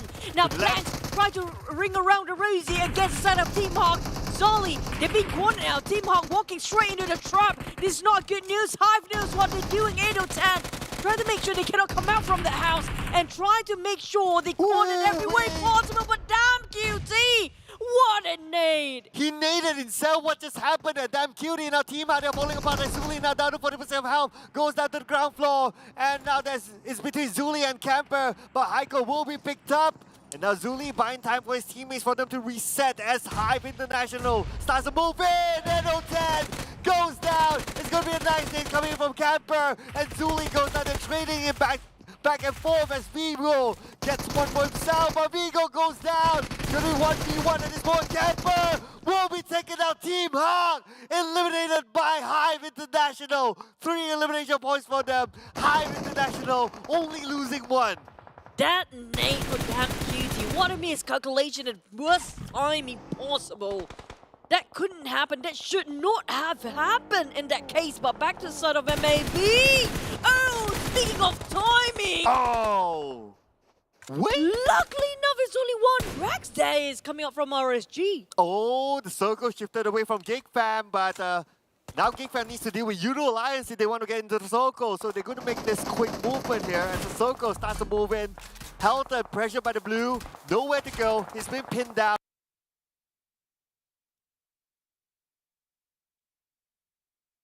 As the zone takes out Helton. Back to a side of GEEK Fam, they're losing only one man. UI is really low. Yoodo Alliance bleeding out in the middle of the street. But he didn't spot out. He's definitely spotted him now. It's damn rude. What are we talking about? He can spot every single person that's moving. Enough time. Oh, is it worth that 1 point? I'm not too sure there. But now Yuhai starting to move in. Yuhai together with Mika. This is the duo fragger here that we're talking about. Yuhai super low. Mika needs to back him up. It's going to be Ade Lu 1v2. But Yuhai and Mika. Mika will go down. Yuhai the last man standing for GEEK Fam as Yuhai tries to survive as much as possible. Yuhai is somehow still alive. Oh, RedONE almost spot him out. And Yuhai finish out with the help of the blue, and also Yoodo Alliance RedONE spot him in the right timing. GEEK Fam ended up their streak. Same goes for the side of RSG. Now this is the time for other teams to cut across the overall rankings. Well, yep, that will open up opportunity for other teams, especially teams like RSG, for them to cut across. But then again, RSG is out as well, so we may see someone else. But let's hang that thought for a second as we now move over to MAB. They're currently playing in the circle, NC right in front of them on the other side, but MAB, they need to be prepared to cross the road as the circle will shift across onto NC. Now, the circle still comprises on the outskirts of Ladrilera. There you go. Back to our side of Yoodo Alliance. They lost the man here just now. MAB still survive. This might be it. MAB, they got 3 men. Team Secret is still there in the fray, but we haven't seen them. Haven't got a clue where they're at right now. Well, RedONE, he managed to finish off Yuhai just now, but can he got himself against the wall? Oh, RedONE, he needs to find an opening. But then again, now we move to NC, and Flags gets one onto MAB, and there's going to be one more point in the back. One jumper on the other side, going to put pressure on NC, not allowing them to come down. But 4 rivals, they need to find a way into the circle. They do not have it at the moment as jumper sprays randomly onto the smoke, but no one's there at this moment. Iftar super low, one tap onto Iftar, and Iftar will be out. He needs to spray what's in front, but he forgot what's one from the back. 7-9, Hard coming out of nowhere. We'll cut across the side of 4 rivals. They need to move forward. They have to force a fight here. But Tabah NSEA will be their next contender, but they have to figure out how to finish off what's ever right in front of them. Bull trying to get it on jumper. Now 4 rivals really in a most dire predicament. Back to a side of Crit VIP. Taking the same compound as Team Secret, who's trying to find a hideout here. Definitely found out. Crit VIP, they have a little bit of an advantage with the circle towards them. But Team Secret, they need to win this fight. It's going to be 4v3. The nade will be cooked out by Kid. The nade on the Kid will not connect just yet. Insomnia is waiting. He's proning at the right moment, and Kid gets a nade onto Razor, but Insomnia's waiting at Insomnia's with a revenge for his teammate, but there's another player from Team Secret there. It's going to be iShots onto Insomnia's. Insomnia's now proning.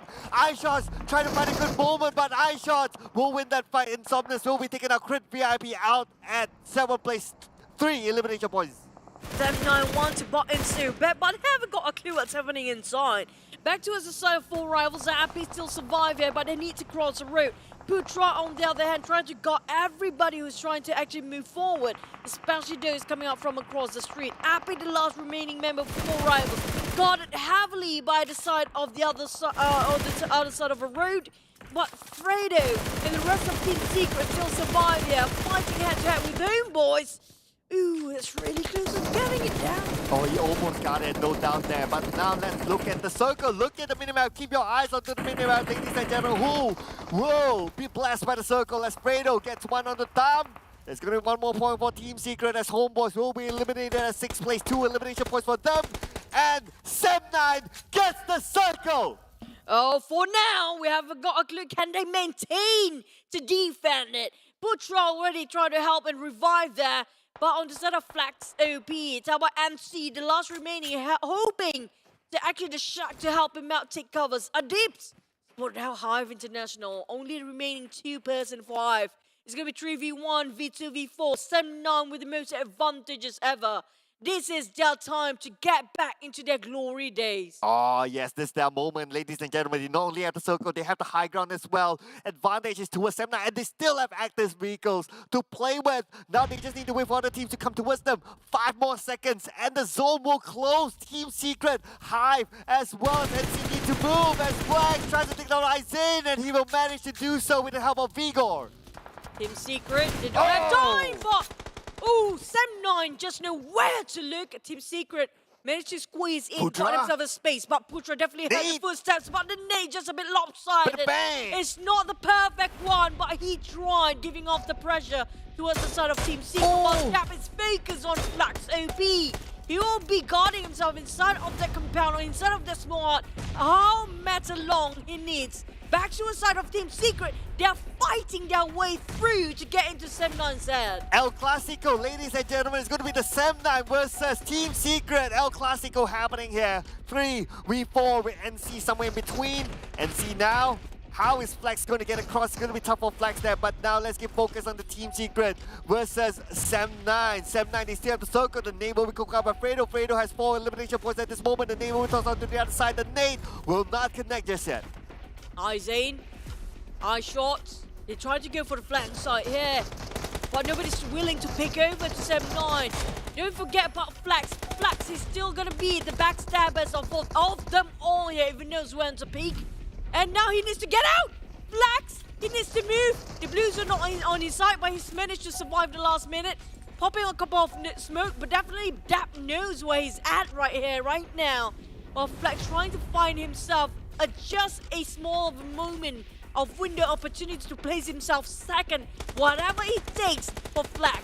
Dap is still not letting him off the hook, while Team Secret is still pressuring Sem9 from the front line. But Sem9 needs to give priority to Team Secret as they edge closer and closer towards them. So it's still 3v1. But then again, Flex could be the kingmaker here. Whoever gets knocked down by Flex, if Flex decides to shoot, may lose this round. So they need to keep an eye on the Flex as well.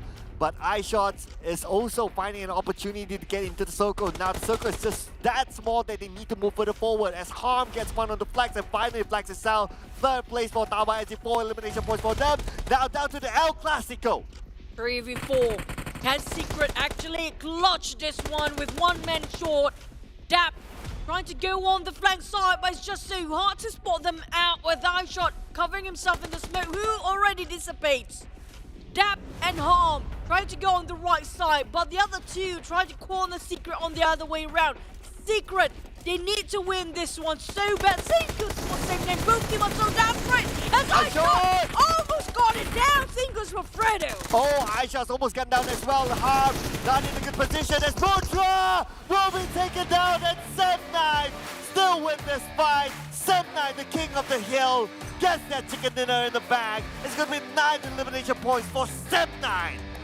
It's going to be only 7, just 2 points shy for elimination points coming from Team Secret. But what a play from both teams, Sem9 and Team Secret. So close off losing it, but Sem9 knows best when it comes to those kind of terrain in Miramar. When it comes to the hills, he knows where to peak. But Team Secret, they tried so hard, and Flax managed to place himself. Tabah NSEA played for the longest time there is for survival.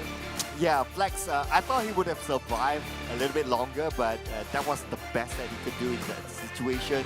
Without the circle, open area, low ground, there was nothing much that he can do from there, so that was the best that Flex could give to his team. But you got to give it to Sem9 as well. They didn't exactly get the circle. I think we'll break that down a little bit more later on, but this is a good comeback here for Sem9, considering that last season wasn't their best, but so far in day number 1, this kind of performance, it is something for the fans. This is what they really need. They in desperate need of, the light at the end of the tunnel, and they got it finally. When you're having so much losses, you start to question yourself, can I really do this? And this is what they need to push themselves forward, that yes, I'm still in the game, I'm still relevant, and I'm still there for people to remember me. And for the son of Sem9, the thing is, can they keep this going? We do know they have a bit of a problem with their consistency. Yeah, consistency will be a question mark here for Sem9 as well as the other teams as well. So do keep your eye on Sem9 definitely. GEEK Fan this round was an okay round for them, could have been better, but then again, well, it's a long run, so you can't really like, it's hard to be like number 1 to the end like throughout unless you're Xavier, of course. But for Farang Guerilla, again, it's not a round that they would have liked it to be. That's true. But for the yes movement here, back towards SMG, they're just really having it quite hard here. For Yoodo Alliance, Dingoz for them, and 4 hours nowhere to be seen here as well. Are they not playing again? They did play, right? For 4 rivals? Yeah. Yeah, 4 rivals, they had the circle, and then... It's just big boy. Yeah, they didn't put up much of a fight, put it this way. So... I'm surprised by their performance. Absolutely, it is quite surprising. The last we saw them was Jumper putting pressure on the NC, but even then, somehow they couldn't get into the circle, but they were the ones putting pressure on the NC. We didn't get a good full view of it, but hopefully we'll be able to cover that in the highlights later on. HYVE as well, I thought they did pretty decent. They were okay, especially when they won that fight against Tabah. I think it was a commendable fight for HYVE. It was a tough fight they had there. That's true. But they managed to know where to go and when to pick. But this one, Sem9 versus Team Secret, what a classical moment, what a nostalgic moment as well. But Sem9 with 10,000 over meters of travel distance, they had a long hike. It was well worth it.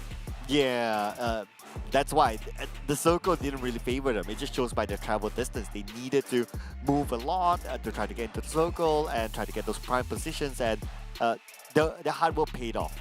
So it's also nice to see. It's refreshing to see HYVE International coming into the top 3 or 4 in this chart. It also shows that the Filipino teams, they are pushing it from week number 1. It's different as compared to last season, whereby it took them like week 3 until we saw something out of KHI. But at least this time it's nice to see HYVE as well. 16 points. See, that's pretty nice. Yeah, I agree. They're adapting quite well when it comes to their debut for the Pro League this time for HYVE, and they're not nervous at all. We're not sensing any sort of awkwardness or a bit of uncomfortable moments for them. They're doing pretty well. But back to Sem9, they still maintain number 1 spot for this match only with 24 total points with 9 eliminations. This is the first time we're looking over a gap that's quite far-fetched between the first and second place players or teams here. Team Secret finally having a go, definitely going to shoot up in the overall rankings later. Got himself at 19 points, but that for Sem9. Now, this guy used to be a miracle boy as well. And then he got lost. Yep. And now he's back to be found. Yeah, I honestly think that Dab has always been a good player. And considering that he's still in that he's the MVP for this round, I think it just shows that he's still consistent from back then to now. I think the most memorable part everyone will remember is that his pan against iShots, if you remember that. Yeah, so that was his highlight moment, and he just shows that not only because of the pan, but because but he is a versatile player. He's adaptable with many situations, and glad to still see him being in Sem9 and reaping off the benefits of still staying loyal to Sem9.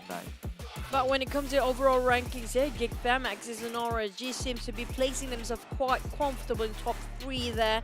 The Nexus and RG, based on the last performance just now, hit up with a tie. But for Team Secret and Sem9 shooting up to 4th and 5th place in such a swift moment. We're talking about just within 1 round, they pushed themselves up to the top 5 here. But MUGEN, Bosskurr, SMG, Genexus, on the other hand, placing at 17th to 20th. MUGEN's not playing in the last round, definitely, but Bosskurr did. Dingoz for SMG, and this is not a good sign at all. And I'm loving the fact that HYVE International squeezed into the top 10 here, showing us how quickly they adapt towards the scene. Yeah, how quickly they adapt towards the scene. They're not a quack. They're decent players. Yeah, but it's nice, right? It's nice to see, like, because we're very used to seeing Malaysian teams always like the dominant force, right? It's refreshing to see, like, oh, now a Filipino team is showing that they can be on page 1 as well. So hopefully they'll be able to keep that momentum up and put pressure onto the other teams and to tell the story of like, hey, we'll be able to do as well as you guys as well. But let's have a look at whatever happened in that previous game. So of course, it's going to be Power Grid for SEM9 as their starting point. But look at the circle. This is one of the rarest circles we actually see. We mentioned about Los Higos, we one of the few circles we wanted to be, and ended up in La Brillera all the way, and also Valdemar. I mean, like Tabah NSEA, this is a bonus round for them, because this is where they are most comfortable at. They know every nook and cranny of this particular drop spot of Valdemar. They know where to hide. That's what Flack's been doing. He was the lone survivor. He managed to score himself at third place when it comes to survival, but not so much when it comes to eliminations.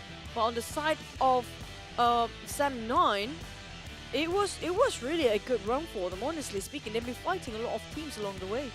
Yeah, and it's smart for them to go to Chumacera because DVD isn't playing in this round. So naturally, that means that Chumacera is very likely to be vacant, and that was a good choice for them. From then on, they not only got into this position where they are not too far away from the circle, but they also got extra loot as well because of the vacant town of Chumacera, and that allowed them to last longer and use more utilities. They were the top utility user in the previous round too, one of the top as well. I think was besides Team Secret.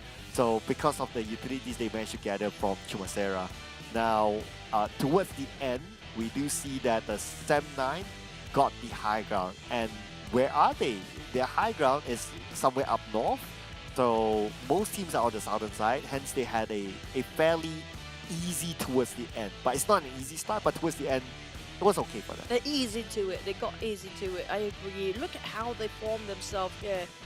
It's so hard to spot them out with the hills in between this kind of terrain, but they can actually overlook every single team that actually right across them. They can see what's going on for Creative IP, what's happening to Team Secret.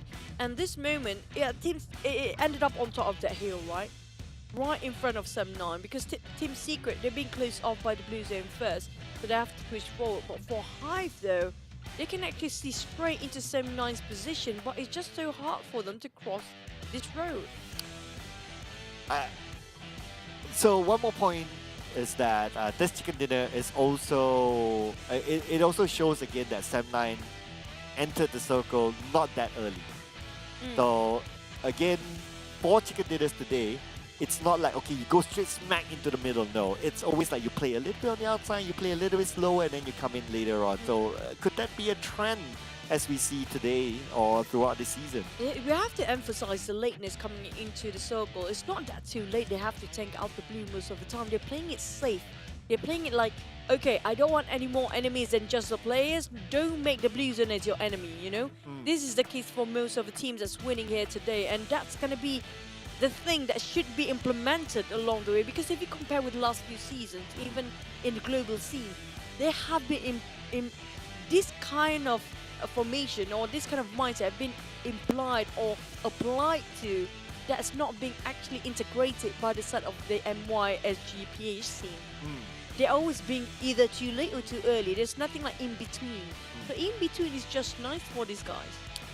But that's the tough part, right? Like, what is in between? Because like for our view, we are able to see everyone, like observers' view. But for the players, it's hard for them to determine that. But let's see if anything changes in our final game today, ladies and gentlemen. So Miramar it is. But before we go to Miramar, we will be taking a short break, ladies and gentlemen. So as usual, we will be waving to you goodbye temporarily. We'll see you after the break.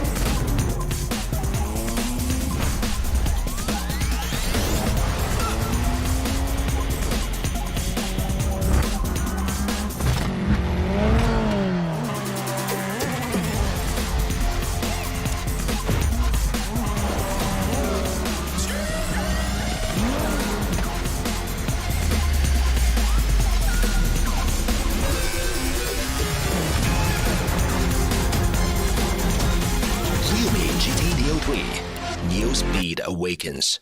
Ryumi, Dare to Leap.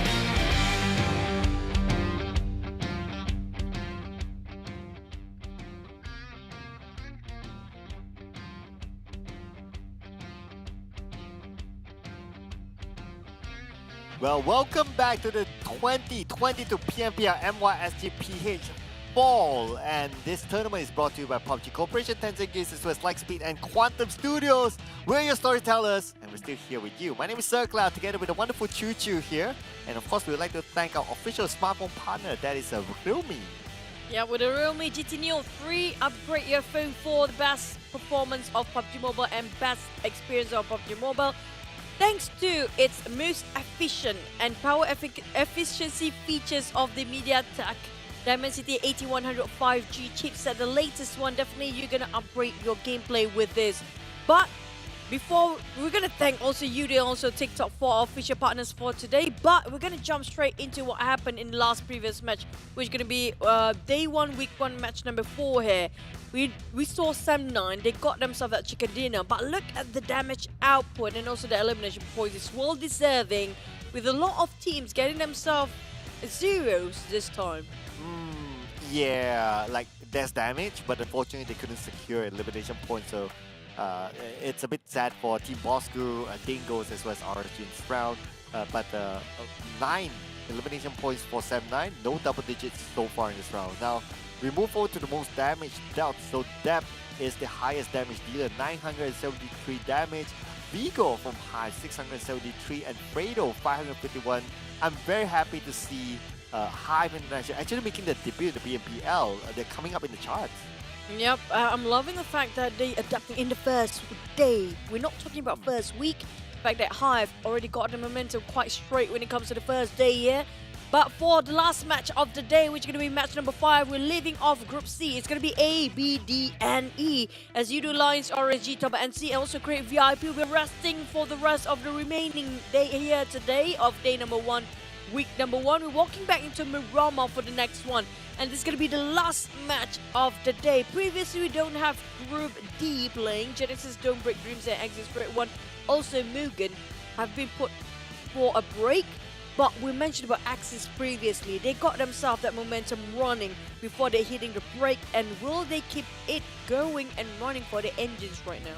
Yeah, will it be a break for them in this final round? Let's see if they can pick themselves up from that one map of break. And now, of course, it's going to be... I'm still interested to see what Genexus has to offer as well, considering that they have HomeBois in their lineup. We haven't seen the best of Genexus just yet. So keep your eye on Genexus. I also like to see MUGEN actually doing well, because again, historically, Singapore as a region has yet to show the best from themselves yet and move on to the grand final. So hopefully MUGEN can be the first one representing Singapore in the finals of this PMPL. Yep, I just hope things going right consistent for MUGEN, especially I'm talking about MUGEN and HYVE specifically. Why? Because they are not the constant variant when it comes to PUBG Mobile Pro League of MYSGPH. You always have different teams coming from HG, different teams coming from PH. I do want to see something for once, a bigger scene for both country when it comes to SG and also Philippines. But before that, we're going to show you guys something excellent for the day as well.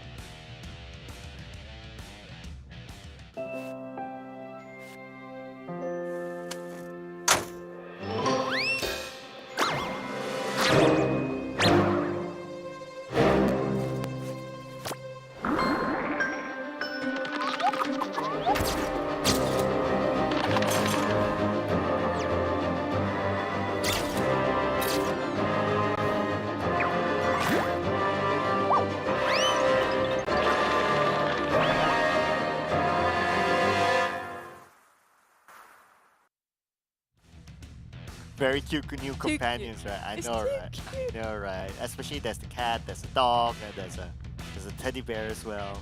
Yeah. I mean, how could you resist that, ladies and gentlemen? Check it out in the game. You know what to do. Just log into PUBG Mobile. Everything is there. I mean, if you got yourself a girlfriend in PUBG Mobile, that's the best gift you can give to her.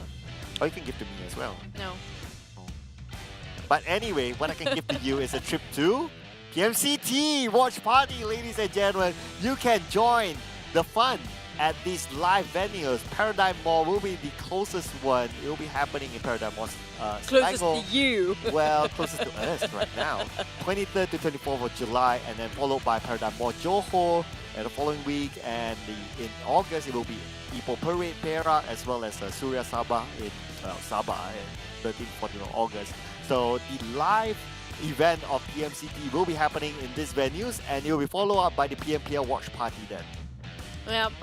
Also, don't forget to actually check out the Bramble Overlord set. This is like a house, like I mentioned. It can actually glow in the game. So the Bramble Overlord hails from the Tawny Kingdom and is also said to be nature spirit's ultimate hero. So if you're wearing this, you're going to be a hero. So hurry up and get the suit now and fight alongside the rest of the ultimate hero lineup. So if you're wearing this set, you're a superhero. Yeah. You're in Tencent World. Wow. And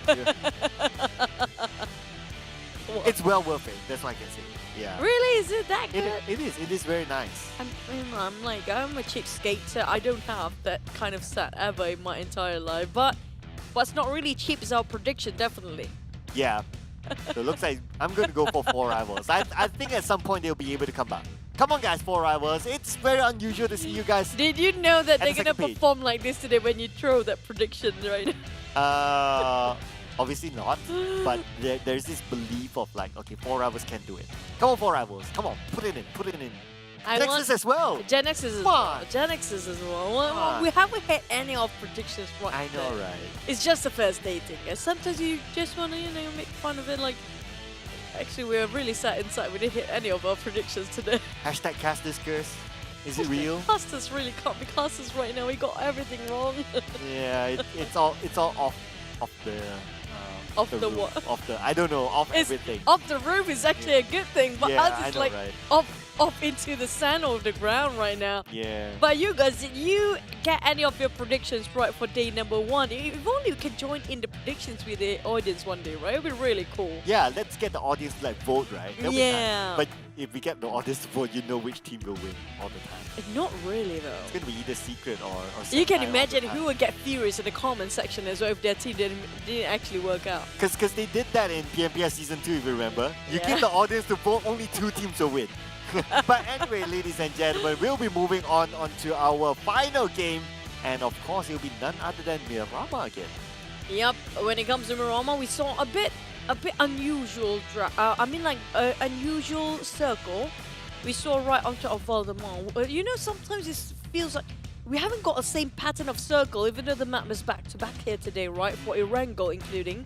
Yeah. So it might not be the case we're going to drop into the Valdemar again. Maybe we're going to get Lost Leonis circle, which is more the more classical or the more casual sort of circle, even power grid. Like almost every single map of Miramar must have a power grid circle for one. Impala, let's go. That's so rare. Yeah, Impala, let's go. If not Impala, make it a one treatment. Let's go. Since Why it's the opposite, what right? treatment? Well, because it's on the opposite side. Make right? it Oasis. Oasis, yeah, might as well, right? You go all the way up. But you know what's going to go up? It's our flight.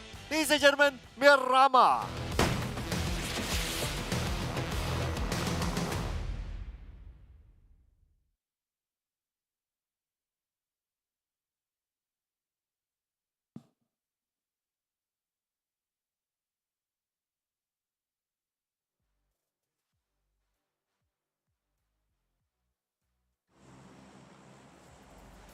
Are you guys ready for our last match of today for week 1, day 1, PMPL MYSG season 4, season 6 we call it.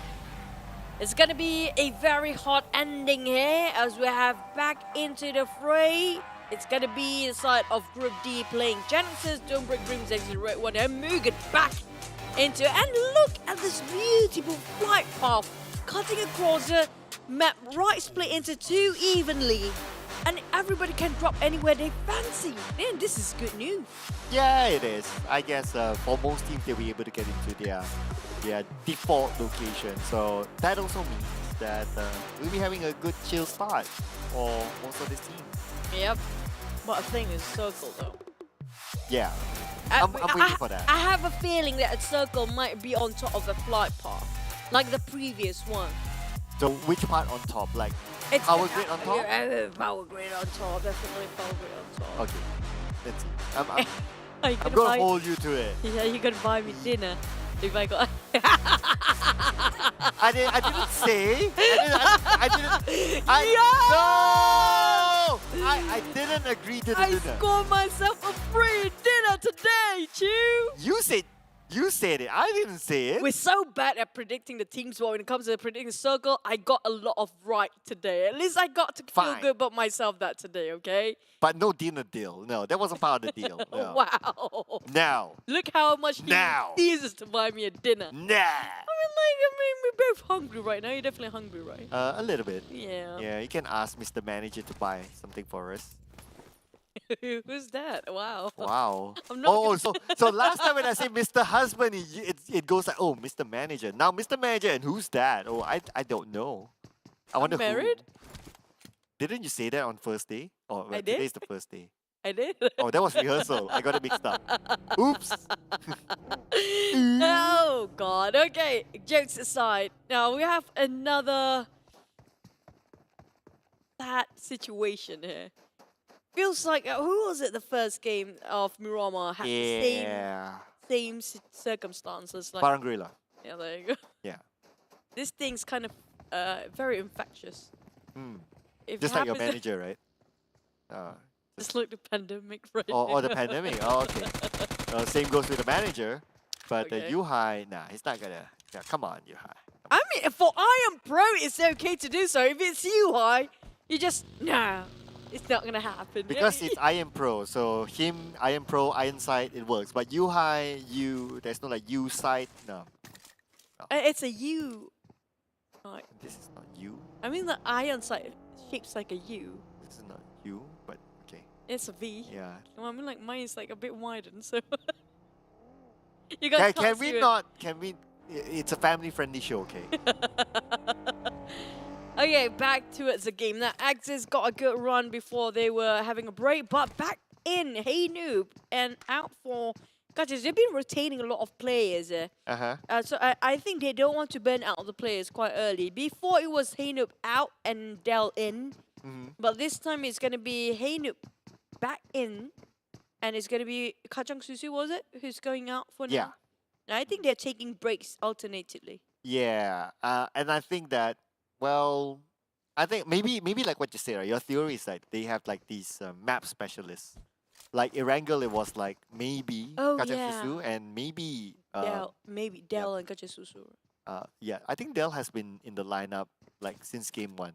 But you cannot remove Del, right? Based on his But performance. who was it they swapping just now? They saw Previously? Leto. Oh yeah, Leto. Leto is supposed to be playing Sanhok then. Yeah. He's a Sanhok specialist. Okay, yeah, because there was like so many swaps. But we'll It was Leto. It was Leto. okay, to be fair, because Sanhok they went out super early. So it's like, oh, who played again? Oh, they went out like after 5 minutes, so too bad. I mean, like, we haven't got to see any performance coming from Leto in Sanhok for Axis, but at least for Miramar, they're putting in a different vibe. Because every single person swap in and out of the roster, they're definitely going to change the dynamic of a team entirely. And one team changes one player, definitely going to change the entirety of the game, how it progresses, because they have different sort of vibe. It's like a butterfly effect you mentioned before, right? Well, butterflies are pretty. No? Okay, never mind.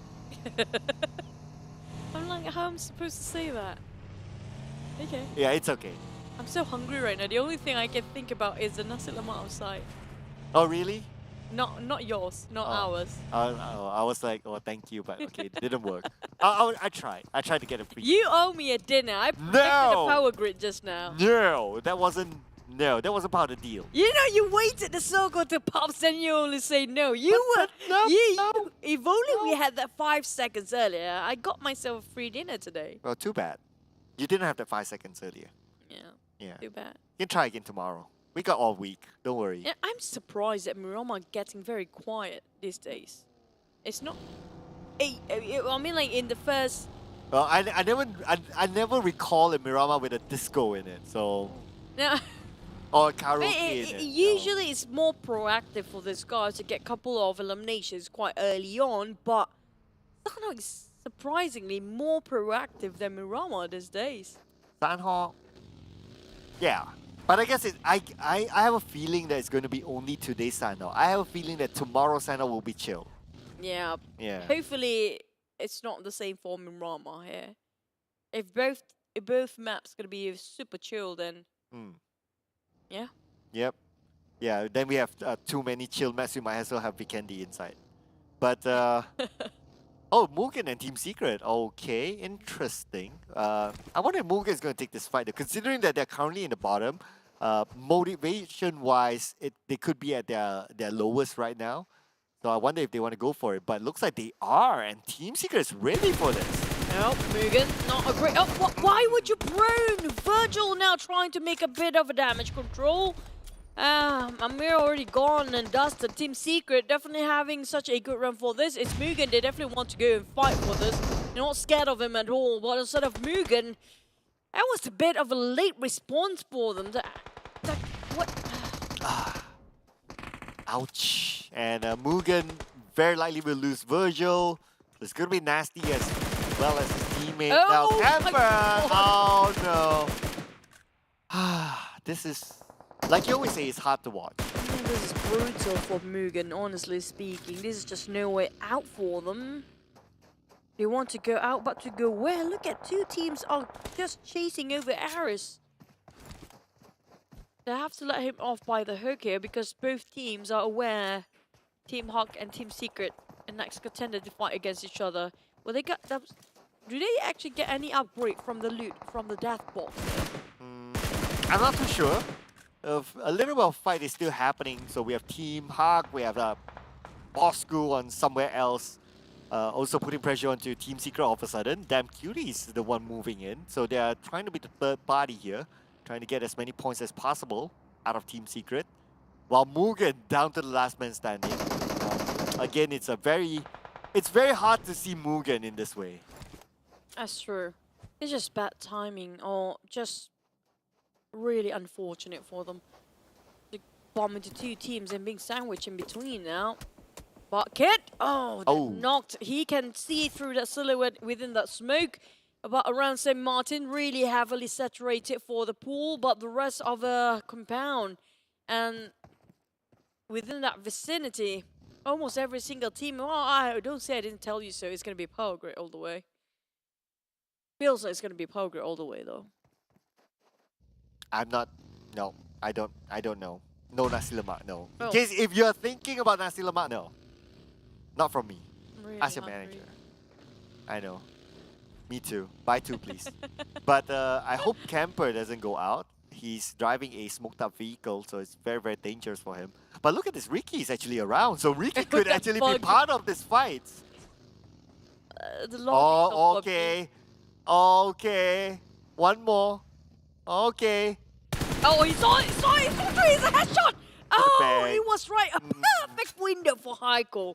The moment the puck is like, the detonation with the buggy was remarkable, but that's the cause of his death, by the way. Yeah, I give it a 10 out of 10 for the buggy, but a 0 for survival, unfortunately.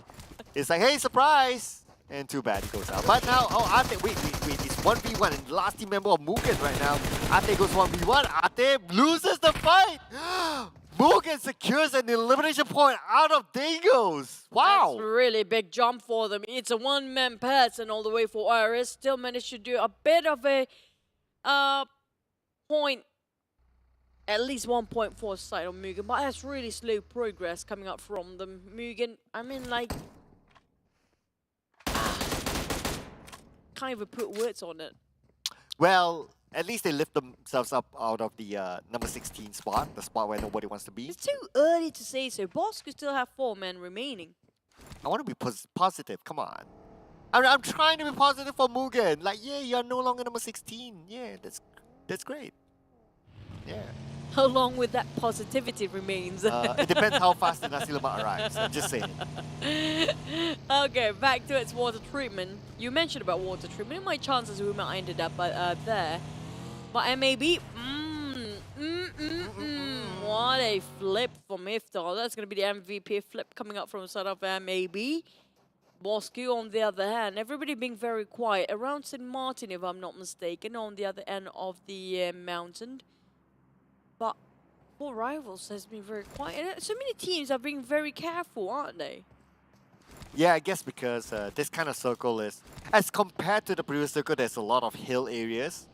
So everyone tries to get that prime position, but this kind of circle, yes, there's some hill, but it's not as bad as the previous circle. So I guess there's a lot more room to play with, a lot more flat ground to play with. So we don't see that much challenge coming in early on. Because it's a generous circle, so everybody can just hop onto one side of the circle each. Here comes Axis. I'm not sure where are the rest of them. Axis still 4 men here, but we're only looking at one person of Rift. No teams being ousted yet. No teams being eliminated yet. We have 16 teams to go. The first one to be out quite early will really lose a lot of stuff here because this is the last match of the day. And Rift, there are 2 of them. And look at us, that circle pops. We'll be going down south. Is it going to be Picardo? I don't have a feeling it's going to be Picardo. Oh. Poker's still in it. No, don't look at me. I'm not going to give you the nasi lemak. Don't look at me. Okay, fine. It's not nasi lemak. Anything else, like Wagyu beef maybe? Hello, Mr. Manager. You heard that? Wagyu beef. Okay. Yeah, you hear it 15 minutes later. But here we go. I'm just trying to change the topic here. I can see that. But Heiko with me 14. Stepping on Dingoz, who has no clue how to shoot against it. And I don't think... Yeah, that smokes were actually evaded for a bit, but the moment Heiko knows you're here, he won't actually leave you getting off the hook easily. He will track you down no matter what, especially when he got himself the high ground. And Dingoz, they really need to have vehicles. They're extremely in the need of vehicles right now, which I'm not sure if they do have one. They should have one. I mean, if they don't have it, it's going to be a big problem, especially when it comes to Miramar, right? SMG, on the other hand, oh, okay, Aris, still all alone? Is that Shinji can stop here? No! Are they? Yes, they are. Oh, no. No, MUGEN. No. The positivity of MUGEN will be washed out early on. But they didn't check that house. They haven't checked him. Oh, look at that. He actually he's ready with... Okay. Alright. Alright. He's gonna explode soon. Yeah. Wait for it. Oh, okay. Oh, Too bad. Too early. Mugen. I think Paris. SMG exploded that fuel tank first. No, I mean, like, he should be waited them to actually walk up to this. No, it's not him. It's SMG exploded that fuel tank. Oh, no, it was actually him. I think he tossed out the Molotov just now. Oh, okay. He tossed the Molotov just now. Well, okay, he did, but I think it was... Okay, never mind that. That's too early. Yeah. Never mind. There you go. Now, 16. Yeah. One elimination. Still 15 for now. For now. For now. Yeah, let's see what happens to Bosskurr, okay? They I'm still sorry, have a full squad. Mugen, but this is just the hard truth, okay? It is. Take it with a bit of salt, but this is just the performance here today. Hopefully they're coming up really strong tomorrow. We are looking forward for them to actually really turning out really good for the season, but... Well, it's just day one. Benefit of the doubt. But HYVE, on the other hand, doing fairly well. Yep. Trying to get elimination points out of Axis, and now redONE is trying to get away, but redONE is not going to make it easy for redONE as the entire Axis is starting to close in. They're gonna just corner every way possible, but they might be out-cornered when the HYVE actually arrive with the rest of the cavalry. And now they're trying to out-corner them on a bigger scale here. Vigor and also Blanks coming up from the high grounds. And Vigor trying coming up from the flank. redONE giving off the pressure straight up front while Blanks coming out. Look at his positioning. Nobody from Axis noted that there's one more person from flank side. And redONE just going to keep off the pressure, giving more grenades and ever. And it's going to be Vigor coming in straight. Well, fourth throw being spotted out by redONE on the ground. And guess who is going to be down? The Wonder Kid again getting one knockdown.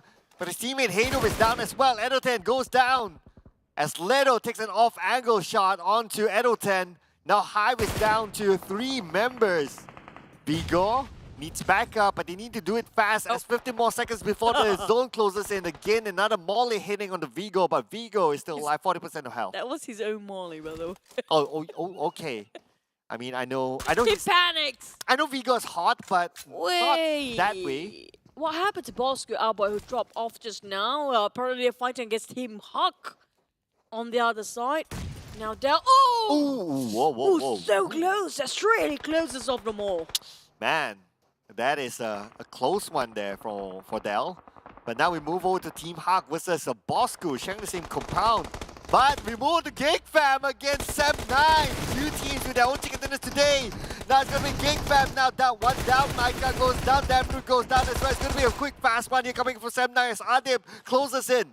Oh, SEM9 on fire! As Adib finish off one of GEEK Fam members. They're down to only Yuhai again. The last remaining members. GEEK Fam, he actually tossed a couple of smokes. Molly's being tossed out, but it didn't work out quite right. Not as he calculated. As Depp tried to revive Harm first, but Yuhai make the pressure on.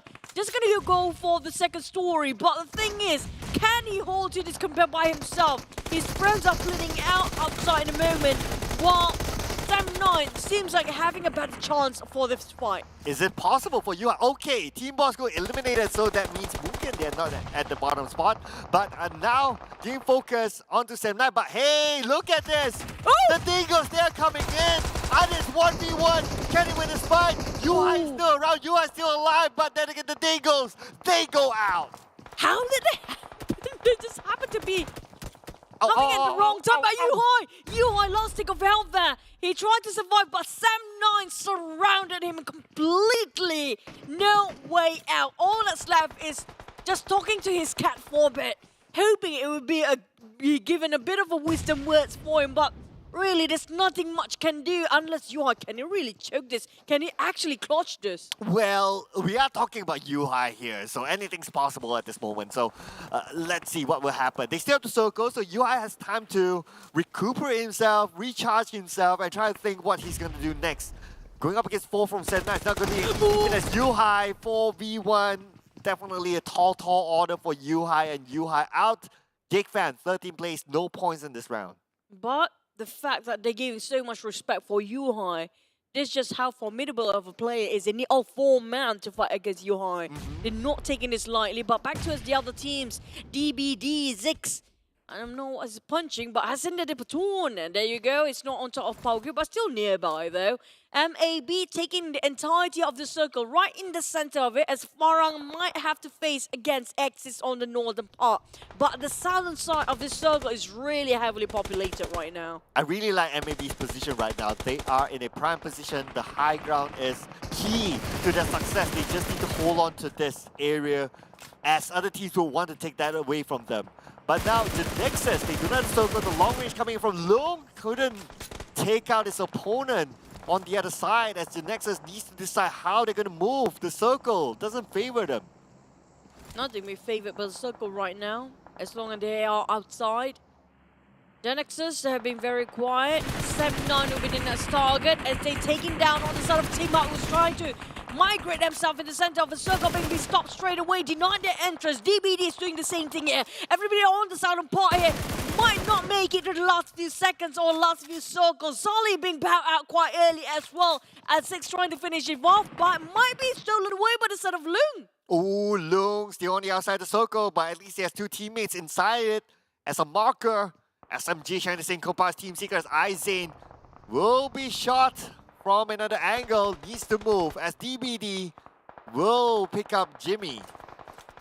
Six moving forward, going towards a HYVE, exactly right in front of HYVE here with 4th row on the ground. Vigor trying to open up the smokes. No, never mind, it was a hand grenade just now, giving off the pressure not to cross this line. But DBD, that's not going to scare them away, they're just going to move forward here. Well, Vigor tried to buy time for team, but he's only allowed Vigor for the team. That's it. Oh, he got 2! He might just clutch this one out, and this going to just move away. DBD then move back towards disengage.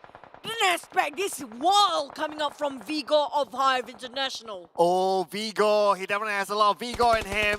With the M249 in hand, he starts to close in onto DBD. Echo on the 2nd floor, Yen on the 1st floor. Echo goes down, and now Vigor tosses out a nade, but I don't think it will connect, and nobody will be at the receiving end of the nade.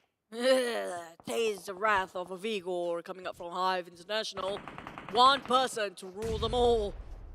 Oh my god, he's just really fearless coming up from this way. SMG on that then kind of cramp up in a very small corner while Team Secret starts to move. SMG finish off by the side of Team Secret alongside with MAB. That's going to be your 12th team eliminated on 12th place, down to 11 teams left. Oh, we have Genexus right now, still a full squad. Technically with Bill still be able to be picked up, but Kid gets 1, so it's going to be Team Secret versus Genexus as Team Hawk, they are coming in on the other end. But Genexus, Senai coming in from behind Genexus too. Team Hawk, damn kid. Sandwich. Secret is doing so well. Genexus is out on 11th. But in the meantime, Team Hawk wants to fight against Sam9 so bad. As Team Secret taking the fight into them, straight into the lair of Sam9. Team Secret rushes in, but Sam9 hold their ground. A stand elimination by Team Secret, unstoppable for now. Team Secret is on fire. They know what they're doing this time, and they do it quite early for this season. And not only 10 eliminations in the bag, they still maintain a full squad still. Together with MAB, the only 2 teams still perfectly intact. And now HYVE is starting to move in towards DBD as Echo spots them out. The Molly will stop Echo at his side. But Echo with a nice nade on the 4th row. Beautiful onto him. And Vigo need to pick up 4th row. Will be able to do it. 2 nades, 3 nades. Will not take out Echo just yet. Gonna be the second time 4th row being revived instead of Vigor. Echo, on the other hand, swap over to Molotov. Those actually on the high ground. Team Hawk as well as HomeBois might have a shot at this as Team Secret trying to challenge on Team Hawk to climb down their high horses, fight us on our same level of terrain. Sam9 on the other hand, kind of stuck in the rut there. They can't actually push through. They need to climb up the hill. In the meantime, it's kind of a tough terrain here for the last few circles. Oh, Team Hard, they have the high ground advantage, but they do not have the circle at this moment. Izane trying to put pressure on Team Hard. Team Hard needs to move further forward, but that would expose their position. Sam9 sharing the same compound as Team Secret, just next to each other. Team Secret, they have a little bit of a gap as we can see, but the next circle still favors Team Secret, at least for now. until the 7th circle. Oh, Let's wait and see as Vigo gets to another one. Wow, Vigo on fire. Somebody stop this guy!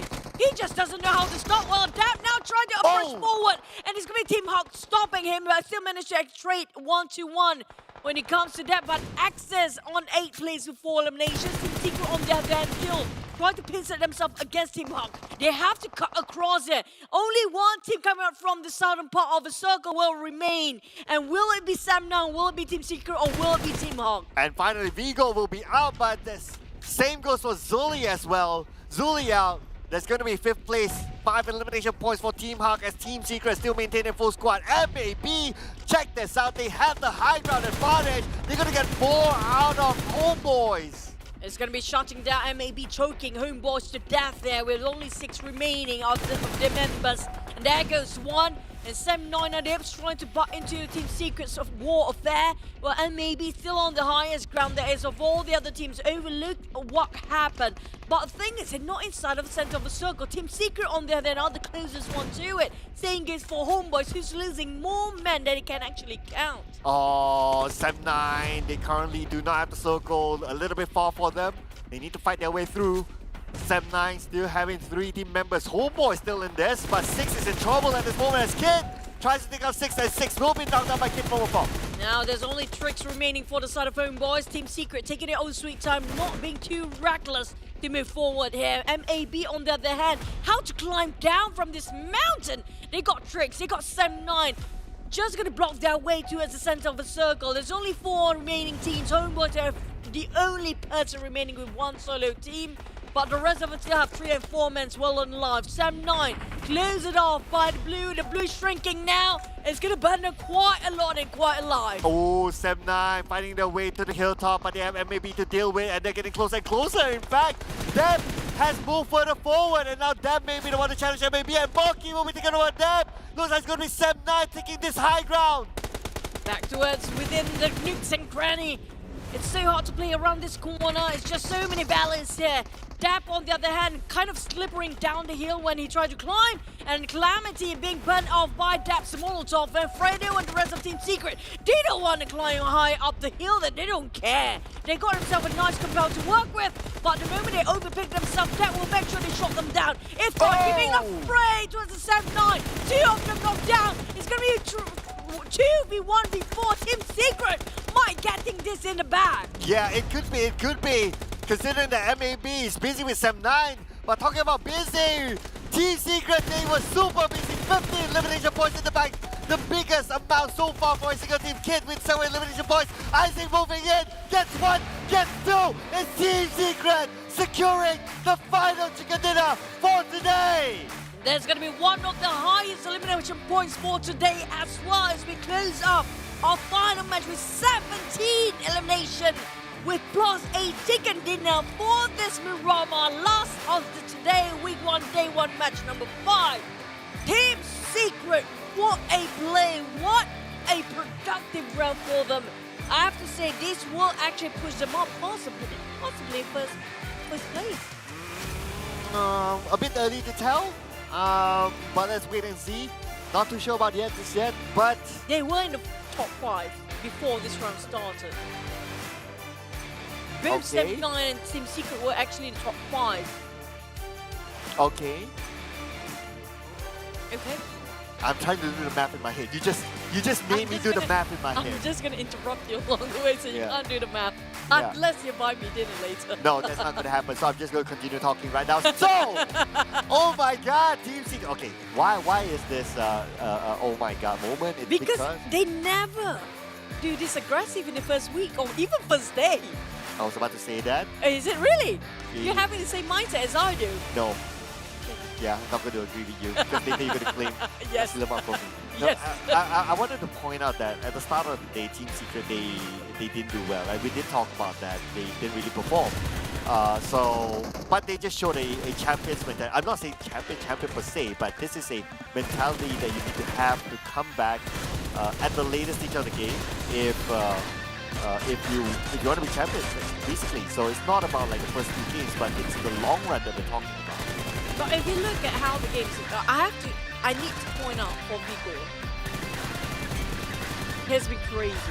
HYVE International got only one man standing all the way, fighting as vigilant, as fierce as possible. Valiant effort coming up from that. Yeah, we gotta highlight Vigo here. Vigo is just insane. He can shut down almost the entire team of DBD, was it? He got 2 out of 4 of them. He decapitated the entire team of DBD by himself alone. That's huge. Yeah, it's definitely big from Vigo there. I think that he's definitely the standout performer for HYVE International. So and he did it on like day number 1. So far, so good for Vigo. So I think that there can be a lot of expectation here for HYVE International, considering that players like Vigo does very well. Just look at this game. Okay, there you go. So he made it into the highlight. Well deserved. I wonder how many eliminations. Maybe like 4 or 5 just from him alone. I think so. I think definitely there's 2 in the back for him. The rest of them, I'm not sure. But he's been shut down in the last few minutes when he's been forced to fight anyways. But here comes our team stay focused here in the last match. Definitely Team Secret with, I mean, like, that's the highest eliminations today. 17 eliminations. Definitely that's going to be the highest today. That's going to be the record to break for the rest of the team. But MAB, they're climbing up as well. A lot of teams has waken up from their slumber here. I'm curious to know like how many eliminations MAB has, because I think that they had a I think that they had a comfortable circle this round. Considering that their positioning, considering that this kind of circle, they had a comfortable one. Okay, so this is a confirmation. So 11 eliminations. They were farming on top of that hill, so that was a good one for MAB. Team Secret, it is no doubt the highest elimination so far in this season, bringing them 32 points. These 2 good rounds, good enough to push them to number 1? I don't know yet, but let's wait for the overall. I have a feeling it might push them up quite well, because why? One thing is because, well, do you remember that number 1 spot was the Axis RSG? Who else was it? GEEK Fam. And none of those guys actually on the top spot here. They got even GEEK Fam being pushed down with 0 points for this time. So when it comes to overall ranking, definitely, I have a feeling Team Secret already pushed out at number 1. But for the MVP, is going to be coming out from Team Secret. I have to say that was a nice feat coming out of the entirety of the team. But Kid got himself half of elimination, almost half out of 17. He himself got 7 elimination points for the entirety of Team Secret. Yeah, no surprise that he's the MVP, because the last time we saw him, he managed to gather like 7 eliminations. That already solidified his MVP-ness of this round. MVP-ness? Yeah, yeah, of this round. So I'm not going to repeat that. I'm not going to repeat that as well. Yeah, there you go.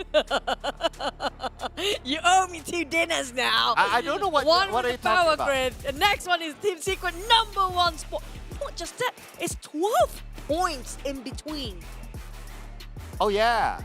Yeah, so the biggest gap we saw today was 11 with You GEEK gotta Fam. work your math now. I don't even have to count that. I know it's a big gap. I don't need to count because it's... You were counting before. Are you?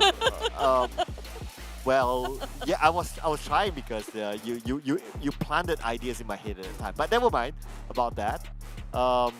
Didn't it later? No. Genexus currently at number 17 is a surprise if you ask me. Who is it? Genexus. Genexus, number 17. Now, they used to be the team that really loved to perform aggressively in the first few days, right? Yeah. And the one that surprises, like we mentioned before, Team Secret was coming out very late. But it is a different story. We close up with Team Secret number 1 here today.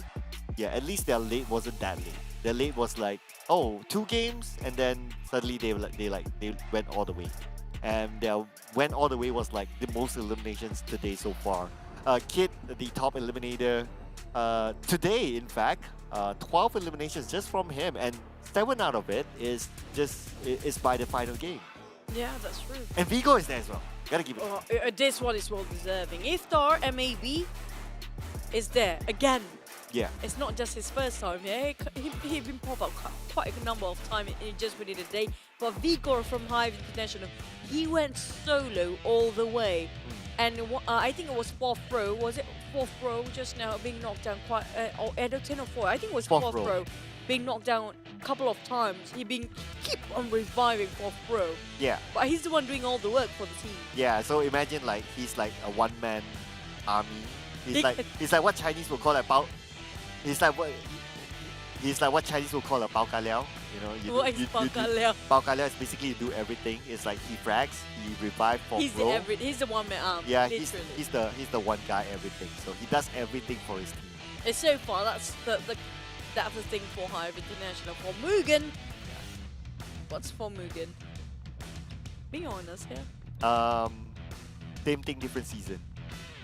Same story. Same story, different season. Same story, different team, different season.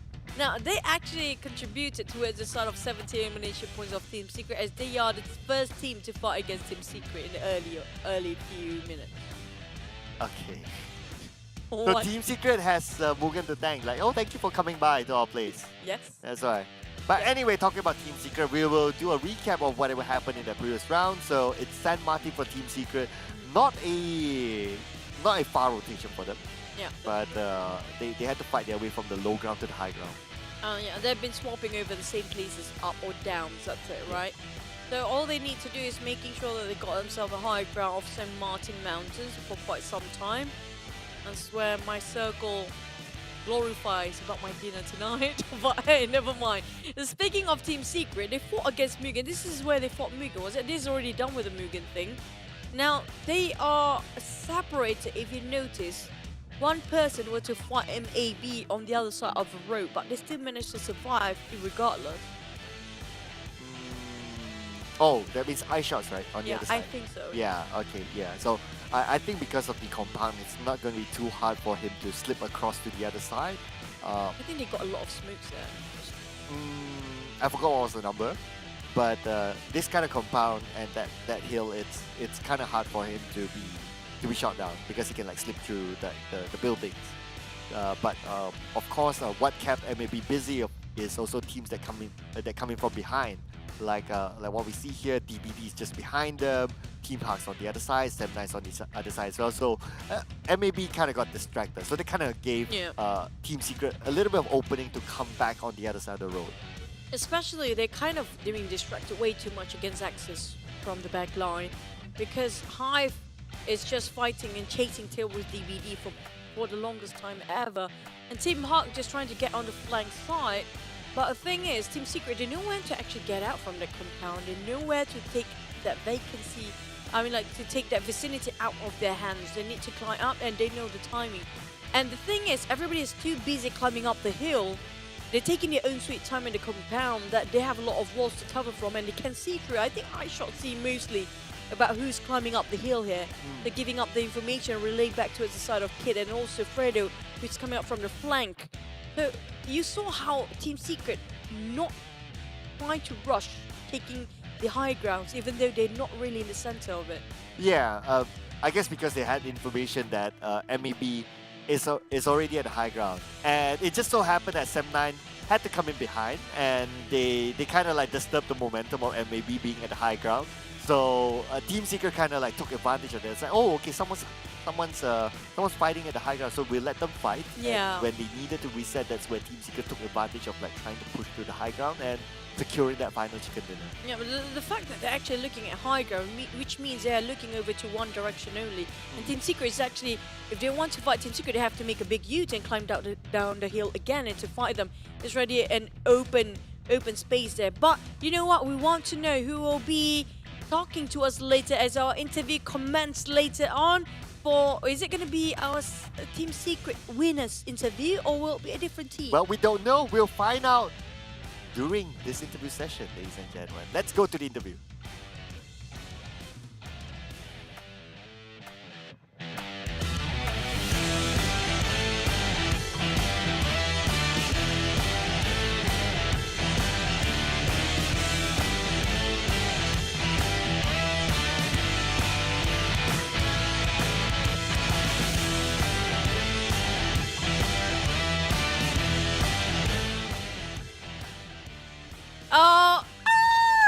Wow. Okay. I'm super excited. At first she says it's me, but then I see your reaction. Okay, go ahead, please. Are you high? Hello. How are you feeling? I'm good. How are you guys? Very good. Oh, we're great. You're in Malaysia, right? Yes, I am. I'm currently at Tiffany house. Duh. I'm just asking, just to say. I mean, like, how does it feel playing with GEEK fam these days? How does it feel? Feel very fresh, very excited because yeah, I'm coming back to Malaysia. Started to miss Malaysia. I didn't want to play in Malaysia now. Really? Yeah, Do here you we go. really miss Malaysia? Of course.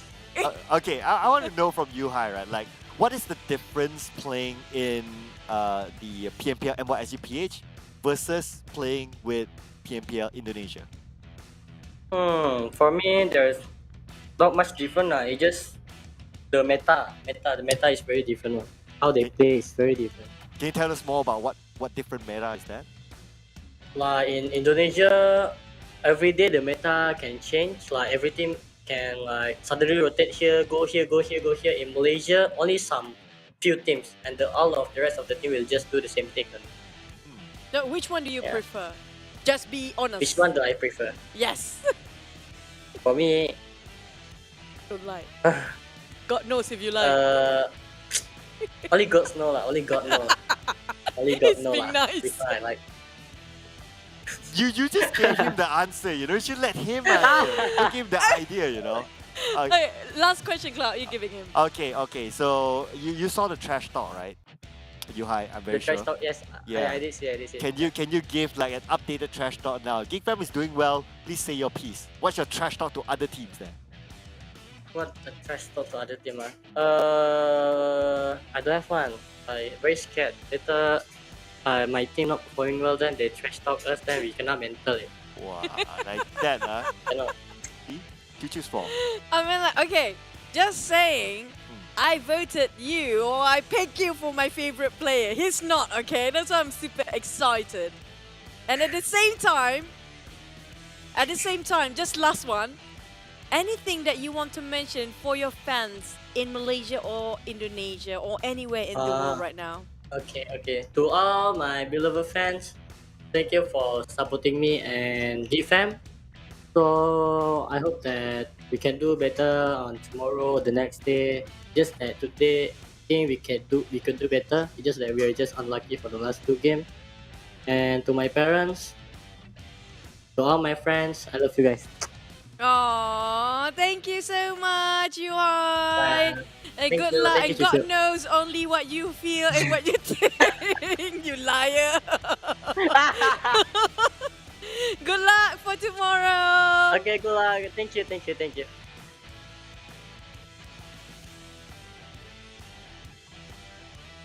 He grows really mature now. Doesn't feel like Yuhai boy anymore. No wonder you are very excited. I'm excited because, you know, the last time I saw him he was a small boy. And then, you know, he got Small really boy is someone else. Just saying. Yeah, we haven't got. You remind me of small boy. What? And that's just What do you funny. mean I remind you of small boy? We are very different, okay? I mean, like, Just saying. I'm fine.